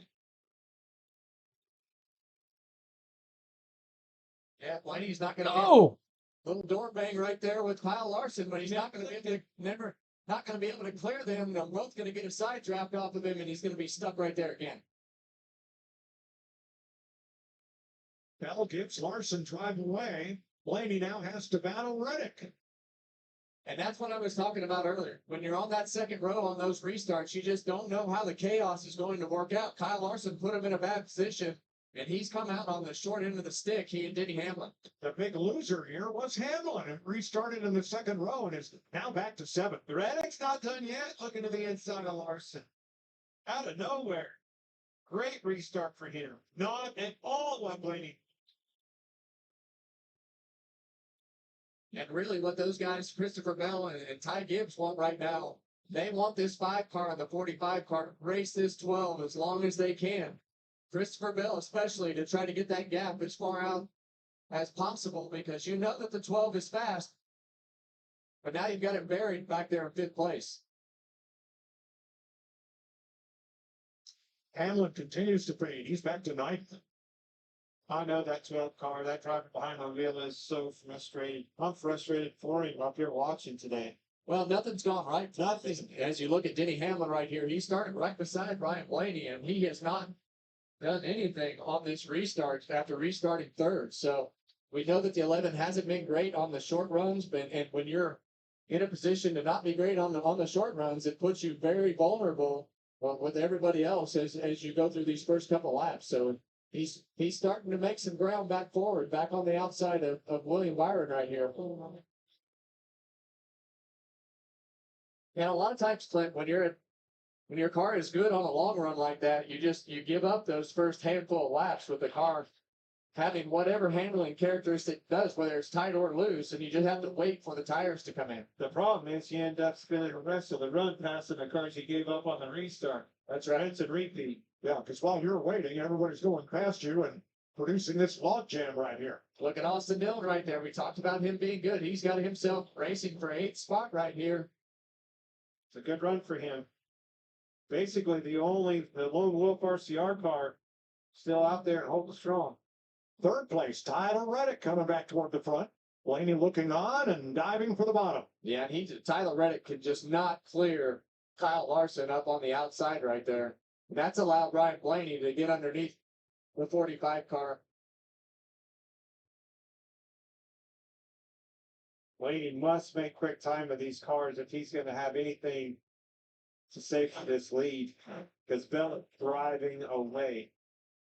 Yeah, right now, Bell has a little over a 10th on Ty Gibbs in 2nd, but both of those cars are a couple of tenths faster right now because these guys are back here racing their butts off. You know, almost a half a second faster than this crew. We saw Blaney having to toss and catch it off turn 2 there. He's definitely loose. I've been watching him. He backs the corner up, getting in at 3 especially. It tells me he's a little bit loose getting in. But his ability to get on the gas down here in 1 and 2 before everybody else has enabled him to pass this field so many times. He's in trouble, though. Cars definitely looks loose to me.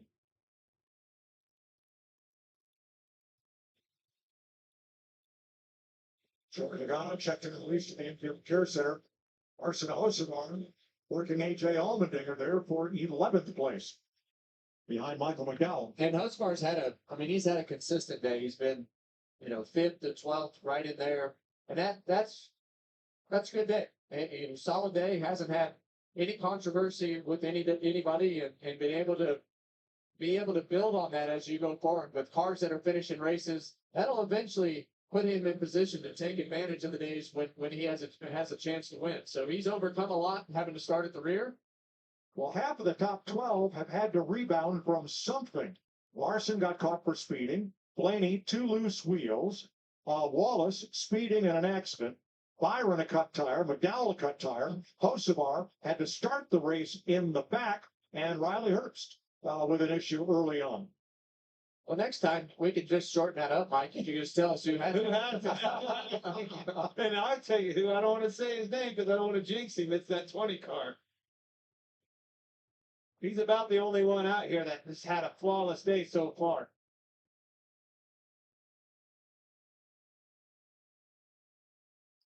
Christopher Bell, a 10th quicker than Ty Gibbs that last lap. He has a lead of a 2.5. With Blaney 2.5 back now. Larson and Reddick.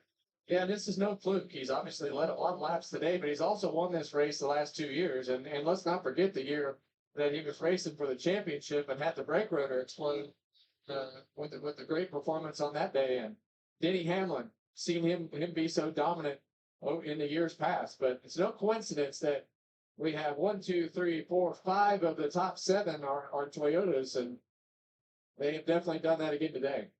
Well, let's go to Care Center. Very good. Like Joey Logano off the care center. Joey, the tri-oval on restart seemed like it's been a problem spot here the past few of them. What happened from your perspective, and how hopeless is it feeling when you're sliding backwards across the track? Yeah, I'm not really 100% sure what happened there. I guess I realized I was 3 wide. Thought I was still 2, but even then, it still seemed like there was some room there, but just ran out of space in the 1. Just seemed like racing, I guess. Just is what it is. Then I didn't even get Ross there at the start. I had a run and kind of went down to the bottom with me, and gosh, it's been a rough day. So we had a good show, Pennsylvania Mustang. You know, we were probably a top 3 car, maybe 4 car. It just really hurts to be here. Thanks, Joey. Started from the pole and out of the race, Joey Logano. Yeah, and you hear the disappointment, Joey. I think he knows he could have prevented both of those wrecks. So he's frustrated with the situation and himself more than anything, it sounds like. And he also came into the day, how could you not, thinking you were going to be a factor to win this race? And he was. Fourth place battle, Larson and Reddick. Denny Hamlin has rebounded. He's coming back forward, past Bubba Wallace. And that's right into what you were saying. The car just doesn't take off very well in a short run. The long run, it comes right to it, right? Yeah. And to be extraordinary on the long runs here, you're going to have to give up some of those laps. It's just a matter of how many laps you give up and how much faster are you than the rest of the field. But unfortunately for Denny, he's not faster than Christopher Bell and Ryan Blaney as the run gets towards the end of those runs. So he winds up being better than the other guys on the long run, but it's not going to put him in a position to win the race unless we have a caution or something here at the end. Daniel Suarez, the third driver knocked down in the race in that crash, also released from the care center. 28 drivers on the lead lap. Ross Chastain running 26 laps down. Everybody else is on the lead lap here, Larry, with 32 to go. Yeah, Mike, I know we've had 10 cautions, and I'm not sure we're done with cautions yet. But when you look at the 8 races here with the Gen 7 car, average of the last caution sitting there right now, 31 laps to go, 2 overtime finishes, including last fall. And believe it or not, Phoenix all-time 11 overtime finishes, third only behind Daytona and Talladega. We got lucky with a caution right here. 88's on fire. You see the right front tire down on that 88 car of Connor Zillage. See, Blaney, Fink was looking to the inside, yeah, for second place. We stay green. Blaney's lap time's a few hundred quicker, hundreds of a second quicker than Christopher Bell. If we stay green to the finish, it'll be a run of 49 laps. One of the longer runs today. Well, he's going to have to put up some spectacular laps right here with 30 to go to be able to make that gap up to Christopher Bell. Not saying that he can't do it, but how much, if he does do it, how much does he have left to be able to maneuver around behind that car? That has been the struggle. That's right. Of this 12 car the last 2 weeks of being in traffic. Once he finally gets there to be able to have the turn to be able to make the pass. Well, let's talk about that real quick. All right, in the event that he does catch him, right? This time, Kevin, the difference will probably be in lap traffic. That could help him if he can catch him. There's the gain over the last 4 laps. That gap is closing, albeit hundredths of a time. And I want to see the next 4 or 5 because that one was as he was getting involved with trying to pass Gibbs. The gap now back to 3 seconds. Yeah, we saw him right there up the racetrack in turns 3 and 4. That has not been where he's made the big gains throughout the race today. So that was interesting. He actually lost a little bit of time on that lap. So I believe that 12 car is better wrapping the bottom of the corner. I know he's probably searching, but I'm not sure that it's the right time to search for any speed. But you see him up the racetrack again. So maybe he's got a different handling. Oh, there's Austin Hill with a cut tire. Right rear tire down. Down. He is not going to ring out a caution. Made it to pit road. Wow. And the reason that you know that, and Clint knew that so fast, is that left front tire starts to come off the ground. So seen a couple tire failures right in a row. So people getting nervous out there. Sure. Hill was 24th. Comes to pit road. He'll get back in the race. If the caution would come out, would that be to Blaney's benefit? Would a 20-lap run be enough to shoot to his strengths or not? Depends where he comes out of the pits. Oh, sure. I'm just being honest. I'm just being honest with you. It I just really depends. look at we're losing time. Yeah. So I think it might be the only way he can catch you. And I think if you do have that caution, I mean, obviously his best case scenario is if he comes out first. There it is, right rear tire with a 3-car. Having such a great day, the caution's finally out. 11th caution of the day for 9th place Austin Dillon. The only one of the children's cars that had not had tire trouble today. And he brings the caution out here with 25 to go. And we're right back in the same position that we were at the end of the year when we were racing for a championship. Yep. You're going to have about 20 laps to go. You're going to have 2 tires. You're going to have 4 tires. You're going to be all over the place with those 2 strategies. So, What I think you're trying to say is all hell's fixing to break loose. I am. Yeah, it's a good way to put it. All right, Dylan's going to make it around onto pit road. And hopefully he didn't tear too much up getting there. Well, he hasn't yet, but it's definitely making a mess. Yeah. Coming apart. There'll be debris to clean up. And that will make it a short run to the finish. And that may well benefit Christopher Bell. Maybe. Or somebody that gambles, throws 2 tires on or stays out. That's the thing about this racetrack. Once this starts happening, you don't know if that thing's going to go 15 laps green or we're going to have green, just one after another cautions. It just, you got to hope that you made the right choice here, but don't beat yourself. Larry, what wins the race? 2 tires here or 4? Well, I think it's going to be 4, but if I'm back there in the field, we've got basically 26, 25 drivers on the lead lap. Why not roll the dice and try just right? And that's the dangerous thing about this scenario. I don't like that, Larry. I think you try just right side tires. Oh, you're going to be out. You're going to be a moving chicane out there. We've seen it before with drivers that didn't stop straight to the rear. Denny Hamlin wishes he'd put 2 tires on last year. It may not win the race fight, but if you're sitting back there 20th, it's probably going to buy you a better finish. Okay, I'll buy that, Larry. But now remember last year in Hamlin's case, there weren't this many laps to go. It was a very short run to finish, wasn't it? But hey, if the cautions start happening, what do cautions do? Caution. Says Daryl. And the other the other thing that you can't quite put your finger on is how many guys do it. That's what Denny Hamlin was banking on with those 4 tires, and then all of a sudden you have 8 or 9 guys in front of you that put 2 tires on. Early in the race, we didn't have that many do it, but we're about to find out. Well, here they all come. 25 lead lap cars. Regan.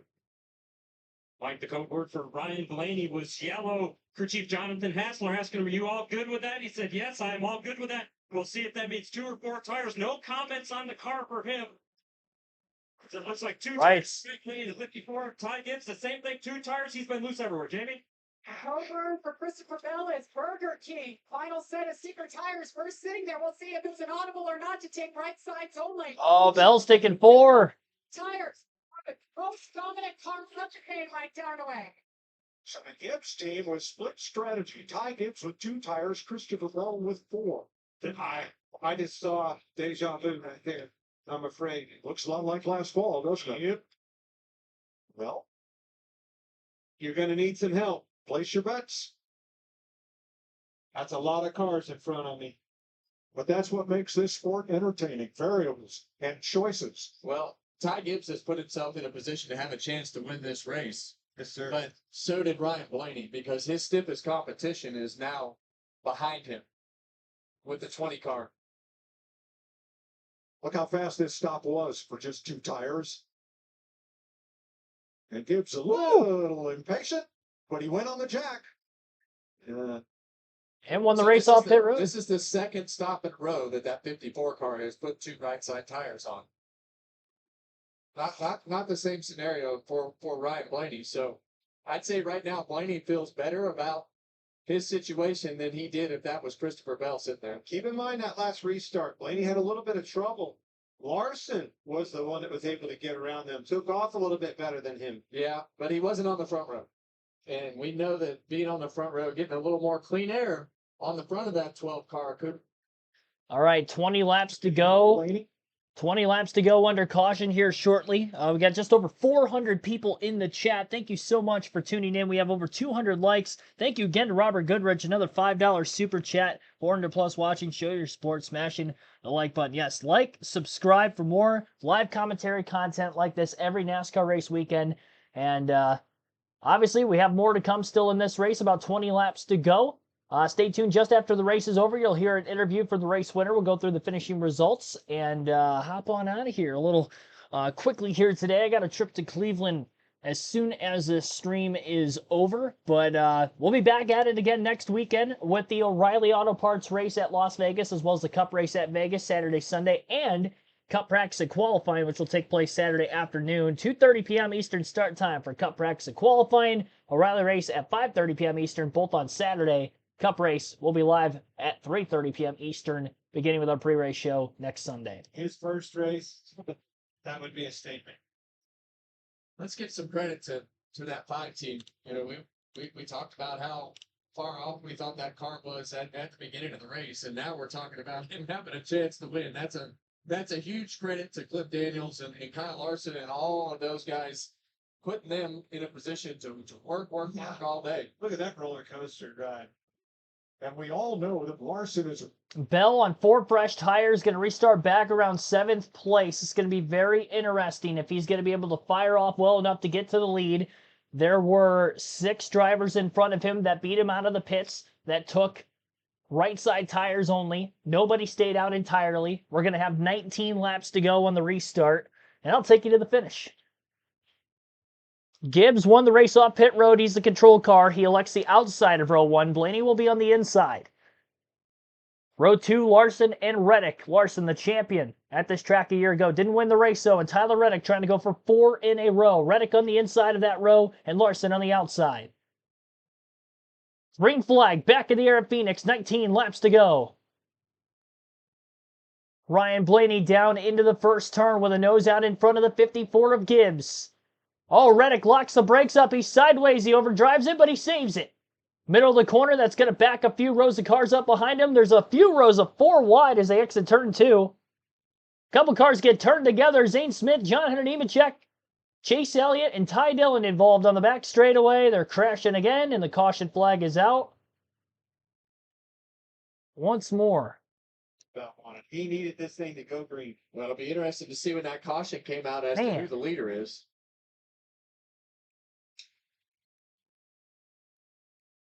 And that's what Clint was talking about earlier, Mike. You just don't know when these cautions are going to fall.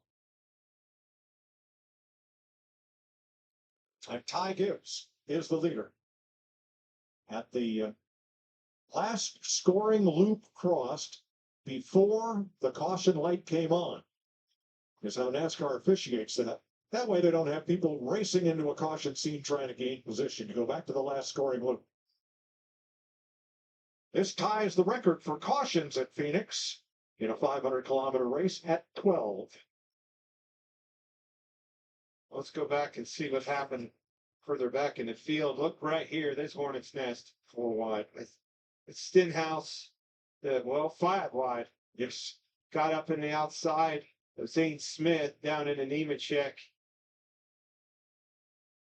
That all started with Stenhouse. 5 wide, Kevin. Gosh. Yeah, it looked like Stenhouse just got into the car there on the outside, and that shot it back to the left. This one right here.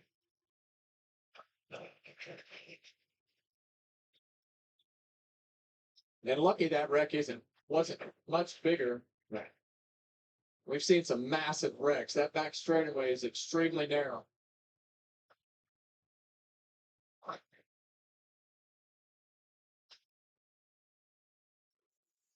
What a young season this has been for Zane Smith. He's had some of the most promising runs and some of the hardest hits.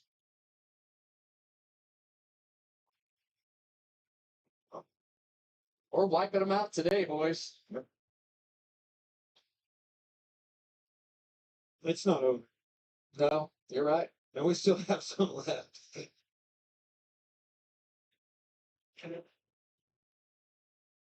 Kyle Larson was especially impressive on that restart. Just whipping around the outside.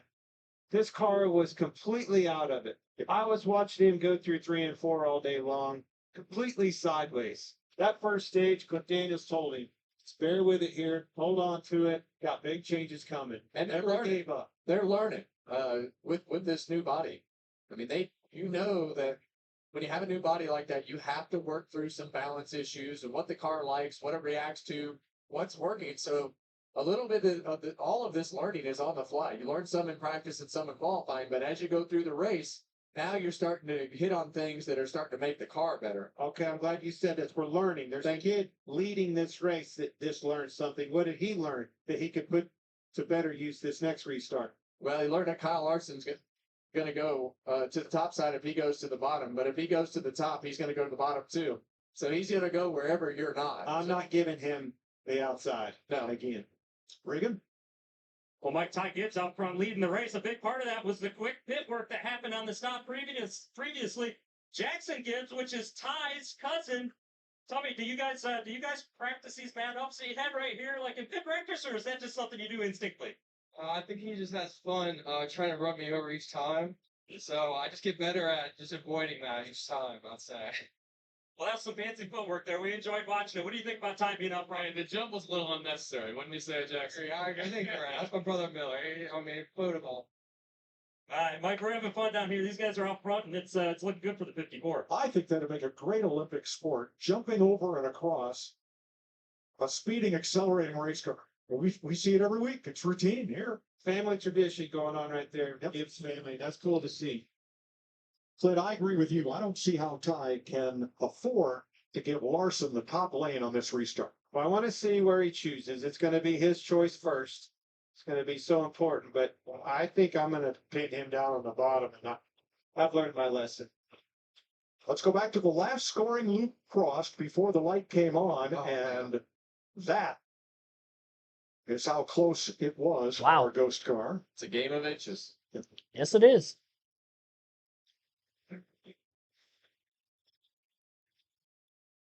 So let's say Gibbs takes the top, and we don't yet know. What do you do if you're Ryan Blaney? Where do you go? Who do you want to follow on the restart? He doesn't want to follow anybody. Well, I know, but now he may not have a choice. Now he's. But I'm saying he's in a worse spot than he was on the last restart because of now he's not going to be any better than the second row. I think he goes to the inside, and I think he tries to dive bomb it all on the bottom. And then what? I think you just have to be patient. As long as I'm inside, if I have 8 or 9 laps legitimately, I still think I can win with this 12 car if I'm Ryan Blaney. Struggling a little bit with takeoff speed on these restarts. Tells me it's probably a little bit loose, Kevin, because of his strong suit on the long runs. But these cycles on the tires and everything else could help that a little bit. He just needs a few laps to get that 12 car rolling. Well, I think the 54 car right here needs to probably mix this restart up a little bit. Ryan Blaney was able to be tire to tire with him going into turn 1. So you need to mix it up right here and do something different, take it off. Choosing outside. As did Blaney. Now, in that third room, well, you got William Byron right there. You have Michael McDowell up in the top 5, and we know how aggressive he can be. Tyler Reddick is still in the top half dozen, trying to win that 4th race in a row. Hamlin, Bell, Wallace, Hocevar in the top 10.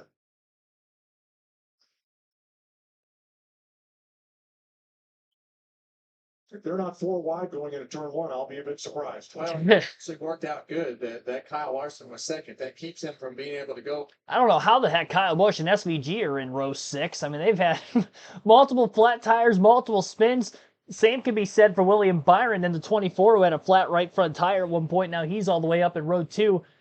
Ty Gibbs, Kyle Larson, front row. Ty Gibbs trying to go for his first career win. Larson has not won since May of last season as far as a race win is concerned. Obviously, he had the championship last year, but can he get back to victory lane again? Ryan Blaney outside of row 2, and Christopher Bell is still back there, row 4. Remember, has the 4 fresh tires, 12 laps to go. Green flag back in the air. Great restart for Ty Gibbs. Blaney and Larson will be side by side for second as Gibbs is clear for the lead into turns 1 and 2. Bell all the way down to the apron. Larson slides up the track, nearly clipping the 12 car. Bell in one corner goes from about 8th all the way up the inside of Larson for 3rd, but couldn't hold on to it. He had to get back to the gas, concede the position to Larson. He's on the outside of Byron now for 4th, and will power past him through 3 and 4. 11 laps to go. Ty Gibbs leads. Ryan Blaney on the back bumper, and Blaney looks to the inside, onto the apron. Ryan Blaney going for the lead, and he can't waste any time because that 20 car is on the move. Exit of the corner, Blaney a little loose, and Gibbs holds on to the lead. Clean air advantage for the 54. Bell remains in 4th, and Kyle Larson in the 5 trying to close the gap on the top 2 as well. Blaney to the inside of Gibbs off turn 4. Quick side draft, pull to the apron. 10 laps to go now. Ryan Blaney into turns 1 and 2 as the nose out in front. He'll be able to slide up clear of Gibbs. Gibbs with a crossover. Over-under move. Larson blocking Bell back there for 3rd on the high side as well through 1 and 2. Blaney holds clear for the lead up at the front on Gibbs. As close as we've seen Gibbs to a shot to win a NASCAR Cup Series race in quite some time. Now falters to 2nd with 9 laps to go, and Blaney trying to extend the lead before Bell can get there. The good news is for Blaney is that Bell still has to get by the 5 and the 54. The 54 I think is going to be a little easier to pass being a teammate, but the 5 is not going to be easy whatsoever.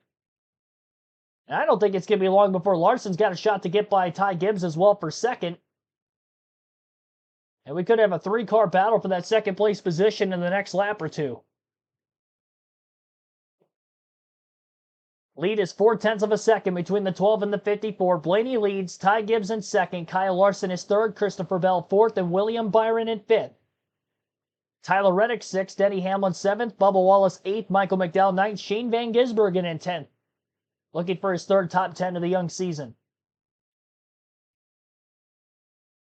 Hamlin on the inside of Reddick, they battle door to door for 6th. Larson trying the outside on Gibbs, Gibbs blocks him. Pathway for Bell to get by Larson, and he's quickly on the inside of Gibbs. It's exactly what Bell needed. Both cars went up the track, cleared the bottom up. 4 fresh tires and cleaner air on the nose, and Christopher Bell is up to 2nd, 1 second out of the race lead. Larson under Gibbs out of turn 2 for 3rd. Should have him beat through 3 and 4, but we'll see if Gibbs can hold on for that spot. Gibbs way up the racetrack. Larson is clear up off the exit of the corner. Larson to P3. 6 laps for Christopher Bell to run down Ryan Blaney for the win. We've got just over 500 people in the chat. Thank you for all of you tuning in. And our most watched stream of 2026. At least for the NASCAR Cup side. Greatly appreciated, everybody. 5 laps to go now for Blaney. Bell was a little bit quicker that last lap, but not by much. Couple hundredths. He's going to need a lap where he gains a couple tenths, probably a couple of them consecutively. Blaney's got clean air, but he's got older left side tires. He took rights only during that last pit stop. Bell took 4. Bell and Blaney have been the class of the field today. Blaney in traffic for most of the day after winning stage 1, back-to-back terrible pit stops by his pit crew having loose wheels. But he has rebounded, kept the car clean.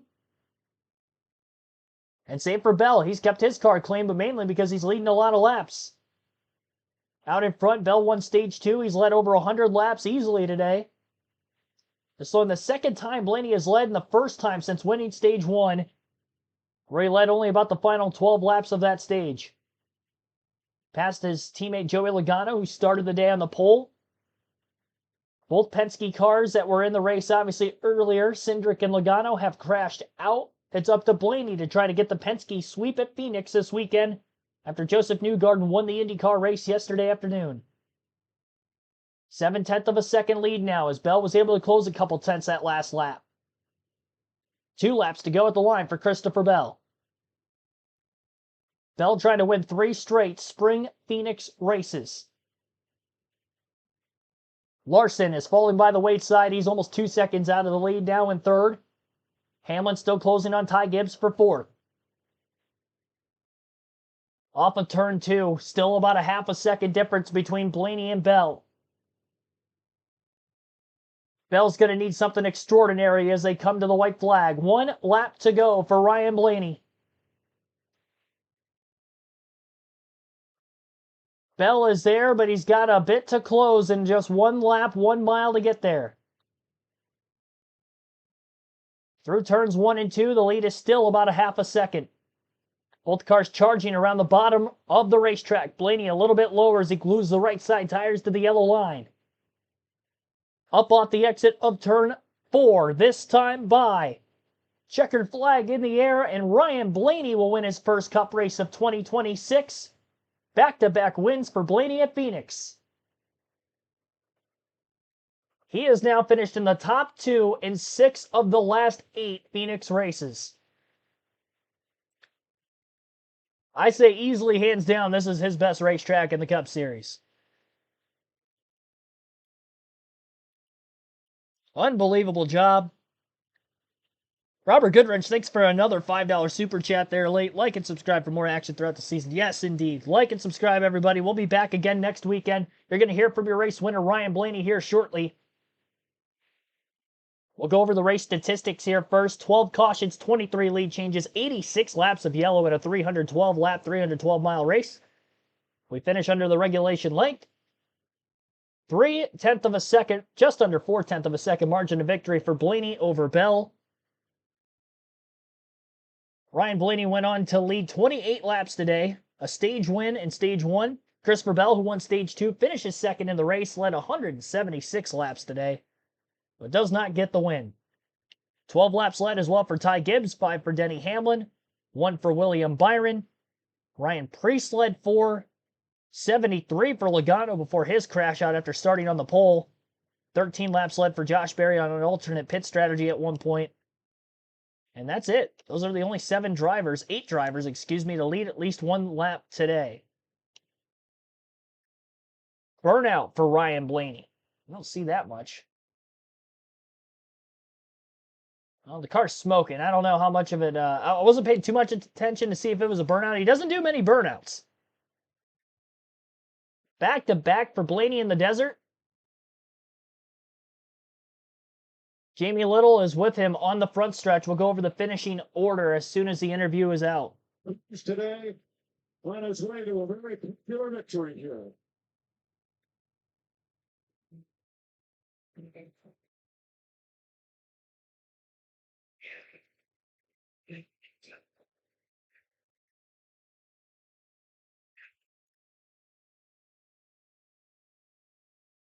He would capture the black and gets it off to a young fan. How about that? Jamie. And Ryan Blaney, nothing about today was easy for you. Back to the front multiple times. 49 passes, your car's starting to roll away here, Ryan. But what a day. Hold on, he's got to stop the car. It's rolling backwards into the start-finish line. Got it in gear. There it is. The restarts were not your friend. And Christopher Bell with lights out all day. How did you overcome all that to end up right here for your first victory of the year? Yeah, that was almost really bad, by the way. No, I mean, just perseverance. Everybody on the 12 group persevered all day. We had a couple mistakes that, we learned from and got better and had to come from the back a couple times. And honestly, the 20 was the best car. But Jonathan made a great call to take 2. And we were able to get the lead and just hold them up. I don't know how many more laps I would have been able to hold them off, but we were able to do that. So really proud of everybody. At Team Penske, so cool. We swept the weekend. Newgarden winning yesterday, us winning today. Can't wait to see Roger. Appreciate Dent Wizard, Ford Racing for what they do. Menards, Wabash, Discount Tire, Body Armor, Advanced Auto Parts, Dex Imaging, everything. That these people put into our program is cool. And so it's cool to win here again, and especially after a day like that. So I can't say enough about the 12 guys for keeping their head down and doing what they do. And Jonathan, again, for making a good call there at the end. Ryan, I heard throughout the Penske organization, there was a lot of pressure on you guys today to get that sweep. All the sponsors are here. Roger wanted that sweep so bad. On top of all of that, it's your first win as a dad. All of those things, what did this moment mean? Yeah, I mean, it's awesome. Unbelievable. Honestly, when I crossed the finish line, I thought of Charlie and John. I wish they were here. I know they're watching. Look forward to seeing y'all tonight. But yeah, just hits differently. Obviously winning feels great, but going home to my family, my wife, my son, it's even better. So that's just cherry on top. So looking forward to getting home. And thank you, everybody who came out this weekend. Awesome weekend, guys. Hope to do it again soon. Thank you. Well, Christopher Bell comes home in the second place today. Christopher. Here's Christopher Bell with a second place interview. Like you guys did everything right. Was it just a matter of that last caution not giving you enough time to get back up there? Yeah. I mean, ultimately, if we had more green flag laps, I think we could have, made a run at them. But I don't know. You win some, you lose some, and this one. This one stings, but on a positive side, I'm really proud of our entire team. The pit crew did amazing. Adam brought an amazing car. Our engineers, our mechanics did really good, and it's something to build on. I don't know. It was a day that we needed. We got a lot of stage points, finished second. So, yeah, not just bummed whenever they get away like that. All right, thanks for talking to us. Let's see if we can walk back here. And Gonna catch Kyle Larson, who finished third. Interview right now, so we'll come back here and check in with Ty Gibbs. Ty, fantastic run for you today, you guys. Gibbs did first, I everything guess. good, smooth on the racetrack, just what we talked about this morning. Yeah, we were really good today, and I don't know. That's unfortunate, but we'll keep rolling, and I think I could have done some things better there. Unfortunate there, but very happy with my team and all the guys. I'm with the right guys, and that makes a difference. And so we're running good because of that, and it shows. So really happy with my team. Everybody's done a great job. Everybody believes in me, and we all believe in each other. So happy with that. Thank you to AMPM. Car looks great. I mean, it's so rubbered up you can't even see the number, but very happy with today and how everything went. Congrats to 12 bunch. They were really fast, and I'll just keep working and get better and see where I could do better. Thought the show was pretty cool. I mean, I don't know how they're racing. Like, I had a lot of fun. I mean, it kind of sucks I didn't win, but then we had a lot of fun racing out there. It probably looked cool. So we'll keep rolling. Thank you to the man above and all my guys that believe in me and everybody that that's really loyal. So really appreciate that. All right, nice job today. We can see the confidence building there. We'll step back here one more. I think we're just going to keep going interview after interview. I got to get out of here pretty soon, so we're going to go over the finishing results of the race here. Ryan Blaney with the race win. Christopher Bell in second after they both split for the stage wins in stage 1 and stage 2. Kyle Larson comes back to finish third after starting second. Definitely did not run in the top 10 all day. Ty Gibbs with a season-high 4th place finish, and Denny Hamlin rounds out the top 5 and 5th. 6 for Bubba Wallace, a great start to the season for him, continues. William Byron in 7th, Tyler Reddick 8th, keeping his top 10 streak alive, but the win streak is not. Michael McDowell in 9th, and Eric Jones rounds out the top 10. Solid day for Legacy Motor Club, sneaking in with the top 10 late. SVG finishes in 11th, Todd Gilliland 12th, Ryan Priest 13th, Chris Buescher 14th, and Brad Keselowski 15th. Austin Dillon 16th, Kyle Busch 17th, Riley Herbst 18th, AJ Allmendinger 19th, and Carson Hocevar in 20th. Austin Hill 21st, Ricky Stenhouse Jr. 22nd, 23rd for Chase Elliott, Cody Ware 24th, and John Hunter Nemechek 25th. He was the last car to finish on the lead lap. The Ty Dillon ended up 26th, 1 lap down, and a DNF for the last 11 drivers in the finishing order, that being Zane Smith 27th, Ross Chastain 28th, Connor Zilic 29th, Daniel Suarez 30th, Joey Logano 31st, 32nd Josh Berry, 33rd Anthony Alfredo, Austin Cindric 34th, Cole Custer 35th, Noah Gragson 36th, 37th for Chase Briscoe, rounding out the field. Another $10 super chat there from Robert Goodrich. Thank you so much, Robert. You have been, I cannot believe how many super chats you have spent here today. Greatly appreciate your generosity. And thanks to all of you tuning in throughout the course of the stream. You guys knocked it out of the park. We had over 500 people in the chat late. That is awesome. Thanks for watching. We'll be live again next weekend on the channel. Live commentary coverage begins on Saturday at 2:30 p.m. Eastern with the Cup Series practice and qualifying from Las Vegas. Truck Series are off next weekend. Then we will go live for the O'Reilly Series race, which will end up being at 5:30 p.m. Eastern, also on Saturday. So back-to-back streams, doubleheader Saturday. And then Sunday we'll be live for a NASCAR Cup Series race at 3:30 p.m. Eastern, beginning with our pre-race show. Thanks for watching, everybody. And so long. Have a good rest of your night. And I'll see you back and better than ever again on Saturday. Have a good night, everybody. Stay safe.